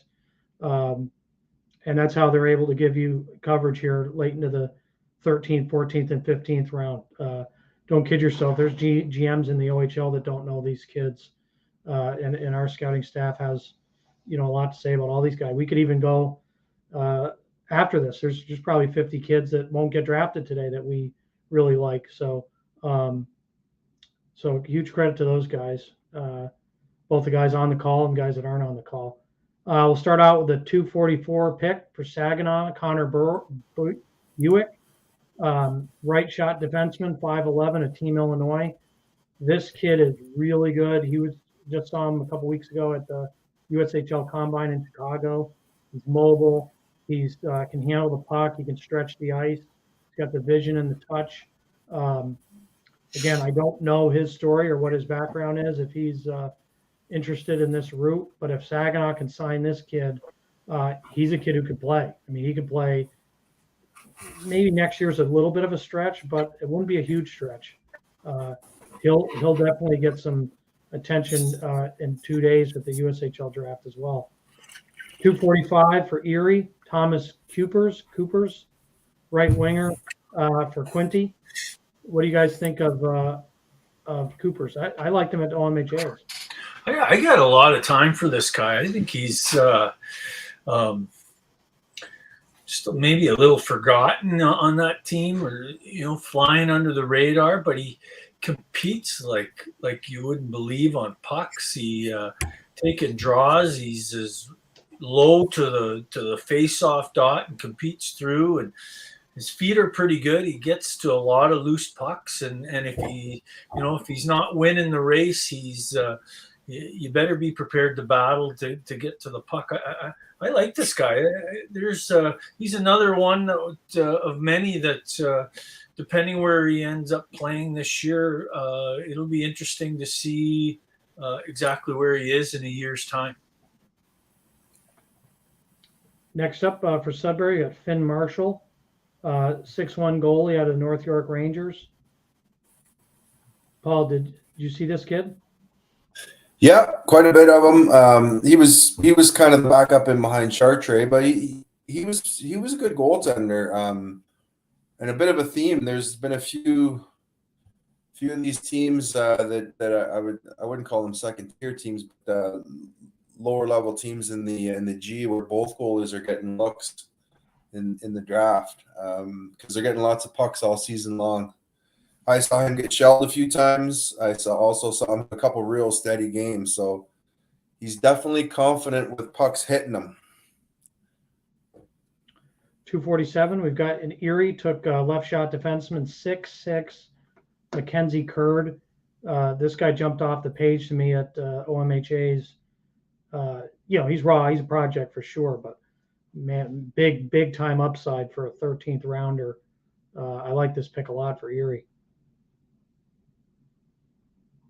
I could talk about him a little bit. I'm going to mention a name, and not in any disrespect to Evan Brand, that plays with the, I believe he's playing with Mississauga. He was an early pick for Kingston a couple years back. He's in his final year. I'm not saying that Mackenzie's going to take that long to get there. The thing that I like about Mackenzie is that he's more willing. Brand was more of just a great big body and had to learn on the job. And he's starting to come into his own now. And so potentially when he goes to pro, he's going to go to pro. He's 6'6", and he can get around. He gets around. And this guy here, he's already hitting guys. And you know what? Let's just say that he has character, because he'll hit you, but he's not trying to hurt you when he does. you can see that he's pulling back on certain guys that he's playing against. And I like him for that. And I also like his feet are pretty good. He's a good skater already. And his hands aren't too bad. And, you know, I think he's going to end up, I saw him, and when I saw him in the hallway at the OMHAs, I just looked at, he's got these paws on him. Like he looks like he's wearing a great big outfielder's glove. And but he's going to probably, I think he's already at 6'7". I think he's going to be another one of these guys. There's a guy that used to play for the Boston Bruins, and Chara? I think everybody knows who he.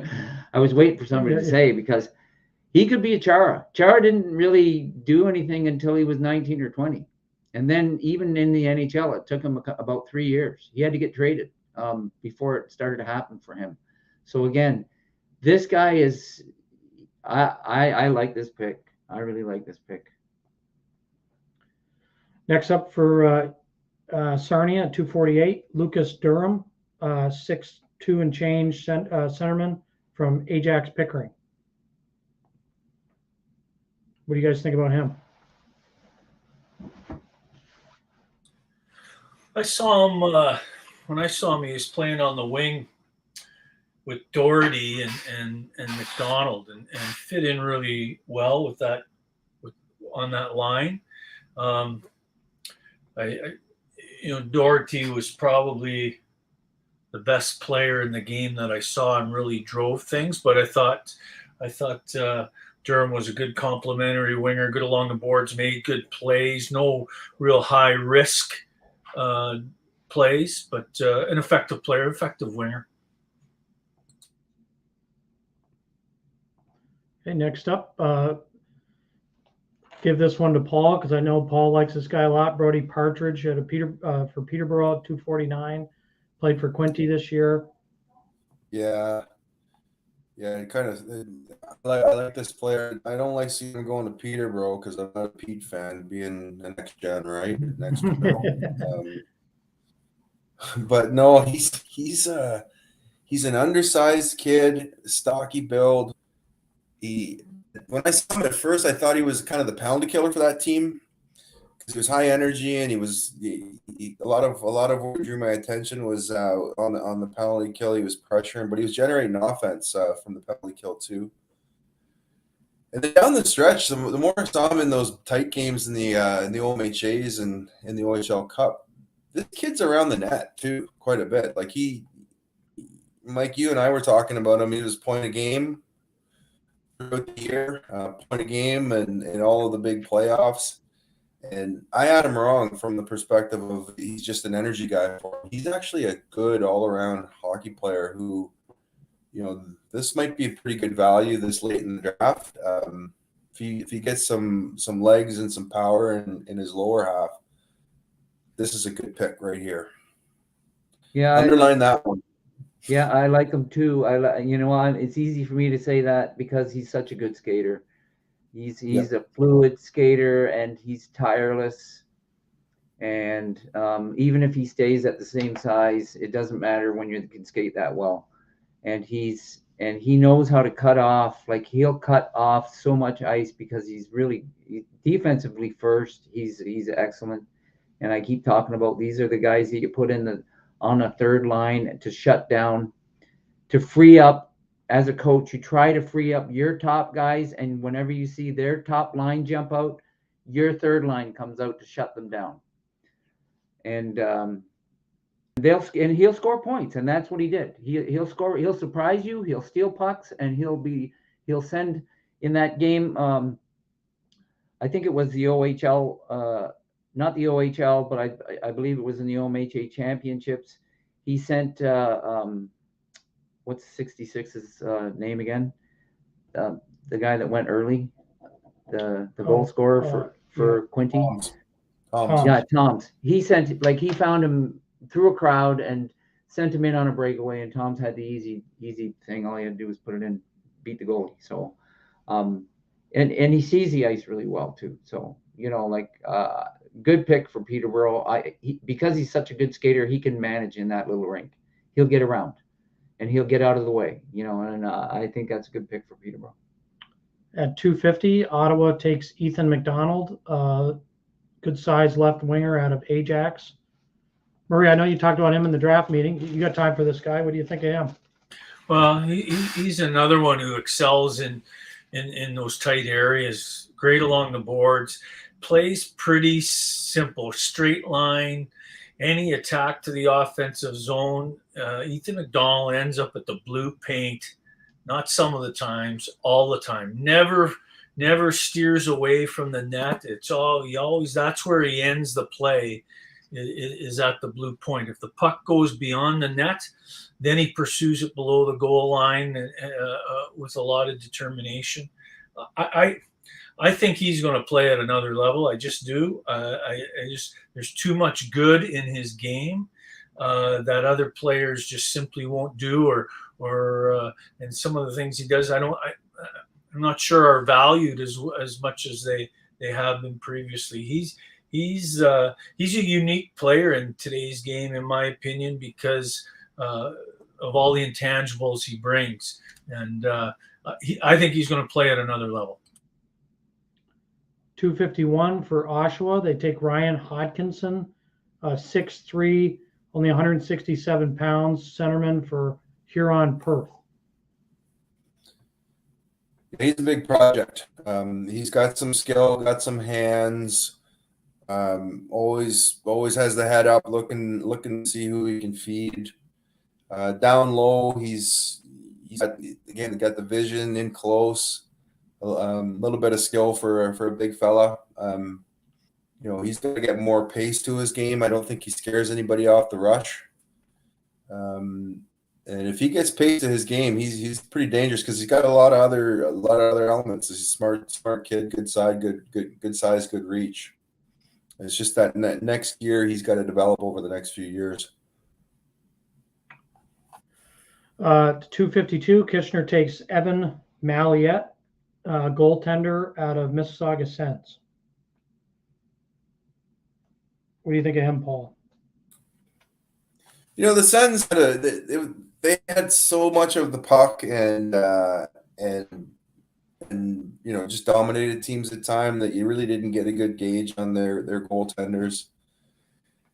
Through the season they were beat a few times by JRC down in the finals, and it was it was always a weak goal here or there. So didn't really see too much. I didn't really like him too much early in the year, but he really studied his game down. He started in the OHL Cup finals. I thought he was really steady there, challenge shooters, kind of was there if there was a breakdown on the Sens defense, and competed hard. So this is a kid who got better and better this year, who probably struggled a little bit earlier in the season. He's undersized, he's going to have to work for it, but the attitude that I saw this year, he's got the ability, or he's got the mindset where I'm going to get better, and he did this year. 253, Barrie takes Luke Blankhorn, a late 06, 5'11", 165, right shot D, out of the Kitchener Junior Rangers. I can talk about him. Yeah, go for it. I think I talked to you early in the season about Blankhorn. He was in Kingston playing in the tournament, Paul, and there's something about him. I don't know what it is. He just seems to I think there's a chance that he's draftable, and here he is in the 13th round being taken by Barrie. He's a really tough kid, and he has a little bit of an upside on the offense. There's something there, but he can be one of those guys. I think he's got it in him to get you off your game. We were talking earlier about a guy that plays for the North York Rangers that wore number 77 on defense. Aitchison, I think his name is. Yeah. So this guy falls into the same category. He's a right shot though, and I think there's something there offensively. That was not a very strong club. I bet you can tell me if I'm wrong, but they didn't win very many games this year. Just a lack of unfortunately, a lot of teams they get rated by different areas, and they lose their players. So they did the best they could, and this guy can play. Obviously, he's somebody took him in the 13th round. I was thinking he probably was going to get missed, but there's his name. Yeah, and Mike, you put me onto him after you saw him in Kingston. I went over and watched him a few times in Kitchener. He can hit for undersized guy. He's not afraid. Plays a good steady game at the back. You were talking about Aitchison there. Aitchison went to Barrie as well, and Aitchison's elite birthday as well. So is Blankhorn. So who knows? Maybe a few years from now, both those kids will be agitating everybody in the East Division. 254, Owen Sound gets Philip Roberto, big physical right shot D out of Mississauga Sens. Paul, I think you like this kid. Yeah. He needs to get the feet moving, but when he gets them going, he can get that big frame on you and finish his checks. There were a few loose games this year where the forecheck got him. Anybody when I saw him against JRC a couple of times, they really got after him and fumbled pucks a little bit, but he'll be able to sort that out. I think he's got some tools there. He's going to need a bit of time at the provincial level to get the feet going and get comfortable, hands, everything he needs to do there. But who knows? Owen Sound got him. That's a small rink. They like their guys big and physical on the back end. So maybe he fits into that lineup sooner than we think. I like him. For the main reason is that he has no fear at all, none, zero. This guy is legit tough. He reminds me of a guy that's playing with Guelph named Profaska, and they love these kind of guys in the NHL. I'm going to go as far as saying if Profaska gets into an NHL camp and gets signed by a team, then this guy can very easily fit into that mold. And he's probably in the right place because they seem to know what they're doing down there in Owen Sound too. So it's great that they've got so many teams that know what the hell they're doing in the Ontario Hockey League, that they keep each other honest. Guelph, 255, Braxton Bennett. He's a small goalie for Kempville. Another late berth here. Our goalie talked to our guy in Ottawa, says he's really quick. Thought he might fall a bit because of his size. A lot of the teams want, like we've talked about, these big 6'3" goalies, but he was 11-5 on the year, 911 save percentage. He was taking shots against older kids. And our scout really liked his aggressiveness coming out to challenge a shooter. Mississauga, 256, takes Max Kimmelman, right winger, 5'10", 150 out of Toronto Nats. What do you guys got on him?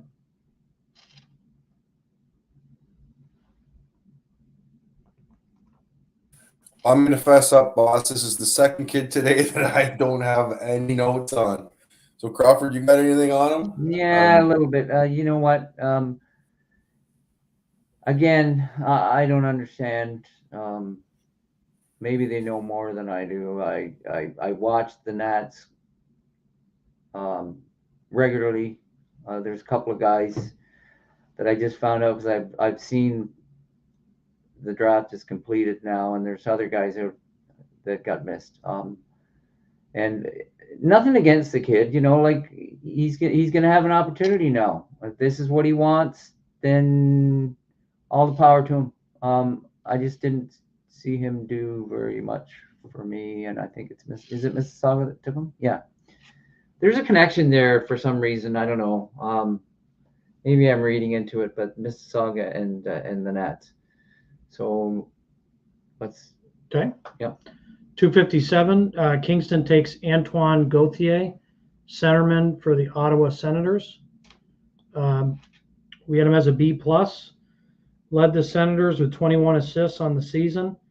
Passes are on the money. He's got both zip and touch. reads the lanes well, smart decision maker, and our scout Ottawa really liked his work ethic. Said he was tough, plays the body, supports his defenders, and wins a high percentage of 50-50 pucks. So I haven't seen that player, but sounds like that's a nice pick here in the 13th round. 258, Sioux Greyhounds take Troy Hunka. I think this is the fourth kid out of that Cleveland Barons team that we said earlier was really good. There's an argument Hunka's the best player. Spalassi's the best prospect, but Hunka he's really smart. He's got really nice puck skills. He's not afraid to go into the dirty areas, despite being a small guy. And he's really crafty.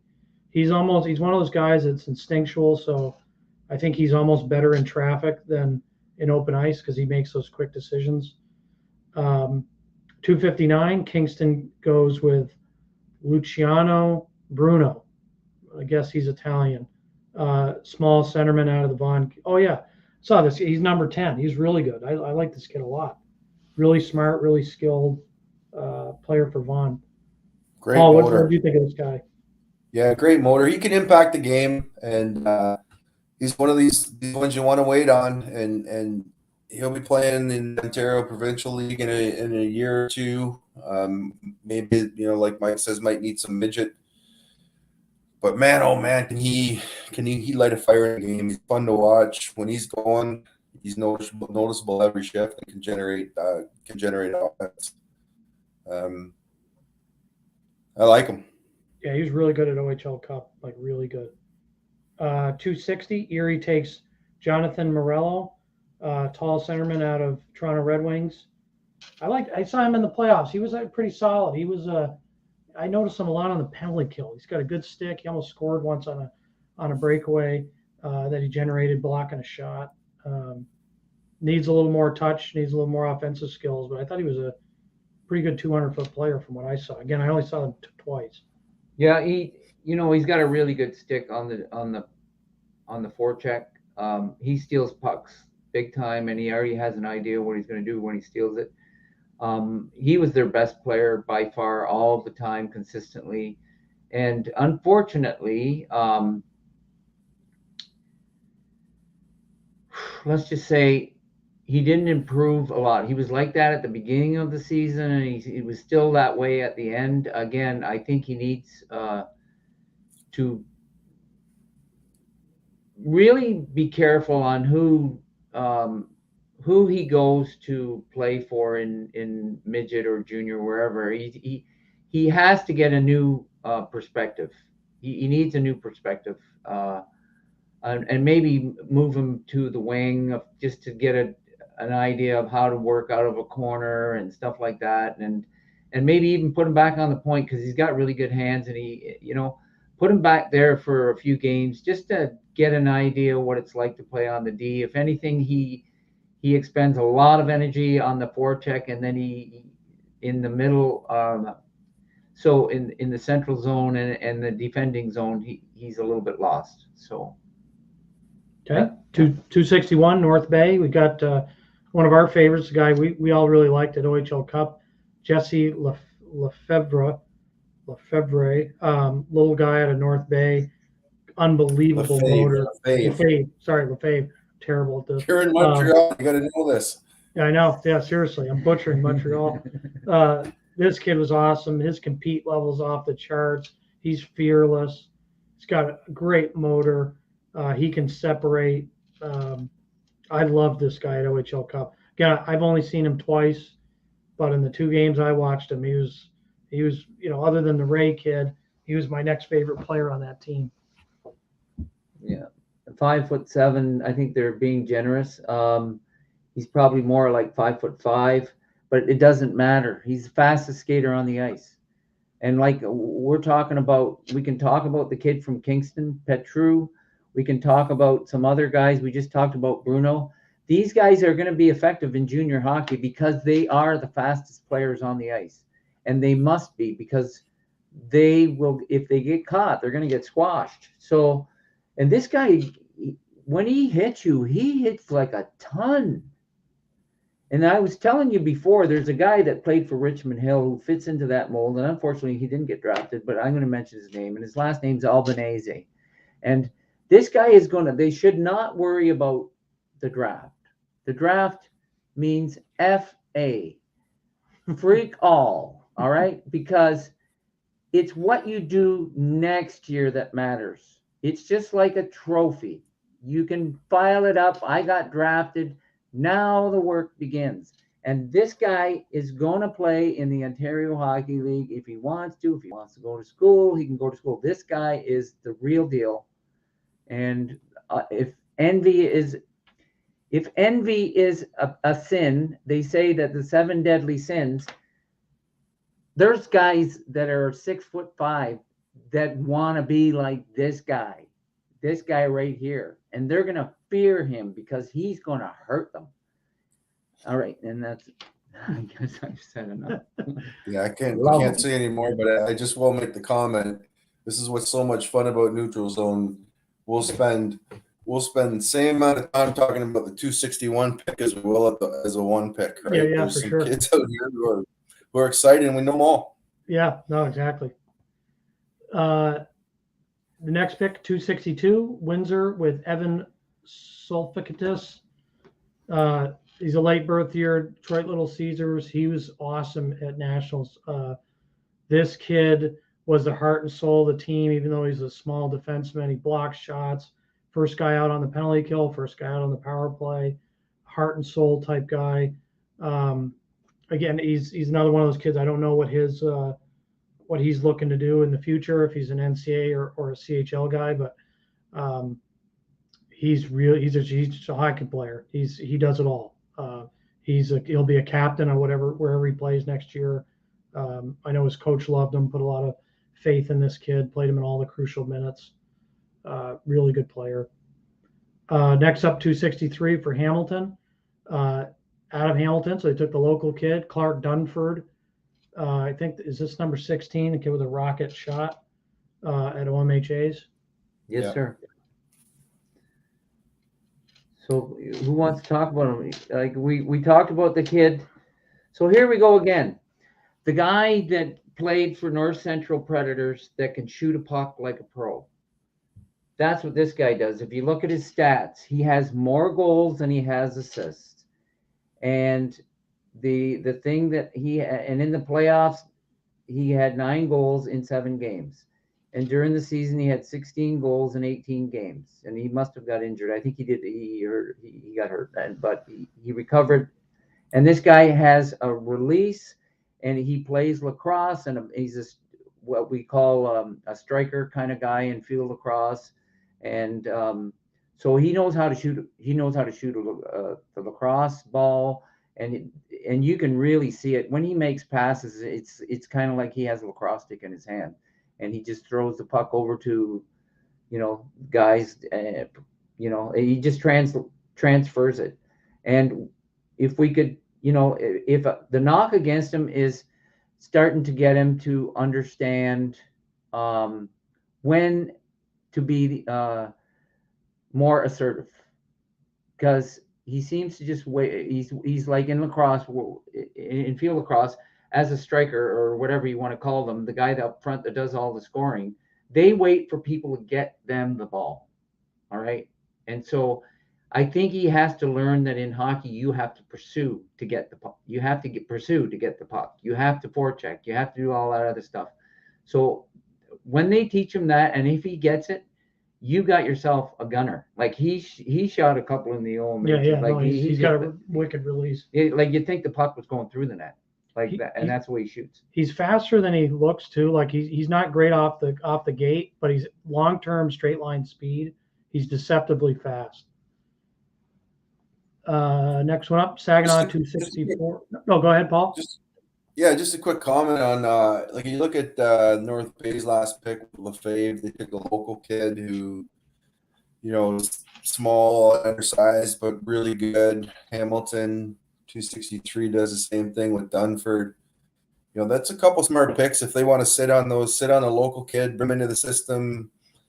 Slowly work them in. A couple years from now, both of those kids could be could be impact players on those hockey teams. I like those 2 picks. Yeah, no, for sure. I agree. Saginaw at 264 to start the 14th round takes Ryan Koss, left winger, 6 feet, 167 out of Toronto Junior Canadians.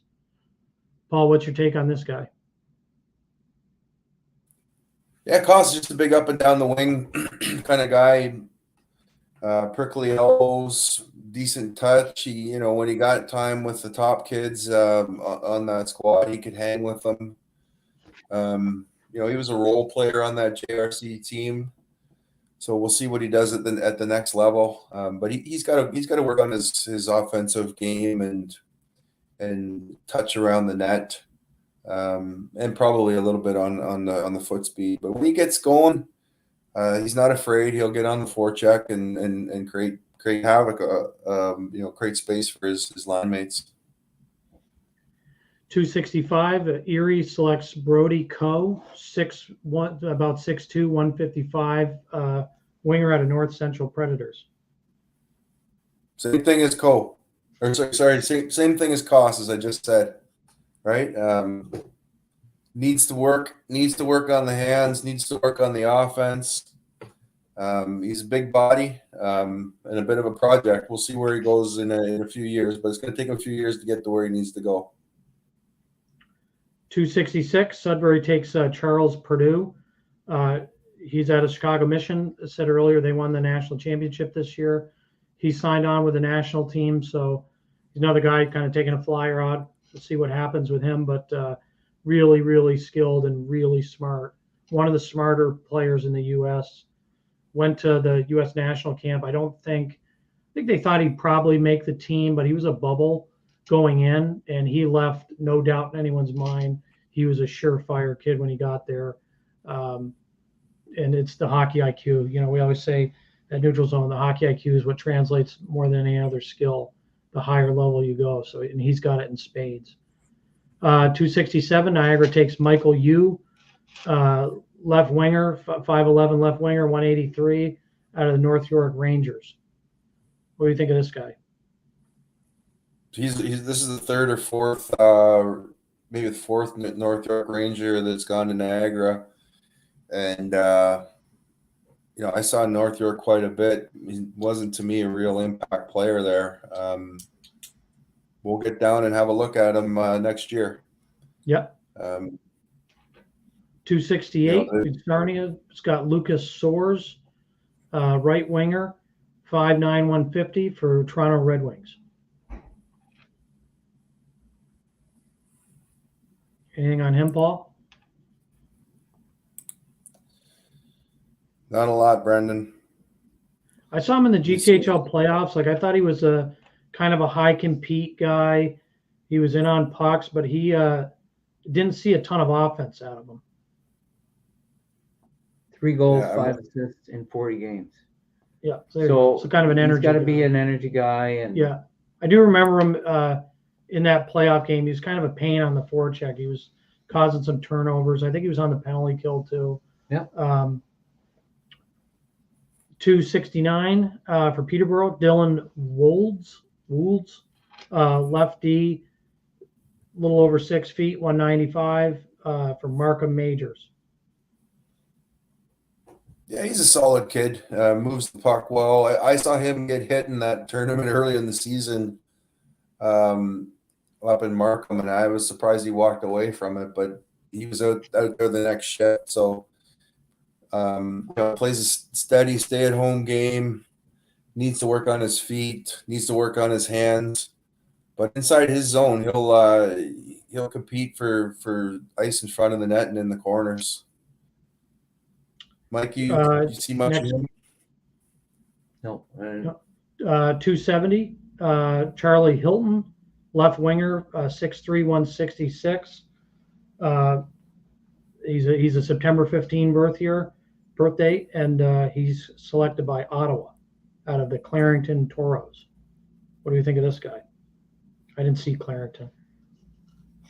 Yeah, I didn't mind him at all. He's big, rangy, late birthday, uses his size and reach. He played with played with Wright and Tarian quite a bit. Had some reps down the middle too, so he's fairly versatile, and then did quite a bit to create space for the younger guys. So And he'll yeah, play. I saw him play inside too, Hags. Like played inside on the power play from net front up to a little bit of the bumper guy, and so needs to mature physically a little bit, I think, right? But late birthday, like you said, there's you could sit and wait on this guy and see where he evolves to for sure.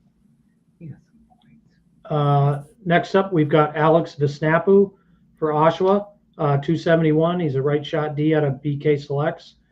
Like this kid a lot. He's mobile, very athletic. He's one of those guys that kind of surprises forwards when there's entering the zone because he's so quick to close on him. He's got a really good stick.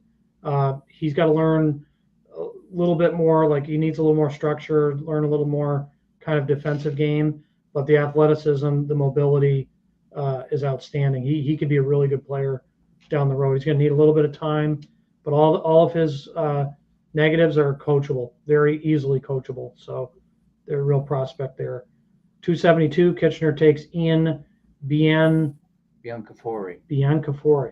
Thank you, Crawford. 5'10", 228 out of the Toronto Junior Canadiens. I don't need to talk to you. 5'10", 228. He has trouble getting around, and he, like he's a good skater, and but like he can't play it that way. He just can't. So if he loses the weight, he has a ton of skill. I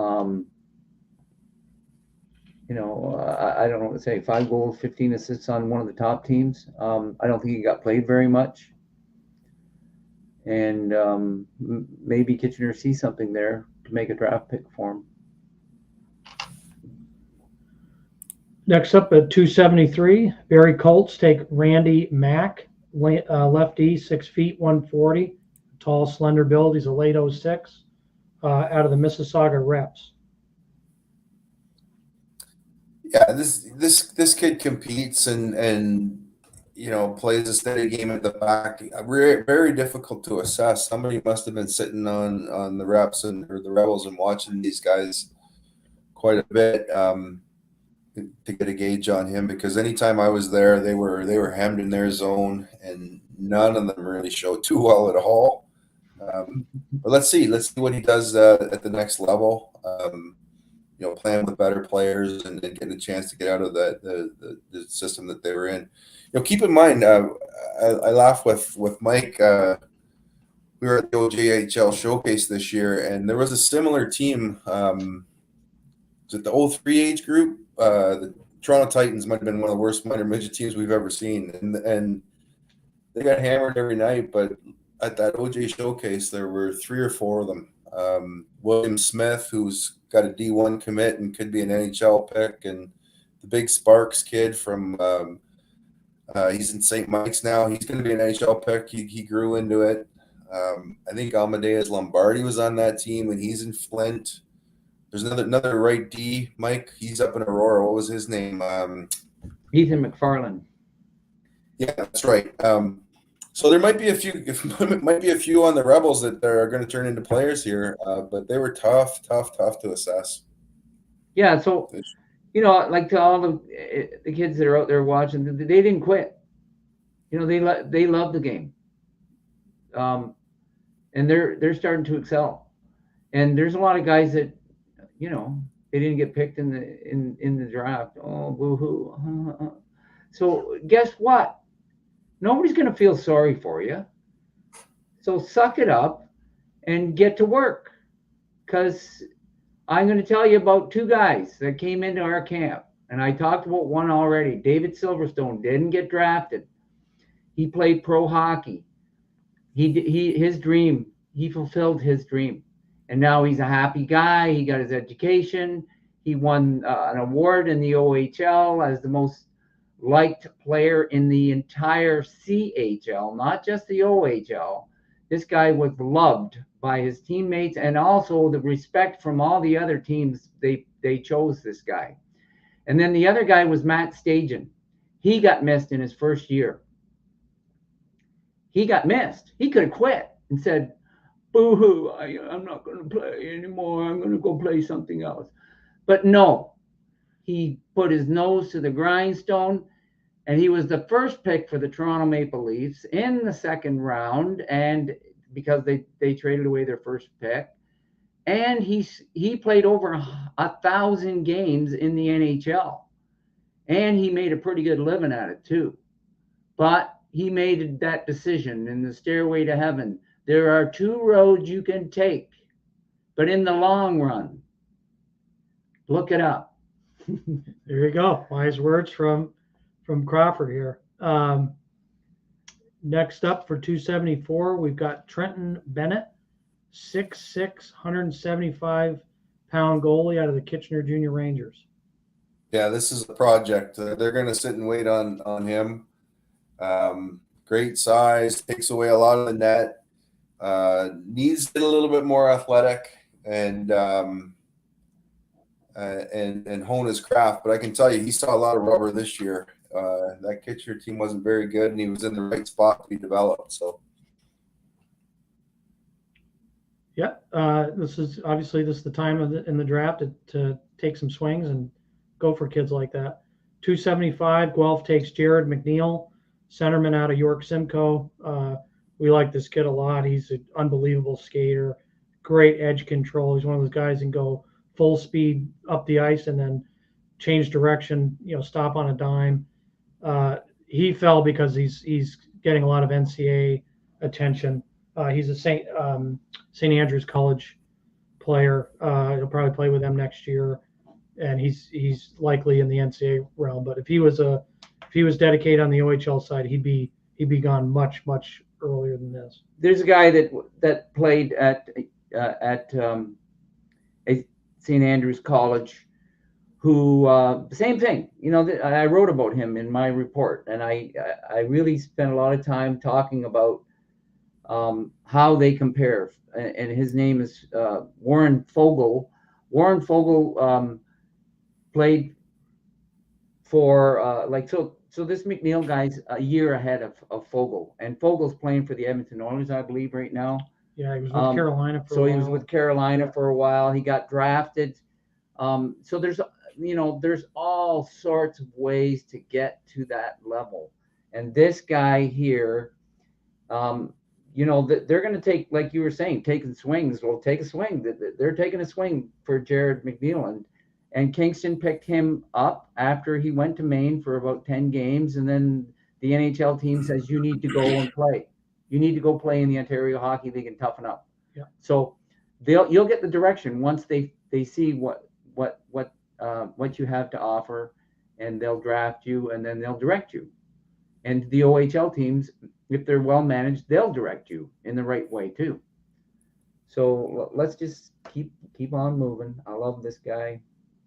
Yeah, he's really good.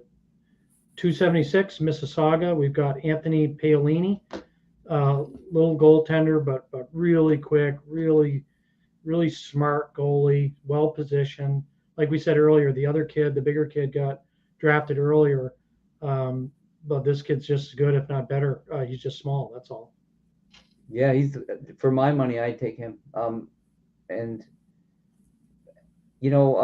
watched that. So the bigger kid that we were talking about, he was injured. He missed almost 2 months, and this guy held the fort and got them into the playoffs. And in the playoffs, he played quite well. I think he's going to grow a little bit more too. And you know what? When he gets well, I don't know. Let's just let the chips fall where they may. Is this a good pick by Mississauga? 277, London takes Jacob Ingstrup. This kid played at Kent. He's a late 06. He's got a good size. He was playing prep school this year in New England, which is older players, typically 17, 18-year-olds. And he did a lot well there. He's got good gaps. He's got good stick. He's got some tough to play against a little bit in his game. He doesn't run around, though. He's not trying to, go and crush guys. kind of lets the play come to him, moves pretty well laterally so he can shadow guys, stay on speedier forwards. And he's good at just kind of getting a stick on a guy, cutting his edge, and then riding a guy off the puck. So kind of an understated style, but a player that will get a lot of college interest for sure. 278, the Sioux take Andrew Hopley, centerman, small centerman from the Whitby Wildcats. I can talk about him if anybody else wants to talk about him. Go for it. Yeah, they were one of the weaker teams in the ETA. I went actually to see they had a girl playing net for the U16 team, and I went to watch her play just to try to help out the girls' side of neutral zone, and then this guy was out on the ice, and I'd seen him before, but he was playing center. And for this game, he was playing against the Markham Waxers, which the Markham Waxers, they showed really well. And at the final OHL Cup and the OMHAs, and this guy was playing defense, just this little tiny guy back on defense, and brought me back to a day when I was just a kid and I used to go see Doug Gilmore playing for. Doug Gilmore got drafted out of Belleville, where I'm from, and Doug Gilmore was playing as a defenseman, and he was 5'2" maybe, and he got drafted to the Cornwall Royals, where my brothers played, this guy here played as well, if not better, than a lot of the guys that have been drafted, and I think maybe they struck onto something here with this guy, because he was weaving his way through the Waxers, and he would just carry the puck through everybody and dish the puck off. And you know what? I like him as a defenseman. He was playing on the power play as a defenseman. He had 6 goals, 14 assists, 20 points on not a good club. And in the playoffs, he got 10 points in 7 games. And I get excited again. Here I am. I'm getting excited, and I saw his name. I didn't see it until now, and then I just went, "Oh, great!" I still have something up here in between my ears. He's going to play at least provincial hockey, and who knows? It may be another, Doug Gilmore, because he'll need to get back to center. But the fact is, he's playing defense. He's been given a chance to play all the positions. And these guys in the NHL all have to play all 5 positions in today's game. Next up for Kingston, 279 overall, Elias Greenwood, 6'1" centerman for the Mississauga Reps. Yeah, he's a good player on a really bad team. Again, these guys were them and the Rebels were the doormats of the GTHL this year. He's got some length to his game and good speed, good breakaways, speed down the wall. If he gets a step on, he's got a good sized frame. To be honest with you, the last time I saw him was up in Kitchener at the Blue Line tournament back in November, and he was excellent in the first game. In the second game, he got hit and ended up getting carted off the ice. The game was over. So it's good to see him in the draft. But Mike, if you got anything on him, did you see him at all? I'm just wondering whether or not isn't he a twin? Aren't there 2 of them? Maybe I'm getting confused.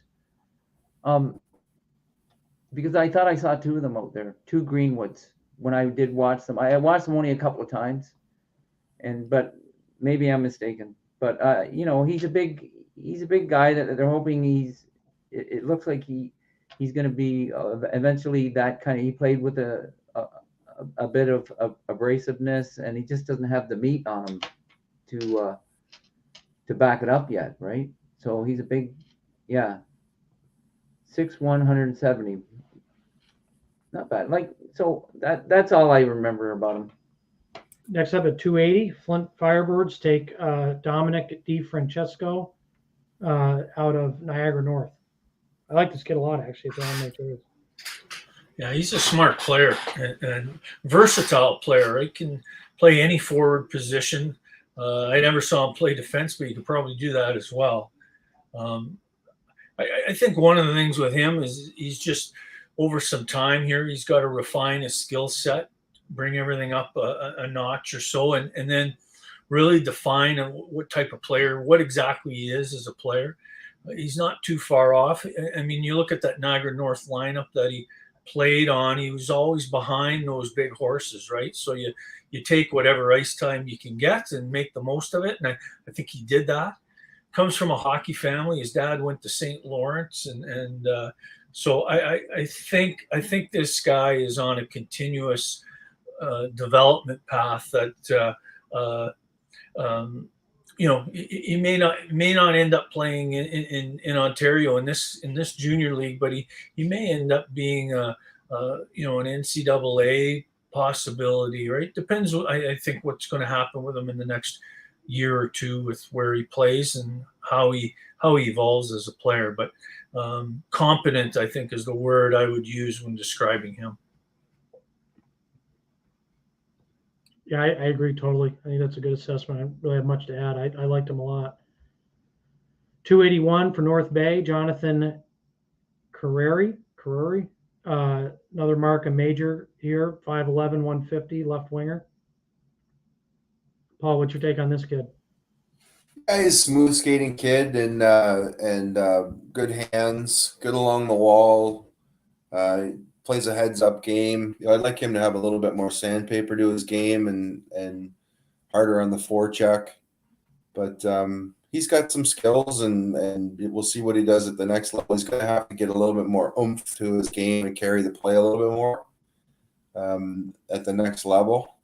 But he's got a lot of tools, a lot of skills. He can skate, hands.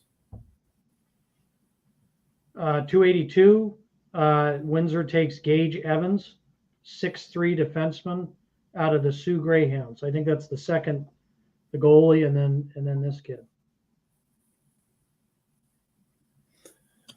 Yeah, I haven't seen him play, but I've been told that he brings a pretty good skill set, a lot of upside. His dad played in the league years ago for London and then went on to CIS hockey. But you look at him, 6'3", 190 pounds. He's going to grow a little bit more and mature physically a little bit more and continue to grow his game. Another player, where he plays, who he plays for, and how he maps out his next year progression is going to dictate, I think, a lot where he can take his game by the sounds of it. Yeah, I talked to a couple guys after the draft or after the OHL Cup and talked about how big that NOHA blue line was, and they said you might be missing the best guy in this Gage Evans kid for Sioux. I don't know why they didn't go, but he's well liked where he's from. I can tell you that. 283, Hamilton selects Thomas Dickey, left winger out of Carleton Place. Let's see what I can talk about him. Yep. He's a goal scorer, and he also addresses. He's already played junior, and he can score up there. Not a good team.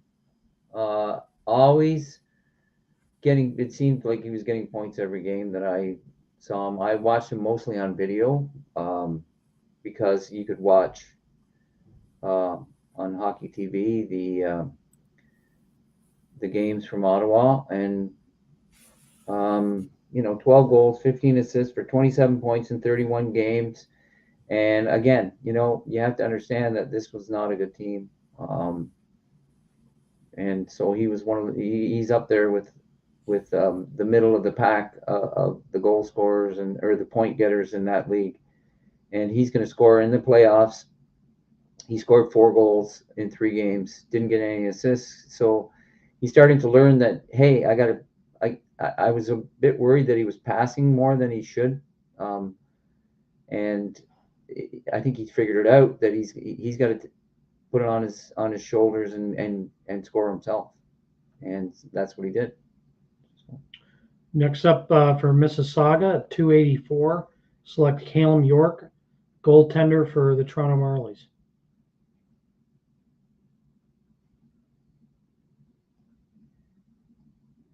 Paul, you got anything on him? Late birth here?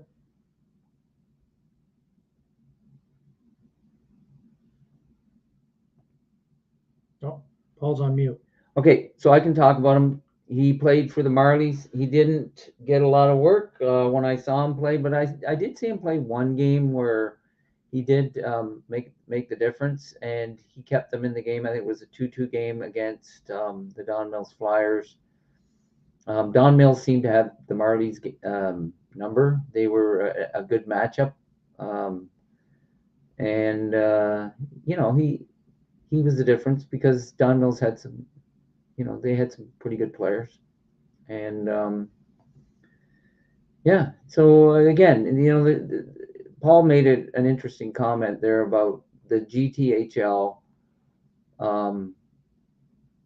You get recognized.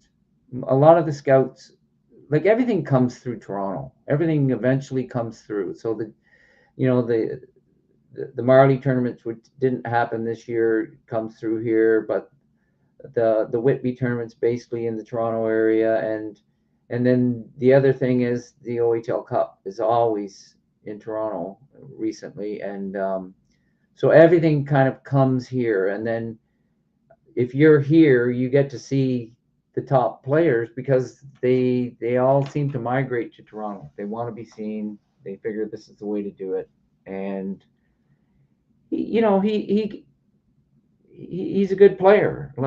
He's a good keeper. He's, like you said, he's a late birthday. He's probably going to grow some more, and he's got all the tools. He's more of a stand-up style, an old-fashioned stand-up style goalie, and not so much butterfly, but he moves around really well, and both hands are really good.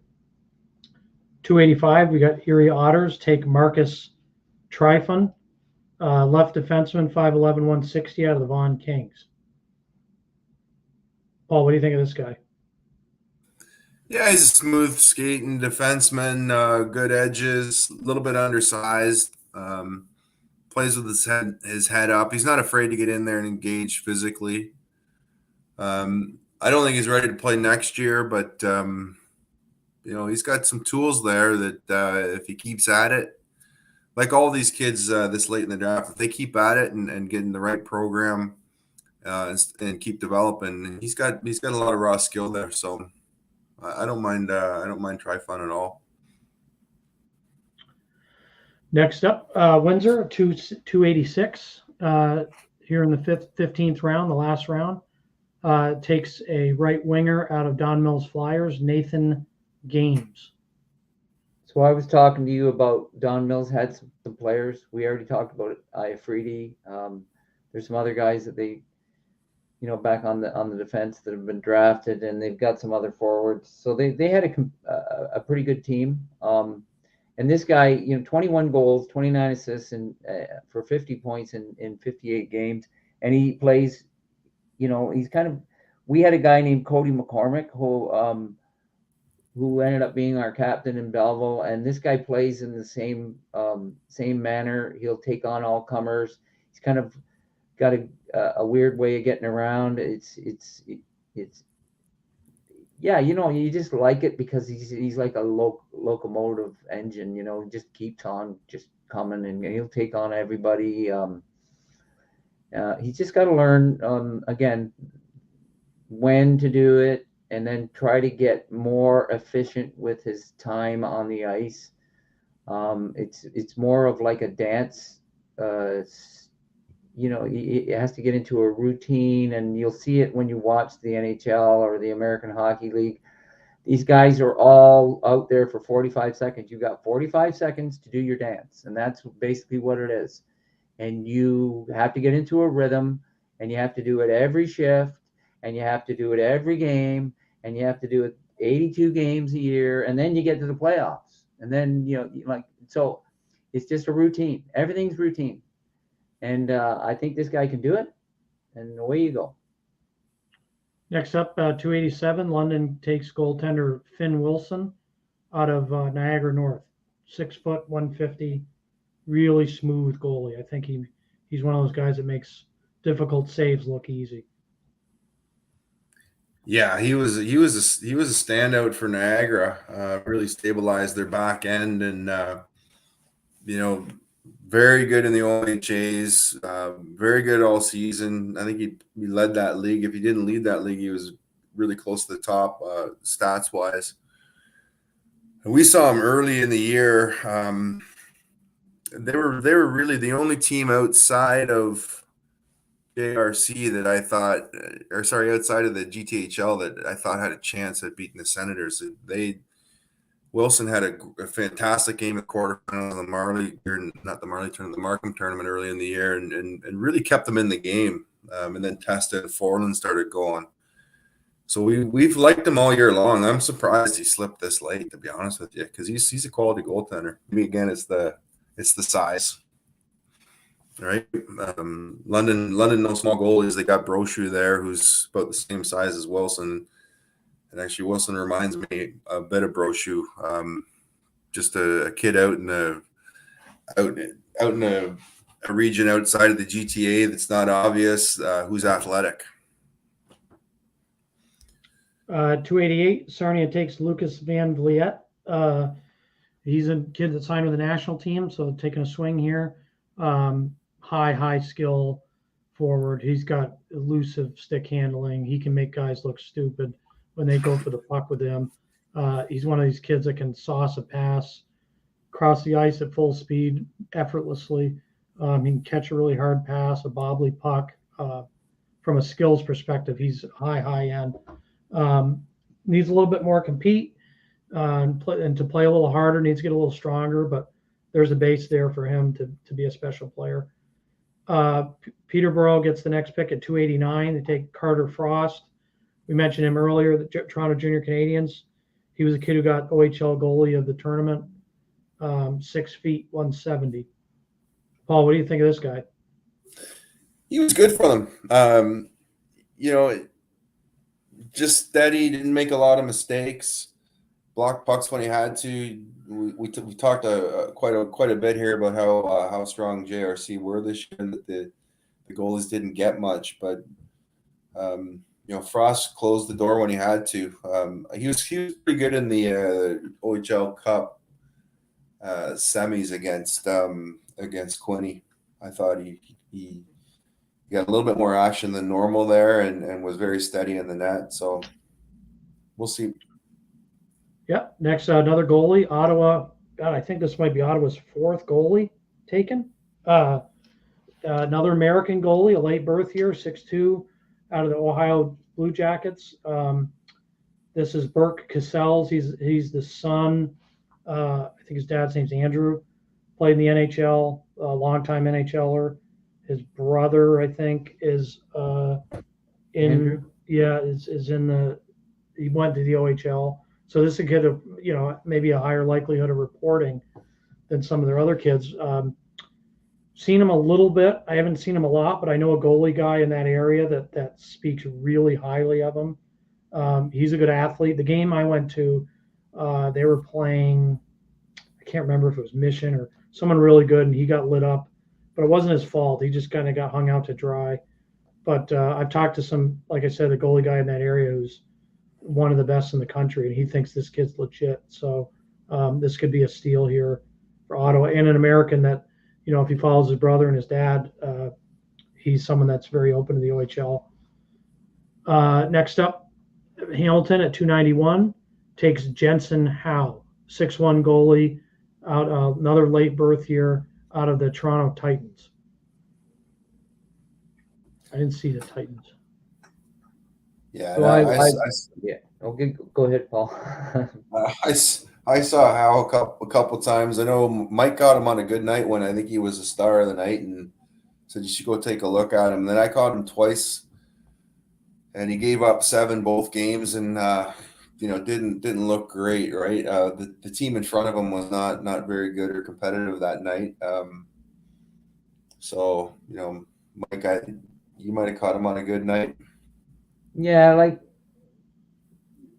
with goaltenders, especially at this level, none of them are the finished product. Just like the forwards, just like the wingers, the defensemen, there's not a finished product. So again, you have to watch them over and over and over again to get a general idea. And I was lucky enough to see a lot of these guys, but this guy, I think I only saw him the one time. And, you know, I'm not going to make a determination on a goaltender, especially on one game, because maybe he's just moving it to the right place at the right time. And I just happen to be there and say, wow, this is my guy. No, you have to be sure of yourself when it comes to this thing. And so he's got the tons of potential. He's a big kid and he moves well in the net. And again, what you want are all four limbs working, and not overly, you know, we call it kind of traveling in the net. You don't want them traveling so much. You know, they want to be. You want to keep them, you know, not overly moving around, and then they can work on the little things like puck handling and stuff like that. Desperation type goalies, usually not a good thing. 293, Barry takes Noah Matheson, 6'1" left winger out of the Windsor AAA Junior Spitfires. Yeah, this one surprises me so late in the draft, because he's a big lanky forward with a bit of foot speed, plays a smooth game, got some skills, not afraid to get in on the forecheck. You know, I'm gonna underline this one because I think we had him much higher. We probably had him 6th, 7th round, maybe 5th, 6th round. So this is a good value pick from our perspective. We really liked him. Yeah. I skipped a kid for Kitchener. 292, Luka Sinanovic, right shot defenseman, 6'4", 180, another late birth year. It's 3 late birth years in a row for Mississauga Reps. He's noticeable when he's out there. Big, thin, gets around okay, manages the pucks okay. This is a project. They got an extra year to wait on him. I'd like to, you know, this is one of those guys that when I wrote about him, it was intriguing prospect, right? Another, you know, good player on a bad team. Keep an eye on him. I didn't realize he was late birthday. But yeah, he's going to need some time somewhere to kind of hone his craft. But they got that extra year with him being a late birthday. He might make the Rangers. And here we go, guys. We're 10 picks away from the end. We're at 294 in the 15th round. Jake Skuda, centerman for the Cambridge Hawks. Kick that back to you, Paul. Yeah, he's. I like him. He's going to play probably provincial level hockey next year, but he competes for pucks. He's got a great motor. Yeah, he skates okay too, and decent vision. I didn't expect to see him today get drafted, but obviously someone stepped up and took a chance on him. I just felt he wasn't. There were some other players that were a little higher on our radar, but he's fun to watch and a high energy competitive kid. I guess that's kind of the theme today, isn't it? Especially this late in the draft. They're either projects or high energy guys that you're going to bring in. 295, Guelph takes Joey Wasselin, 6 feet, 260, out of the Mississauga Rebels. Mike, did you see him at all? If I did, I don't remember him. But look at the size again. Yeah. How do you do that? So 260 pounds, 6 foot. Yeah. I think he was that great big. How can I put it without hurting somebody's feelings? He's just this great big. Yeah, I remember him now. Yeah, because he hit a guy with a hip check, and I thought he killed him. Because he's 260 pounds, and he gets around pretty well. He does. Yeah. So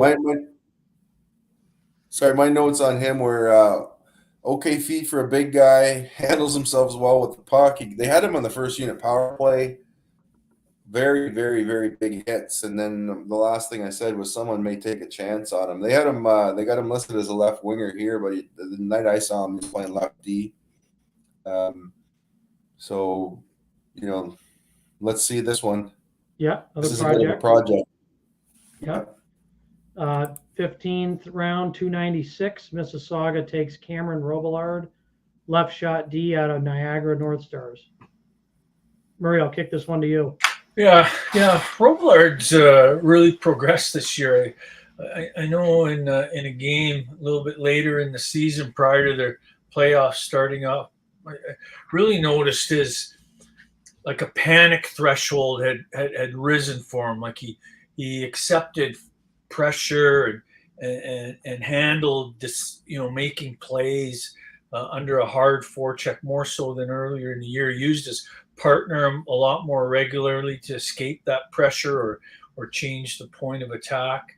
His mobility even seemed to have brought up a little notch too. I think with this guy, and it may be just the way this team played, because we talked about earlier, how their transition's quick, right? They try to get the puck up to those forwards as quick as they can. Just wondering if a player like Robillard has, can skate it, like, has the confidence to skate it, or will have the confidence to skate it, because there's always that option to advance the puck as well. But it was an interesting pick, and I'm glad he went, because it showed that the progressions he made over the course of the season were rewarded. So, but where he takes his game, that'll be the next step. Yeah, I agree with you, Murray. I like Robillard a lot. I think he's understated, kind of subtle, but really efficient, and was really solid in all areas of the game. 297, London Knights take Calvin Crombie, good size right winger. He's an 05, played in Caledonia in the GTHL. Like I said, we don't cover overagers for the OHL draft, but I will say this about London. I don't go to the GOJHL that much, but when I've been there, I've seen a London scout almost every time. They utilize that league really well. They send some of their younger guys there because it's not quite the OJ or the CCHL. The kids will get the puck, though. They might be a third, fourth liner in the OJ. They might be a first, second liner in the GO. So I can't talk about the player specifically, but I can say that London does a really nice job with that GOJHL league. So that Caledonia team is run by an ex-NHLer that used to play for the Philadelphia Flyers, Mike Bullard, and so he's been there. He's a 50 goal scorer in the NHL a couple times, and he kind of know. You know what? He'll whisper into the Hunters' ears, and they'll send players to him. So it's give and take kind of thing. And if they're drafting this guy, then there's a reason. He got some points already as an 05, right? So yeah. Next kid left D, Evan Roach, out of taking a local kid here, the Sioux Greyhounds, taking a local big body defenseman. It's kind of I shouldn't say big body, tall and thin. So we're seeing taking a local kid here. Have any notes on Roach? I think I saw this kid online. I actually think he's pretty, like, a long reach, kind of tough to play against. The feedback we got was his IQ is really good. It's off the charts. His skating needs a bit of work, good work habits. But he's definitely a kid to keep an eye on. It's his first year or he's recently just made AAA, so he's been playing AA the whole way up. Okay, and a late birth year too. We're seeing some late birth years go here. Next up, 299, Kingston takes Cole Hudson. Small, really small, but really smart and skilled defenseman. His brother is an NHL draft eligible this year, plays with the national team. Cole's going to be on the national team. So again, probably not a kid they're going to be able to get, but but super, super skilled, dynamic puck-moving D-man. Pick 300, Flint takes Jonah Ziskinder, 5'8", 180, kind of a stocky defenseman. He's got a big shot from the point, plays hard. Noticed him a lot in the OHL Cup with that Junior Canadians team. Solid kid, really solid kid, and competes. He'll be a good Ontario provincial player for a few years, and then if he continues to fill out,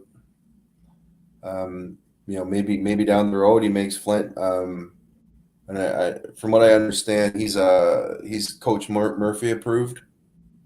Yes, yeah, Murph loves this guy. He was at the USHL Combine and just flattening guys, and plays direct, plays hard, all the things Murph loves. So yeah, he might be an NCAA route kid. Pick 301, North Bay, Jack Lyson, goaltender out of Oakville Rangers. I haven't heard them. This might be Oakville's first pick. So anybody want to talk about him? Go ahead, Mike. I got some comments on him, but you start. Yeah, he played on, again, a weak team. They didn't have a lot, so a lot of guys, like for instance, I believe the second pick overall is from that area, whether he played in Burlington or Oakville, like that. These guys come to the GTHL, and these teams, if they can't seem to keep their kids around, then they suffer, right? And so, but this kid, it helped him because he got a ton of shots. He got lots and lots and lots of shots, and he didn't let it bother him when he got beat, and so if you look at his save percentage, that's what I guess, if you're actually paying attention to it and tracking it, then he was stopping a lot of pucks and a lot of really, really tough shots.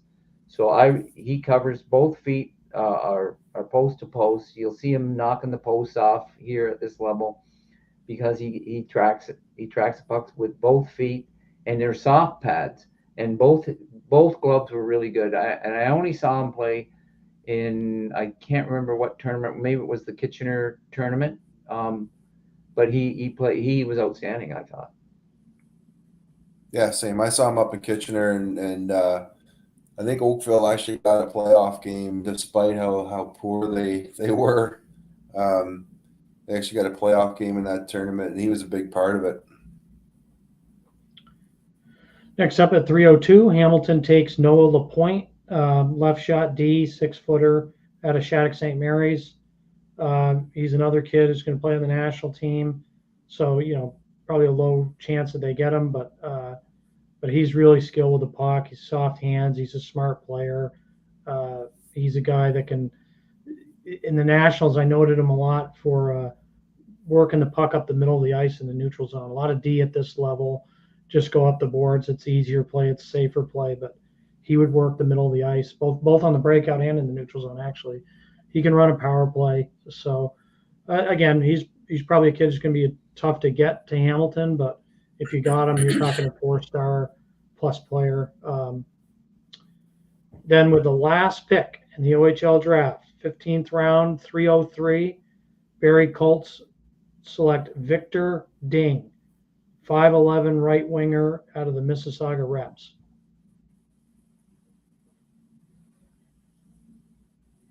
Anything on? You got me on that one. Got you on that one? Ding. He's I don't know anything about Ding, but I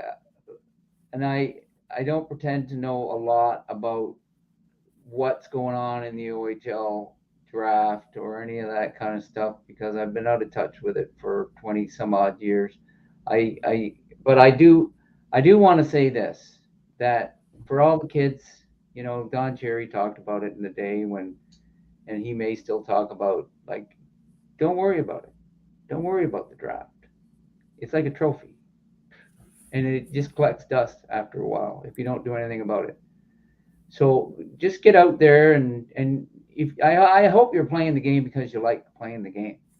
And if you really love playing the game, then, you know, there's a song out there in the country scene, if anybody's into country western music, and it says "Buy Dirt," and that song, there's a key line in there, and it says, "Do something that you love and call it work." So you can figure that one out, each one of you. If you love what you do, call it work, and it'll pay you dividends in this life. So go get them, boys. Yeah, for sure. Great advice there, Crawford. And two, to the kids that got drafted really high, first, second, third rounders, you haven't made it yet either. So you might sign the contract and get the jersey and the fancy picture. And congratulations, you did put a lot of work in to get there. But you haven't made it yet. You've got a long way to go. So the kids that didn't get drafted, don't get too down. And the kids that did get drafted really high, don't get too up. Every one of you has got a long road ahead. Brendan, I just went through our list and you know, there's some really good players who got overlooked today for one reason or another. You know, Big Ben Bergen to Hill up in Quinny, he can play. Okay. Hayden Reed and Don Mills can play. Ryland Tate and York Simcoe can play. Like these guys are good hockey players who got overlooked, but it ain't the end of the road. That's just a few, and I bet you I could give you 25 names that we thought were actually very good players, and I guarantee you we'll see them at the OJ Showcase within a few years. Yeah, for sure. Thanks again, everybody, for joining. Thanks for the guys that watched. For the scouts, you know, we're on here for 6 hours and 49 minutes. So thanks a lot, Crawford and O'Hagan and Nystrom. So lucky to have these guys on our team. They're unbelievable scouts. I'd take our team against any OHL team staff in the league. So very lucky. And thanks for following along, guys. And any more information you want on these players, go to neutralzone.net and check us out. And Brendan, you get to pat yourself on the back a little bit too, because he is such a great guy to work for. Let me tell you, he's tireless. I don't know how he does it, but anyways, if you guys don't realize how, again, what I talked about, do something that you love, because I love doing this shit, man. There you go. See you guys. Take care.